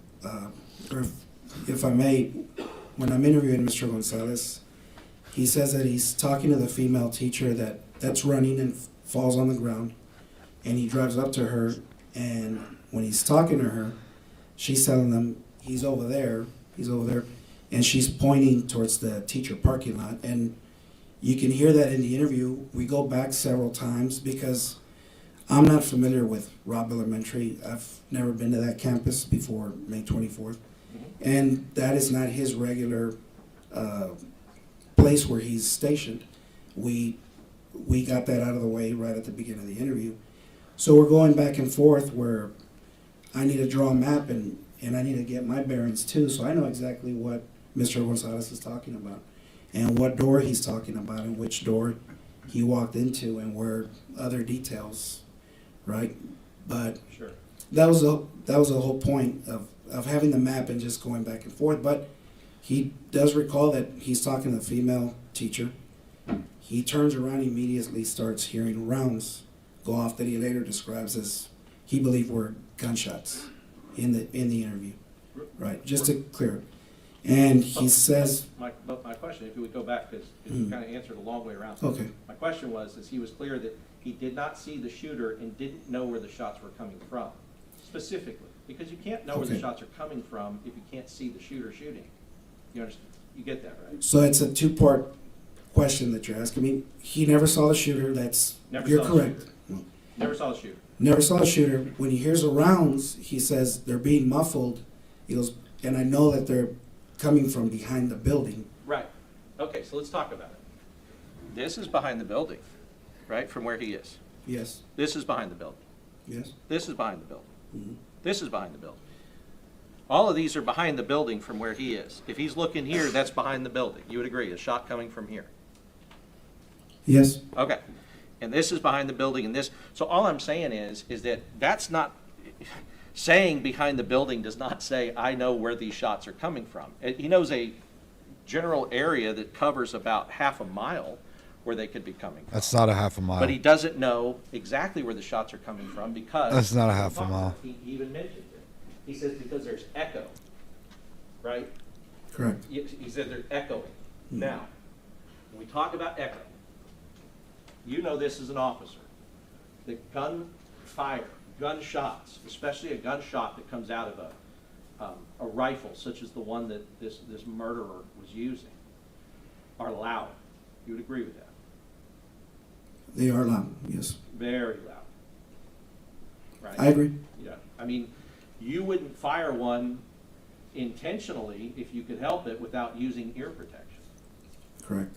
because they're so loud it can damage your ears. Now, if you're using it in the field and you have to, you're not maybe going to put on ear protection, you deal with it. But they're that loud that you would protect your ears if you could while firing one of these, like on a range or something like that, correct? Correct. Okay, so you also know that gunfire, because you're trained in this, that gunfire will echo off of structures if there are structures around, right? I've never received a type of training where it specifically talks about the report of a firearm being shot, that it bounces off. I understand there's echoes, but to tell you that I've received formal training, I know exactly where it's coming from or Well, let's talk how about, far. yeah, let's talk about your experience, because there's been a lot of officers before that have testified, and they talked about it's common, that an echo, what'll happen is that the sound will bounce off of a structure and it can enter your ear in a different place than it's actually coming from because of the echo. Have you had a personal experience with that, like firing rounds and maybe hearing like it sounded like 2 rounds getting fired when it was only 1 because of the echo? No, sir. Ever.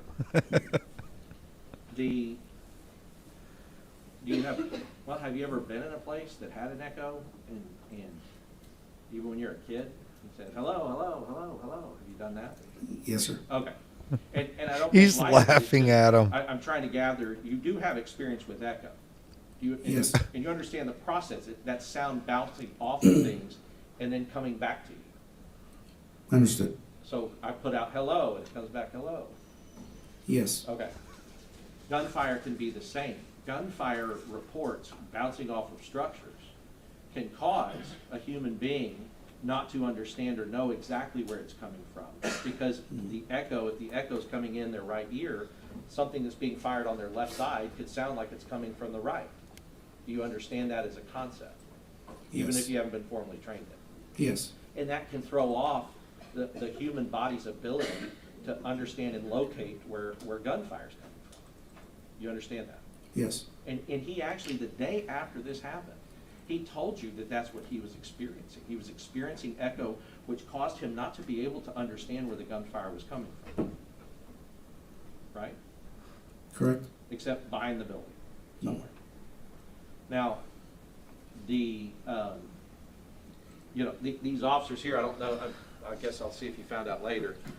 But these officers here, actually, when the shooter is shooting into the windows here, these officers here believe that the gunfire is actually being fired at them. Did you know that later?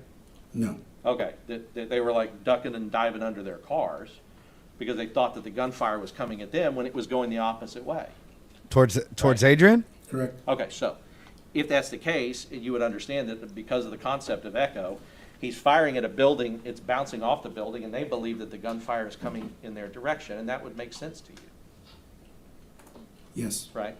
The only thing that you could really figure out, like, oh no, he's not firing at us, is if you see him, and you see the shooter, and they are firing in this location, and you realize, okay, the gunfire is going that way, not coming at us, right? Correct. Okay, but if you cannot see him, you're still in that problem of trying to echolocate, where these shots are being fired. And I would point that out to say, to go with what you were talking about, one of the things you said to Adrian, there was a lot going on out there, right? That can add anything that can affect your sensory perceptions of what's happening is just added into the mix of a lot going on out there. You would agree?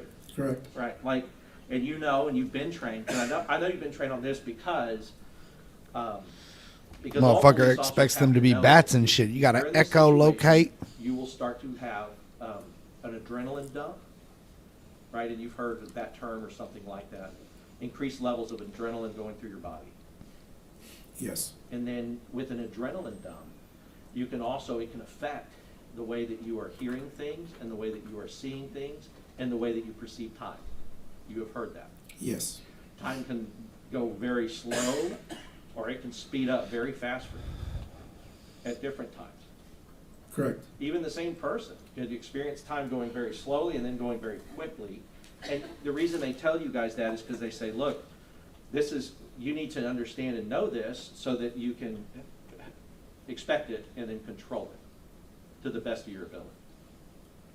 Correct. Right? Because if they didn't teach all that and you guys and something like this happened to you, it might distort your ability to respond. Right? Correct. Right, because of how that's going. So he's telling you that he hears banging. He's saying like he's somewhere behind the building. I don't know where they're coming from. I can't see him, but I know it's somewhere behind the building. Then he does talk about seeing this coach, and now I want to talk. I don't in fact think she was a coach. I think that she's a teacher's aide. A teacher's assistant, but either way, you came to find out in your investigation that that's Melody Flores. I do know. You're right, that he was speaking to. So, I want to go through and talk about a few of the things he told you. So he told you, for one, that he was at the high school, well, he's at what they call Mexican Park, which is with the seniors, because they were having a senior awards day. Or something, some senior fun day or something going on at Mexican Park, right? Yes. Okay, and then he hears it. He hears that there's a crash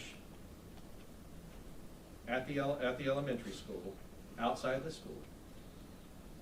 And then he hears that there's a person that has a gun that's going towards the school. Right? That's what he tells you. He makes two separate statements. I believe the first one is man with a gun. And then while he's en route to Robb Elementary, he hears he's running towards a school. Well, And I guess if you, I don't know, is because part of your investigation, regardless of how everything seems now, your investigation wasn't to investigate him, it was just to get his statement about what happened that day. That's correct. Right, so, just like with the other maybe 50 officers you investigated that aren't charged in this case, you weren't intending to investigate them, you were intending to find out as witnesses what happened that day, right? That's correct. Right. And as far as the dispatch, as part of that, I'm assuming you probably didn't at the time, you didn't go like listen to the dispatch to follow up to see if that's really what was going out over the radio. No, I did not. Okay. And I guess to this day you haven't done that. No, sir, I have not. Okay, but do you know from your knowledge now, because I know that the Rangers spend a lot of time investigating this and eventually have some shared knowledge about what happened, either through the reports, the committee reports, the Uvalde ISD report, all the reports. That Uvalde ISD did not put out a report. Anything at all. What are you But talking reviewed about? all of those things. What? Have you been able to see that this radio traffic actually was, that's what. There's only been was 3 radioed reports out. done. There was a first a wreck. Oh my And gosh, Uvalde somebody- CISD Then there's, oh my gosh. did not this do person one. Has a gun. And then Adrian told you that he heard a lady got shot in the head about 2 blocks away, also while he was en route, right? Correct. And we know that was the shooter's grandmother that he Yes. shot in the face. Yes. Okay. So all of this is going on in his head, and he tells you that he responded. He took action. You would agree with that, Correct, he responded. right? And took action. That's taking action. Yes. All right. Now let's talk about what else is taking action. Put this up here for you, please. I stand corrected. I forgot about the Bortac one. There's been 4 reports. Okay, so I'm gonna come up here with you. So what Adrian is explaining to you in this interview is that he's receiving this information, and he did not say, I'm gonna stay here, not do anything about it. He got in his car and he responded as you would expect him to do, right? Correct. Okay. And then what he tells you, because the phrase and the language that he says is, he said, well, I made a mistake, but I want to talk about whether or not he really made a mistake in this situation with what he knew. Yeah, he said he made a mistake. So he says he's coming down this street and he tells you that this gate has been left open, right? This is the teacher gate. That's correct. And this would be a teacher gate that goes into the teacher parking lot on the west side, which is what he explained that the teachers in this building would park here, access that parking lot through this gate. And it's supposed to be closed, but when he pulled up, he noticed 2 things. There's a truck in the culvert and this gate is open. That's correct. Right. And then he noticed a 3rd thing. Somebody is running towards the school up here. And he saw that. He told you he saw somebody running towards the school. Said he saw a person running. Whether or not it was towards the school or away from the school, that was never said in the interview. But I agree that he saw a person running. Saw a person running. Now, you're a police officer. It's been dispatched. Now remember, on the dispatch, it doesn't say that they have a long rifle. I'm sorry if I blocked. It doesn't say the person has a long rifle. It says the person has a gun. Now, a gun to you can mean a long rifle, right? Correct. Could also mean, yeah, thank you. Correct. I'm sorry. No, it's fine. I think we can move it a little bit because I know it's been awkward for every witness to have to do that. Maybe that'll help. So, a long rifle is a gun, but a handgun's also a gun. Correct. Now, and we can just talk about the difference, if it had been described that the person's running with a long rifle, maybe if you see a person running that doesn't have a long rifle, maybe you can exclude that person as a person who is the threat or is the danger, right? You would agree with that? Yes. Because it's hard to hide a long rifle, from view. If you can see both their hands and they don't have a rifle sticking out somewhere, you can go, okay, that may not be the person. Let me look and try to find somebody else that looks like they have a rifle, right? That's correct. Right. But if you only know that they're running towards the school with a gun, A person running can have that gun right here in their pants. They can have it in their hand. They can have it in a pocket. You wouldn't know. You wouldn't be able to know if that person had a gun or not, right? Correct. Okay. So he comes and he sees this. He says, this is not my concern, because my concern is that I have been told that somebody with a gun is running towards the school and I can see a person running, right? Correct. Now, his language, one of the things he says is, he's talking about her as if it's a she, but he tells you that at the time, I'm saying it now because I know now that it was a she, but at the time, I did not know it was a she. She had short hair.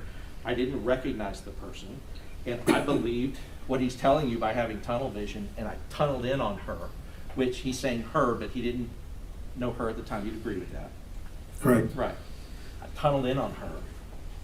So what he's doing is you have an officer that believes that a person with a gun is running towards the school, and he takes action. You agree with that? Correct. Right. Because he drives down here. Did you see the video of the funeral home, like how fast he's driving on this dirt road to get to this person? I remember seeing the video. I mean, his car is going, boom, boom, he's going like 50 miles an hour down this road to try to get to her. So he goes all the way where we see the car. Nico, can you back it up? Left or right? Left. Goes all the way to here. And he tells you that this is where he stopped. That he stopped his vehicle where he finally met the He person. drove right who past was him. running. Right? And he said, where you see my vehicle here is where I stopped my vehicle at the time. And meaning that it wasn't like he stopped like here and then somebody moved it up here. He stopped it here, and you can agree with that. Correct. Yes. Okay. So now we know that has put him on the far south and east side of the building. Right? Yes. All right, now what he described is he said, I made a mistake, I got tunnel vision. So first of all, tunnel vision means you have identified, and it can Yeah, happen. you definitely Not made a always. mistake. When you identify a threat and you have tunnel vision, you start focusing specifically on the threat. That can happen with tunnel vision. Are you asking me? Yes. Yes. Yeah, all these questions, it's weird, it's cross-examination, so the rules say I could just ask you and kind of put a little question mark on the end of it. But if you don't agree with me, please say no.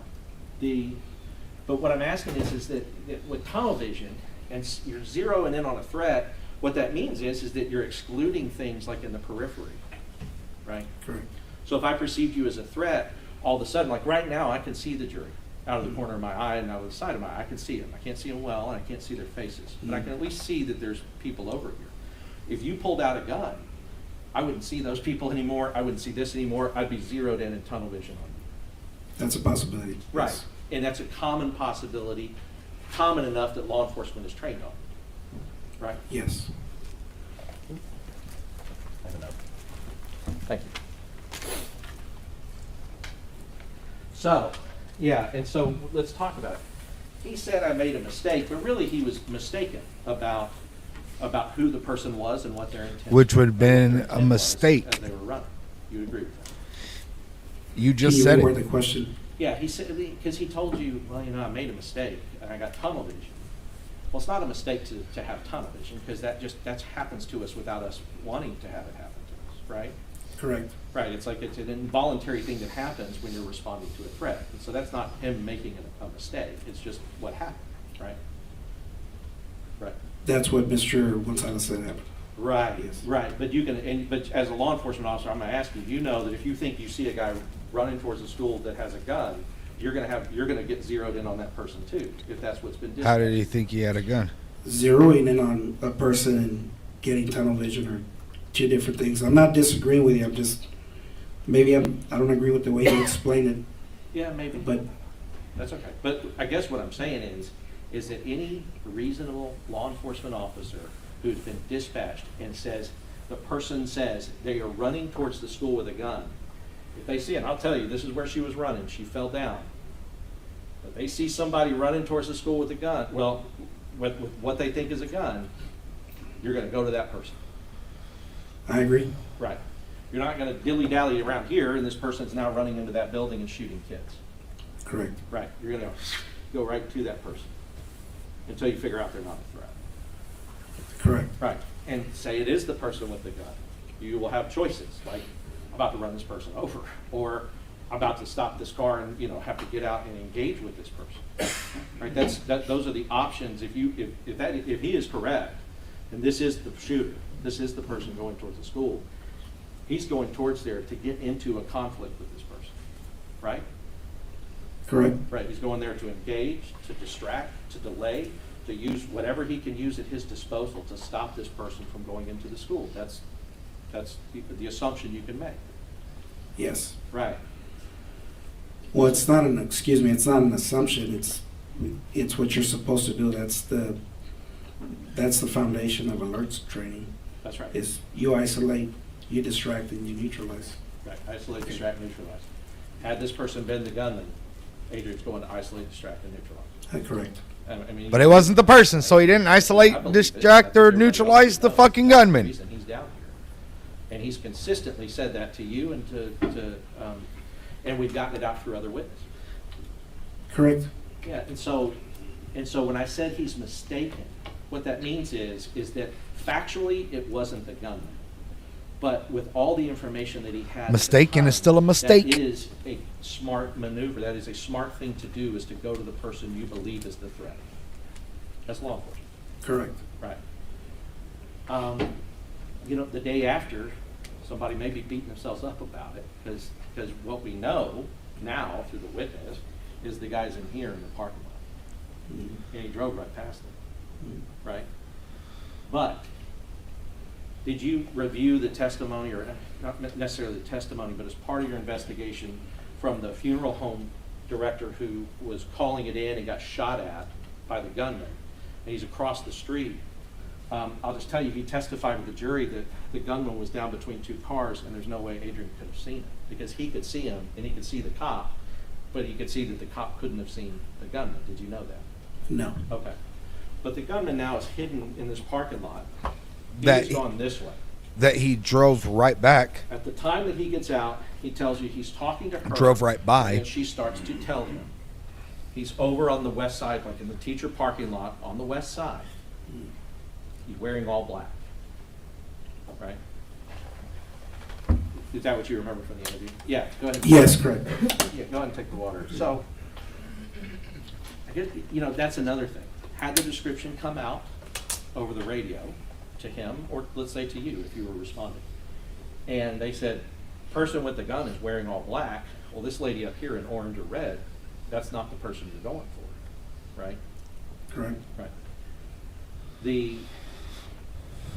But it didn't, and it's nobody's fault that it didn't, but in these kind of situations, information comes in bits and pieces, and you have to do the best you can with what you have. You agree with that? Yes. Okay. So as far as the shooter though, we know from the shell casings that he's firing into these windows along this side of the building. Now, if that's happening, it is consistent with what he's saying that the witness told him, that it's in the teacher parking lot, right? It's also consistent with him thinking that the gunshots are coming from behind the building, like somewhere, but he doesn't know where because he can't see. Now, he's here, this guy's here. Did you review the radio traffic that when he calls out that the guy's on the west side of the building, wearing all black, the second before he calls that out, the guy's already entered the building? Did you see that happened? I never reviewed the Okay. radio traffic. And fair's fair. But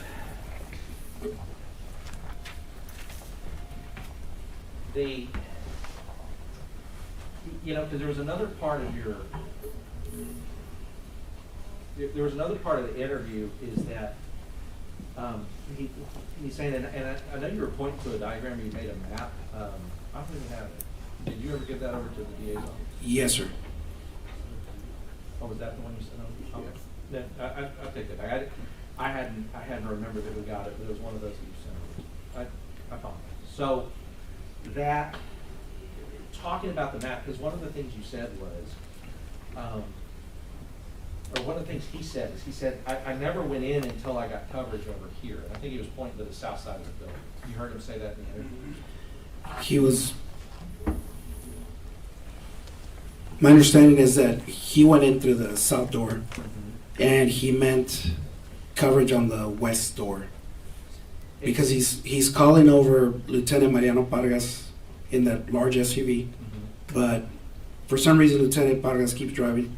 Donald Page comes over to him on the south door with Mr. Gonzales, and Lieutenant Mariano Pargas ends up on the west side. Well, you know that as a law enforcement maneuver, sometimes, so for instance, let's go back up here and look real quick. For instance, let's just imagine, let's imagine this, you see this little person? Let's here? imagine that Adrian did his fucking job Yes. and that our kids aren't killed. How about we imagine Well, that? imagine, shooter, or in this location. There is a law enforcement maneuver where you have one person in a car, a big car, like he was saying, where you would have the car kind of roll up this side to try to provide coverage with somebody behind the engine block, that if they take fire, they're taking fire into the vehicle. That is a maneuver that you've heard of before, or have you not? Using a vehicle as cover, yes. That particular scenario, no. Right, like rolling the car real slow, and then as you're rolling the car real slow, he can pump, pump, pump, pump. He can I pump understand it. what you're trying to say. You see what I mean? You can pump Yes. into the car, but you can kind of pop it over. Well, the reason you would want a bigger car for that is you want a bigger engine block, because the engine block, as we know, is the only thing that can block or stop a round like the one that he was firing. If even that does, but it's Yeah. the only thing on the car that T-shirts really don't. will, because everything else is going to Hoodies don't. Desks No, not don't. necessarily. I think that's more of an opinion. Okay. And I've Okay. been in trains where we've used the pillars to the cars, which is the pillars that holds the windshield, the front door, the passenger door, and we've shot multiple rounds, including practice ammo and duty ammo, and it'll stop it. But Yeah. I think that's just a, I no, guess but, I guess I'm thinking a pillar though is probably what you're talking about. Is probably about that wide. yes, but you can double them up and use them as cover, because if you stand at an angle, the pillars are wide. My point is that the engine block is not the only thing Okay. that'll stop a bullet, But let's talk about especially this. though. 223. Yeah, let's talk about this though. Doors, probably not good. If you can shoot through a door with it. Let's not talk about the thing that you got me caught up on. I don't agree with that. Okay. Window, you gotta agree with the window. That you shoot through a window with a firearm like that. You A don't agree? regular vehicle, non-ballistic window, I agree with you. Right. So I don't know, like ballistic window, you're talking about like what we would A call. bulletproof glass. Well, yeah, bulletproof glass. right. Okay, Sure. just to be clear. Yeah, not bulletproof glass. Okay. I don't think that most police cars don't have bulletproof glass in them. Do you? I mean, is that your experience? I don't know. I don't either. Like, what about yours that you drive with your Ranger? Is that both? No, sir, not at Right. I didn't figure. So really what I'm talking about is like, I mean, let's just talk about a regular car, right? Like, bullets go through glass, yes. Yes. They do teach you like, hey, you're kind of standing next to you're just like standing next to your door. Rounds can go through a door. I mean, you don't even have to have a rifle for that. I've seen 9mm rounds go through a door in a car. You agree with that? That they can? I'll take your word for it. It's possible. Okay. I mean, yeah, because as a prosecutor, a long time ago, prosecuted murder cases where, I mean, I see them. The guy got shot in the car through the door, right? And have you never seen a case like that? Yes. Okay. So you know, too, that bullets can go through doors. But the engine block, the reason why is because the engine block is big, it's steel, it's got a lot of, I guess, mass. Why even have a witness on the stand and ask them questions if you're just gonna monologue, bro? More likely to block a round. Like, why? I agree with you. Okay. So all I'm saying is a maneuver like that, if they think that they're challenging somebody here in the parking lot who has a rifle, and he has, they have pistols. Because you asked him, are y'all giving rifles? He said, nope, we don't. We don't have any rifles, right? Correct. Okay, and Nico's asked the question, and I'll ask you. I mean, if you are in a situation where there's a gunman and you have your firearm, would you rather be the one with the rifle or the pistol? I'd rather be the one with the rifle. Right, especially outside. Maybe not in like very close quarters, but outside, any of that, a rifle, longer range and more accuracy. You would agree with that? Correct. Okay. So, however, if the belief is that the person is here, that's one thing that can happen with a bigger vehicle. But I wanted to point out, as part of that is that I didn't go in until I got cover. That doesn't necessarily mean I was waiting for cover until I went in. Do you see what I mean by that? Can you explain that again? Yeah, Excuse me. so in one scenario, I didn't get in until I got cover means I wasn't gonna go in. I didn't go in until I got cover means I wasn't going in until I had cover officers there. One scenario. The other scenario is I didn't go in until I got cover, which is just placing it in time when he went in. Do you see, is there a difference or a distinction? I don't think I can tell you what his intent was when he said he didn't go in, because then I'd be assuming this is what he meant. Yes. Well, and that's really where I want to get, because, you know, there, and this isn't on you, but I mean, you could have asked a follow-up question. What do you mean by that? Were you actually waiting for cover before you went in, or did you just not, at the That's some same Bill time Bro you see shit. the bullet come out For of reals. the window, which determined that, okay, now we know that the person is inside the school? Are all of these things kind of happening at the same time, and then your cover's arriving as well as the time that you've noted the location? I mean, you could have followed that up, but you didn't in the end. Correct. Right, okay. So, and what's important about talking about seeing a round come out of that east side glass is that, first of all, I'm going to be up and down a lot, I'm sorry. Is that, first of all, if he were in, because this is, I don't know if you saw it later, but this is where Donald Page's vehicle ended up parking, kind of right here, kind of even with the south door. Did you know that, the other police officer? No, sir. Okay. Well, we'll see stuff that'll show that Page is kind of in this area. What I want to point out is that anybody standing in this area can't see rounds coming out of this window because their view is blocked by the building, right? You're saying that they're standing on the south side of the building? Yeah, like right here. Because if I'm standing here, even with this door, and rounds start coming out of these windows here, I will not be able to see the rounds coming out of the window because of the glass. I can maybe hear it. I thought this was the Adrian Gonzales fucking trial, not the Jason Goss telling a fucking monologues I'd have trial. to get a better angle, or a better view of another angle, because I can't give you an accurate answer from that Sure, angle. no, I get it. So let me, You can lead on Let me do it cross like this. examination. if I am, we're talking about a building, so we're talking about big. So if I am a person in a building, and I'm standing on this side of the building, right? This is the side of the south side, let's say. Mhm. South side. And these windows are here, rounds are coming out there.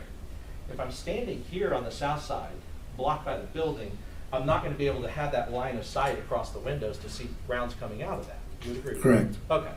And that's kind of, because we've been out there, we kind of looked at all this, and that's how that school is. And I know you've been out there too. But, and my only It's point to like, make to yeah, I that is was to out say, there.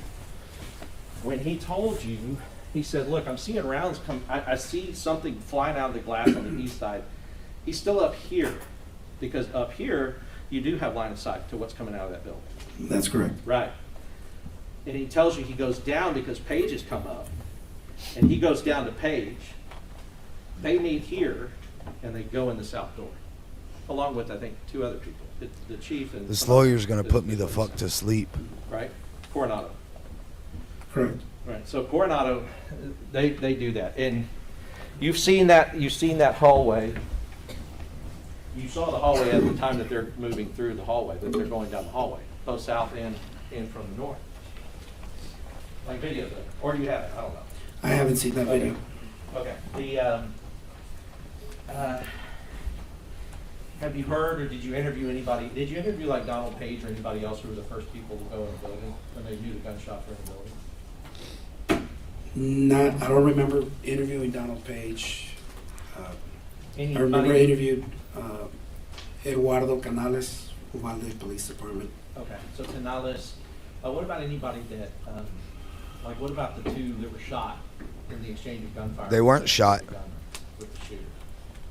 I don't remember if I Canales? did. Was that Canales in the leg? So one got it in the leg and one got it in the head. They didn't get shot. Kind of grazed him, did you know that? Nope. Yes. They got hit with debris. And that occurred, and Adrian told you that as part of the interview, that they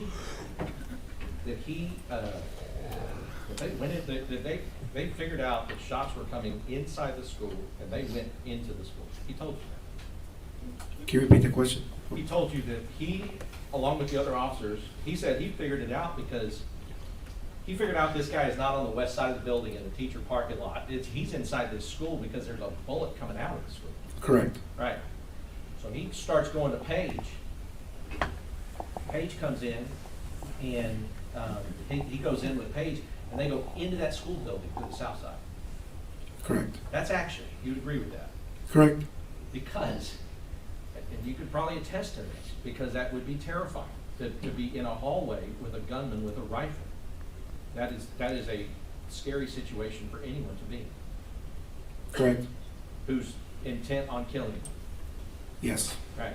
So, regardless of how that feels, he took action and he went down that hallway.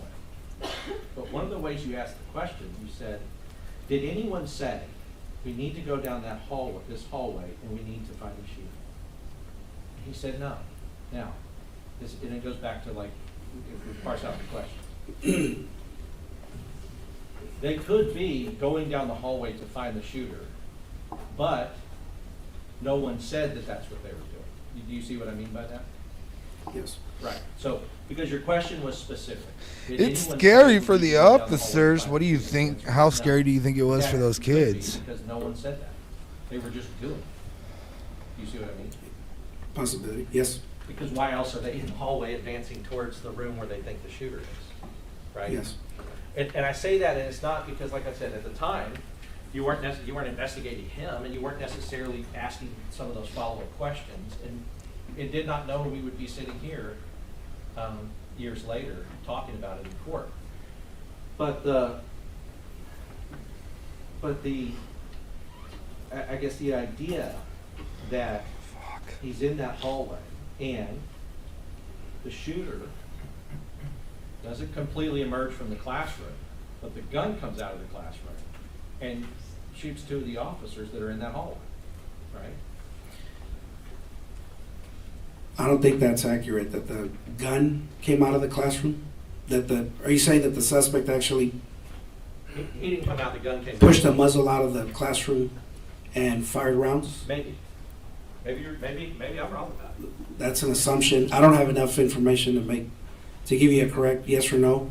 That if I answered that question, I'd be giving you an assumption Okay. that happened. I My mean- understanding was that when I spoke to Mr. Gonzales, the suspect was shooting through the walls. Through the walls? Yes, from inside the classroom. But what Adrian said, well, he did shoot through the walls at some point, because Adrian said that like he could see like plaster whizzing out by Paige, right? He says that to you in the interview. Yes, correct. Piece of sheetrock Sheetrock. flew out towards. And that would be consistent with him shooting, the gunman shooting through the wall, right? Correct. But Adrian also told you that the officers coming from the north, that they were trying to peek into the classroom. And he said he was trying to peek in, and I don't know what happened, but then shots started coming in their direction, right? That's correct. Okay. And those things are loud, and shot about, I think he said 7 to 9 times. Correct. Right. Mhm. So, at the time that we're talking about that hallway, it seems to me that there are 5 or 6 people in the hallway, officers in the hallway. About 6 or 7. Okay, 6 or 7. So now Hey. Adrian is not the only person the only officer that's on the scene. There are other officers. They are advancing towards a gunman. The gunman is using his gun to back them off, to try to keep them back. He's laying down fire at them. Right? Yes, that's correct. Now, the gunman, the shooter, this monster, being aware that there are now officers in the hallway. I'm going to walk through that. The gunman being aware that there are officers in the hallway, he knows now he can't come out of those rooms without meeting the officers in the hallway, right? You have to assume.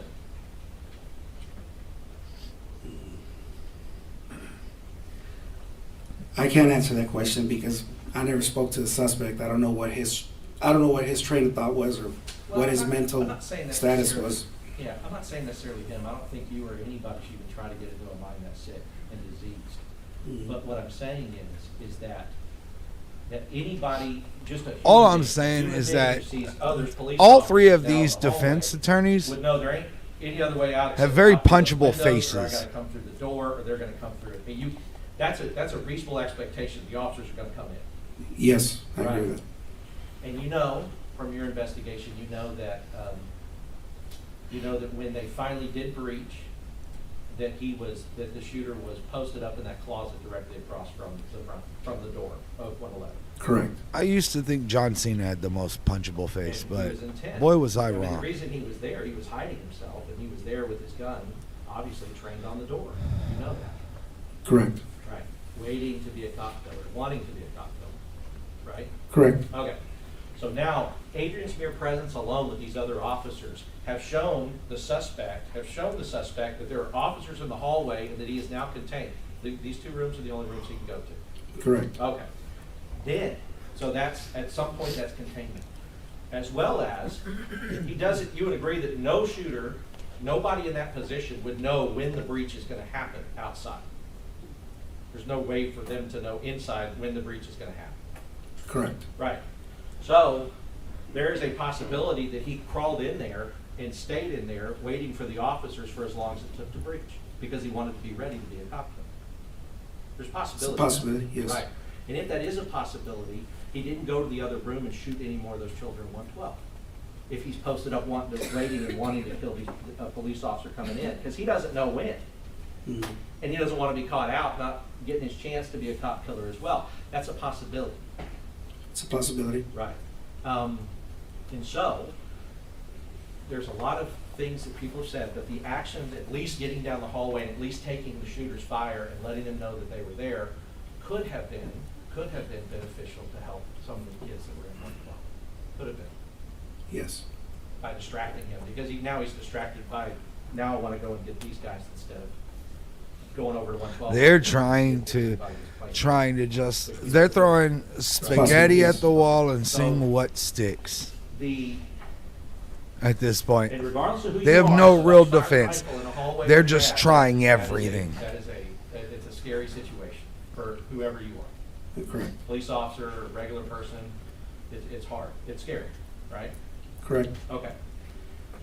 At the time, he told you that at some point, because their radios don't break inside the school. Now, that is a situation that a police officer does not create. They do not create having crappy radios that don't work inside of a building that they're supposed to be in there protecting. Actually, police administration would. Correct. Right. And radioing for backup, you would agree is necessary. He said, I tried to alert every agency that I could find, and we know that almost every agency there responded. Correct. Right. So he has to leave the school in order to make the radio work, though. He has to back out of the hallway and make the radio work. Yes. Okay. And that's not normal. Like you would want your police officers to have their radio working wherever they are inside of the school. We want to, yes. Right. Because that's your lifeline. That's how you communicate to each other what a threat is. It's how you communicate for backups and reinforcement and things like that, right? Yes. Okay.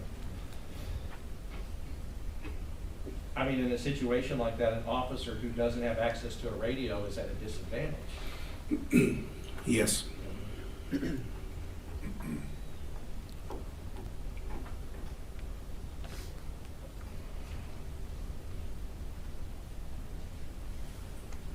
Ranger Ryan Kendall, he was there, but did he go in with the breach team? No, he did not. Okay. So the time that he was there, but not rushing to the door and trying to breach into that door. I can't tell you. I can't testify to what he did. Okay, but you know he wasn't on the breach team. He was not on the breach team. Got it. And we heard from one of the other officers that was, which, I mean, no doubt, it's incredibly brave and good thing to do for them to have done, because as we've heard, Wayne Jackson was on the end of the stick from Border Patrol and he got shot in the head by the shooter. Correct. And you knew that. And you also, I'm sorry, because it, Just bad water. yeah, okay. And the shield person in front, like they went in behind the shield, and the shield person took rounds on the shield from the shooter as they were coming in the door. Correct. All right. Without the shield, that would have just been rounds inside a human being. Correct. Right. And depending on where they, shoot them in the head, dead, but if they have a rifle-rated vest, they can perhaps survive it. Right? Correct. If they don't have a rifle-rated vest, those rounds will go through a pistol-rated vest. I would assume so. Yeah. So, a dead police officer cannot help anybody else. You agree? Neither can 376 live ones. So,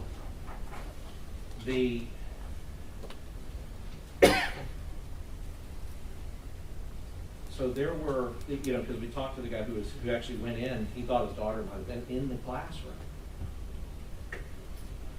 Arrived at the school, figured out what was happening, and he said he arrived at 11:56 and the breach team went in at 12:50. So even a person who went in and thought this is the last moment I'm spending on planet Earth because this guy's about to shoot me, even that person, there was almost an hour before he went in, and that's what he testified to. And is that consistent with what was going on with the other officers that you interviewed on the scene or that your other Rangers interviewed? I can't speak on the behalf of the other Rangers, what their interviews. Can you reword the question? Yeah, so his experience of even perhaps having his daughter inside of that classroom, not knowing if she were in that classroom or not, and being, I'll tell you what, no doubt being a brave police officer, because he did put his life on the line to go in that room. But even he was waiting 50 minutes or so 40 from the time he arrived to the time is what that was that he consisted with testified. the other people that you interviewed. But there was that wait time. I can't answer that question because I don't have the exact times of when officers arrived and when they didn't. Okay. But you would also agree that a wait time of that long, it was waiting for what you understand is they were trying to get a breach team together that had the proper equipment that could breach in there without getting themselves killed. That was my understanding, yes.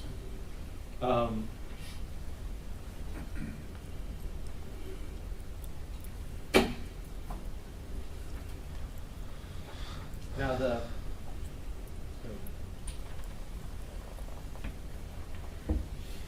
so now, looking at defense 10, I don't know, to remind me, you said you did not know that the 3 officers were there, but you do know now? Is that a fact? Yes. Okay. Hell, I'm sure So the 3 judge officers wished here. that we could have ended 30 minutes ago, but this motherfucker won't Shooter stop goes in the west monologuing. entrance here, and then they drive all the way around the building to this. I'll show you over here. They drive all the way. Shooter goes in the building, and they drive all the way around here and come up through here. Did you know that they had done that? So all Can you the- repeat that? Oh, Yeah. So they're here. They're basically at the. Let me make sure I got done. Orient myself. Okay. Funeral home. This intersection right here. At this intersection, they're in like their cars are in a formation, I guess, and they're ducking because they think people are shooting at them, or somebody is. So the shooter goes in this door, this entrance, and they drive around here, and then they run up through here and go into the south door. Did you know that as part of? no. Okay. It'd be weird, right, to see somebody with a gun go into school and then drive around the school and then come up through there, right? I don't know what their intention was in doing so. Well, You'd have to make an assumption that that's what happened. I mean, Sure, but you would expect it's like, you'd be driving right up to that door and then rushing through the door after the shooter. That's what your alert training says. correct? Right. It would say you get from here to here and you run in there and you do whatever you can do with the shooter. Correct. With whatever you have. All right. And that's because you've seen it with your eyes and you've seen what's happening and you have to follow up on it. Now, in this particular situation, there was a wreck that happened first, right? Yes. Now, in your interviews with your officers, did you interview Uvalde specific officers or teachers or anybody there that talked about the bailouts that happened basically all the time in Uvalde at that time? Yes, I did. And did they talk to you about that it was with such frequency? It was happening so often that people were getting desensitized to it. Like, it's another bailout. It's another person. Oh, we got to shut down the school or do lockdown. Did you get that idea or that sense from the people that you interviewed? I don't specifically remember if it happened, how often it happened, Mm-hmm. but there was an interview that I conducted where they mentioned that it was an area where there was a lot of bailouts related to human smuggling. And then once in a while, the school would go on lockdown because of it. Right. And so From January to May of that year, there was like and so the 52, just 54, talking about something that, like if that, there's a bailouts in the separate- area. like, and nobody's saying it's right in hindsight. Obviously, in hindsight, there's all kinds of stuff that everybody, probably including you, would have done different. But if there's that experience of these bailouts, and then there's a wreck, and then somebody's jumped out, right? Then, if you have that many, it can seem, or people can believe, law enforcement can believe that I'm dealing with one of those again, right? Well, that goes back to educators and law enforcement with complacency. Yeah. And it's a responsibility of every officer not to be complacent, treat every individual incident like it might be an example, an active shooter or a person just trespassing on a school premises. No. So they shouldn't be taken lightly.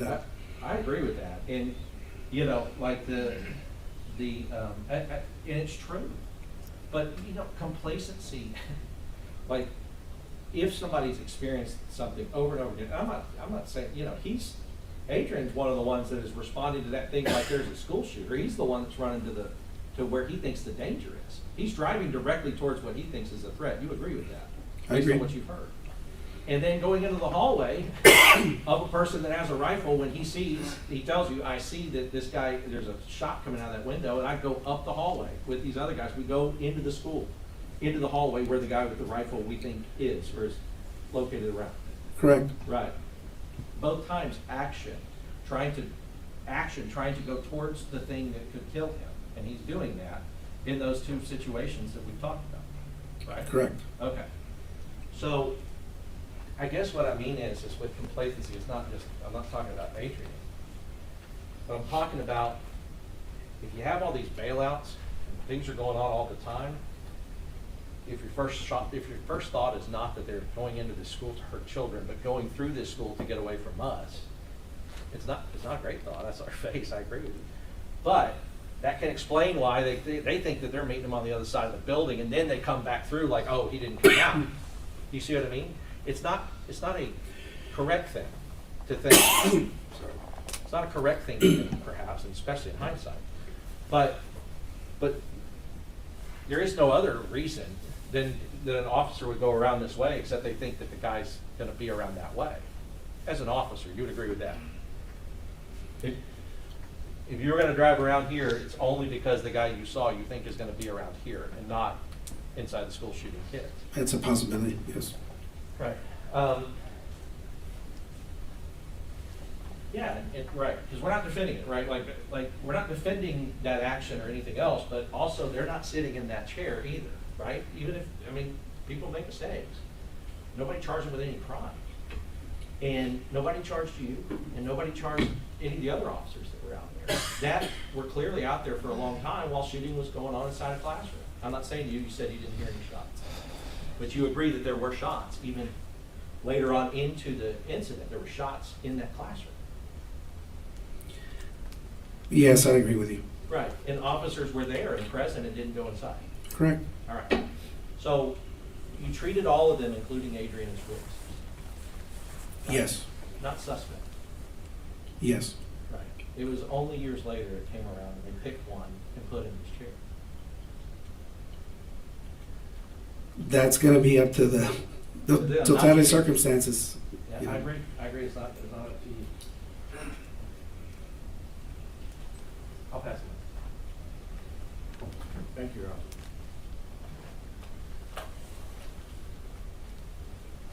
Just want to start tying down a few details, okay? There's considerable discussion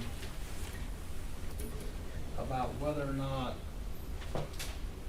when Melody Flores was talking to Adrian Gonzales, whether or not that was discussion about the shots were coming over there on the other side of the building or in the private teacher's parking lot. Correct. How many times did Adrian Gonzales say that Melody Flores told him about a teacher's parking lot? About 3 times. So it's not just on the other side of the building, it's a very specific place Good call. Good call. by the teacher's parking lot. Correct. And now, as to active shooter, we talked about line of sight, and we talked about sound. In an active shooter situation, what does the sound of gunfire tell you? Where the general area where it's coming from. Okay. And if it's at Rob's school during a school day and you hear gunfire coming from the teacher's parking lot, is that an active shooter situation? Yes. Whether you see it or hear it, it's an active shooter situation. Yes. And if you hear it 30 seconds before somebody else, you're in a better position to know it's an active shooter situation. Yes.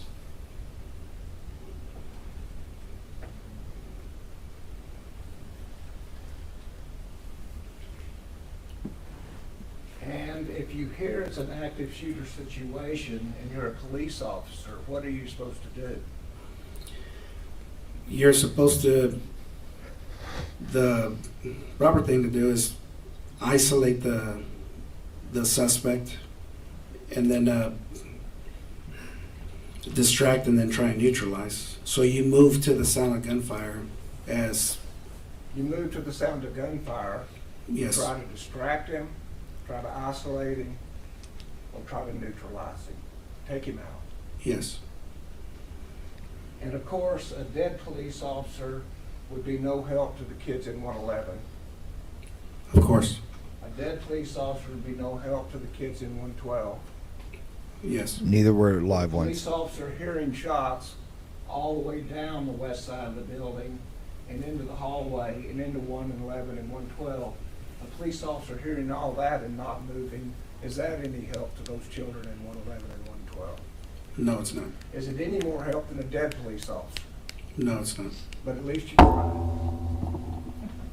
Who tried? I'll just object, because that's, it's a big question, but honestly, I don't. I'll sustain the objection. Now, let me also ask you about a dead police officer. Can a police officer use this building as cover if he has specific information that the shooter is in the parking lot? Yes, he can. And by cover, it means that he can have cover so that the gunman can't see him. Correct. And he can choose the time to make a quick peek to see the gunman. The officer can use the cover as concealment also, yes, to And not be concealment. seen. So he can definitely have an advantage by peeking when he wants to, and he certainly has not put himself in any harm's way. Correct. And finally, I believe the testimony that you've given us was dispatcher said, man with a gun. Correct. No shooting at that time. Correct. Difference between a man with a gun and a man shooting. Correct. A man that is shooting is more dangerous than simply a man with a gun, Correct. right? Yes. So when Adrian Gonzales drove toward the person in pink, Not pink, it was orange or red. orange or peach, I think. Orange or peach? Yes. Peach, Yes. drove to the person with orange and peach, he had no information there'd been any shooting then, right? That's correct. And so he acted when all he knew was there was a man with a gun. Correct. Now, when the teacher tells him he's over there he's in the parking lot, he's in black. Isn't that when Adrian Gonzales said that's when the shooting started? Correct. And did he act then? Yes. He said that he started walking to the back of his vehicle, and that's when he heard the shots fired. Walking in the back of his vehicle, Correct. taking cover. He never said he was taking cover. He just said that he walked from the front to the back of his. Did he patrol tell you vehicle. I didn't go in until I had cover?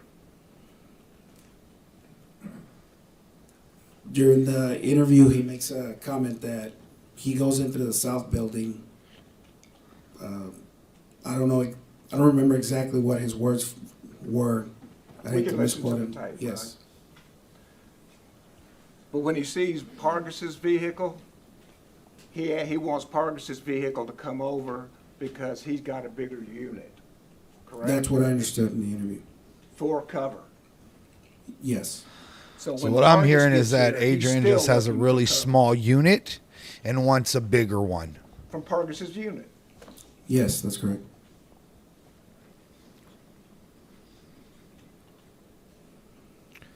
And so when That goes the with testicular supervisor, fortitude his as boss well. arrives, and 3 other people arrive, and they're told to go in, at that time he goes in, correct? Correct. And at that time. It's he okay. knows Pargas didn't has use been his some unit time either. That there are already shots in the classroom, correct? He saw glass breaking out of the east side. Mr. Gonzalez says that I got objection to leading. Your Honor, he's qualified him as an expert. Well, you can't lead an expert in saying correct after every sentence. Okay, let's sustain the objection. Rephrase it, please. Hey, y'all cut that other one loose. We're not doing it tonight. Okay. This is the last Yeah, area. either way. I can't keep staff here that long. So- Very good. I apologize. And so, did Adrian Gonzales tell you anything about seeing glass come out the window? yes, he did.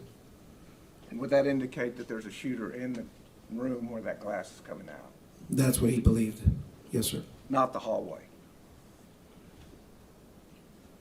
Can you reword that question? The room would not be the same as the hallway. Correct. And he was not the first one in, correct? No, he wasn't. Donald Page was the first one in, correct? What, can we back up to that other question? I'm sorry. When you said that the rounds went through the window, Mr. Gonzalez says that he knew the shooter wasn't outside the building. He knew that he was inside the building now. Not necessarily that he was in the hallway or in one of the classrooms, but that's how he was able to tell from outside to inside the building. But he didn't go in until there were 3 people for cover. Correct. And he was not the first one in. Correct. And do you know how long it was between the time he heard the first shots and when he finally went in? I do not.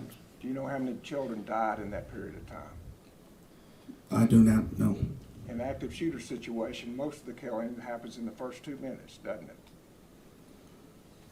I'm not aware of the information that it does or it doesn't. Okay, you took alert classes, right? Yes. And they studied the histories of how quickly those killings happen. Correct. And present and time is of the essence. Correct. Every second could cost a life. Yes. As the witness. Just real quick, if you're not the first one in, but he said Donald Page hit one side of the hallway and he went down the other side. Correct. Right. So they're both going down the hallway, but he's on this side of the hallway and Donald Page is on the other side. Yes. Okay. The prosecutor is trying to mash it all into something that fits the reason this guy's sitting here. Comments on what I'm trying to do, Your Honor. Well, that's what he's trying to do. I'm gonna I'll object. sustain the objection. Yes, Your Honor. Rephrase it. Yes, Your Honor. But ultimately,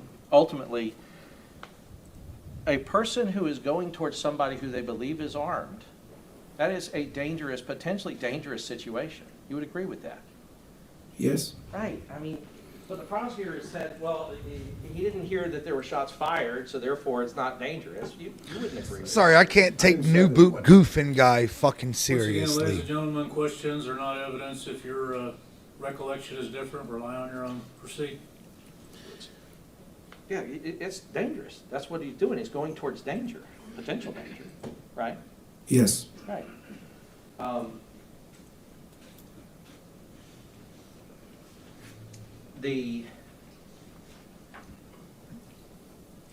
Those boots were made for walking, and that's just what they'll do.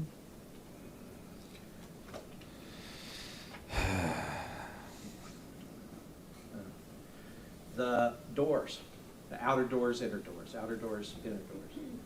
Those doors are locked, and the shooter has a harder time getting inside. You would agree with that? Which doors are you talking about? The Outer. inside doors or the outside doors? Both. Start with the outside. The outside doors? If they're locked, he can't get into the school, or he has a harder time doing it.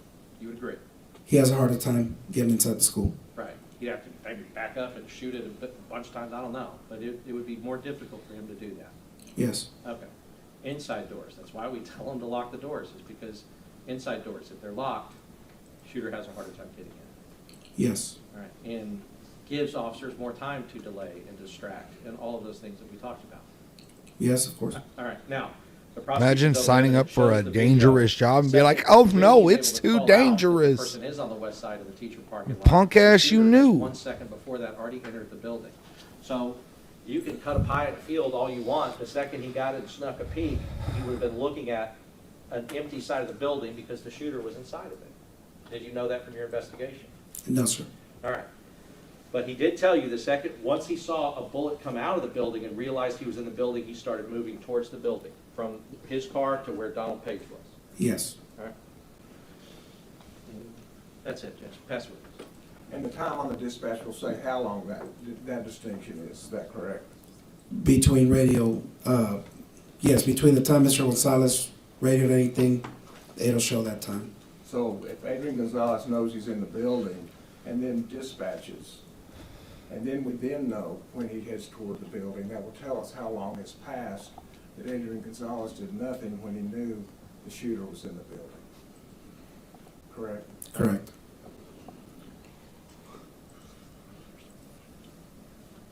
And if a police officer does his job in an active shooting situation, he can prevent somebody to get into the first door. Is that correct?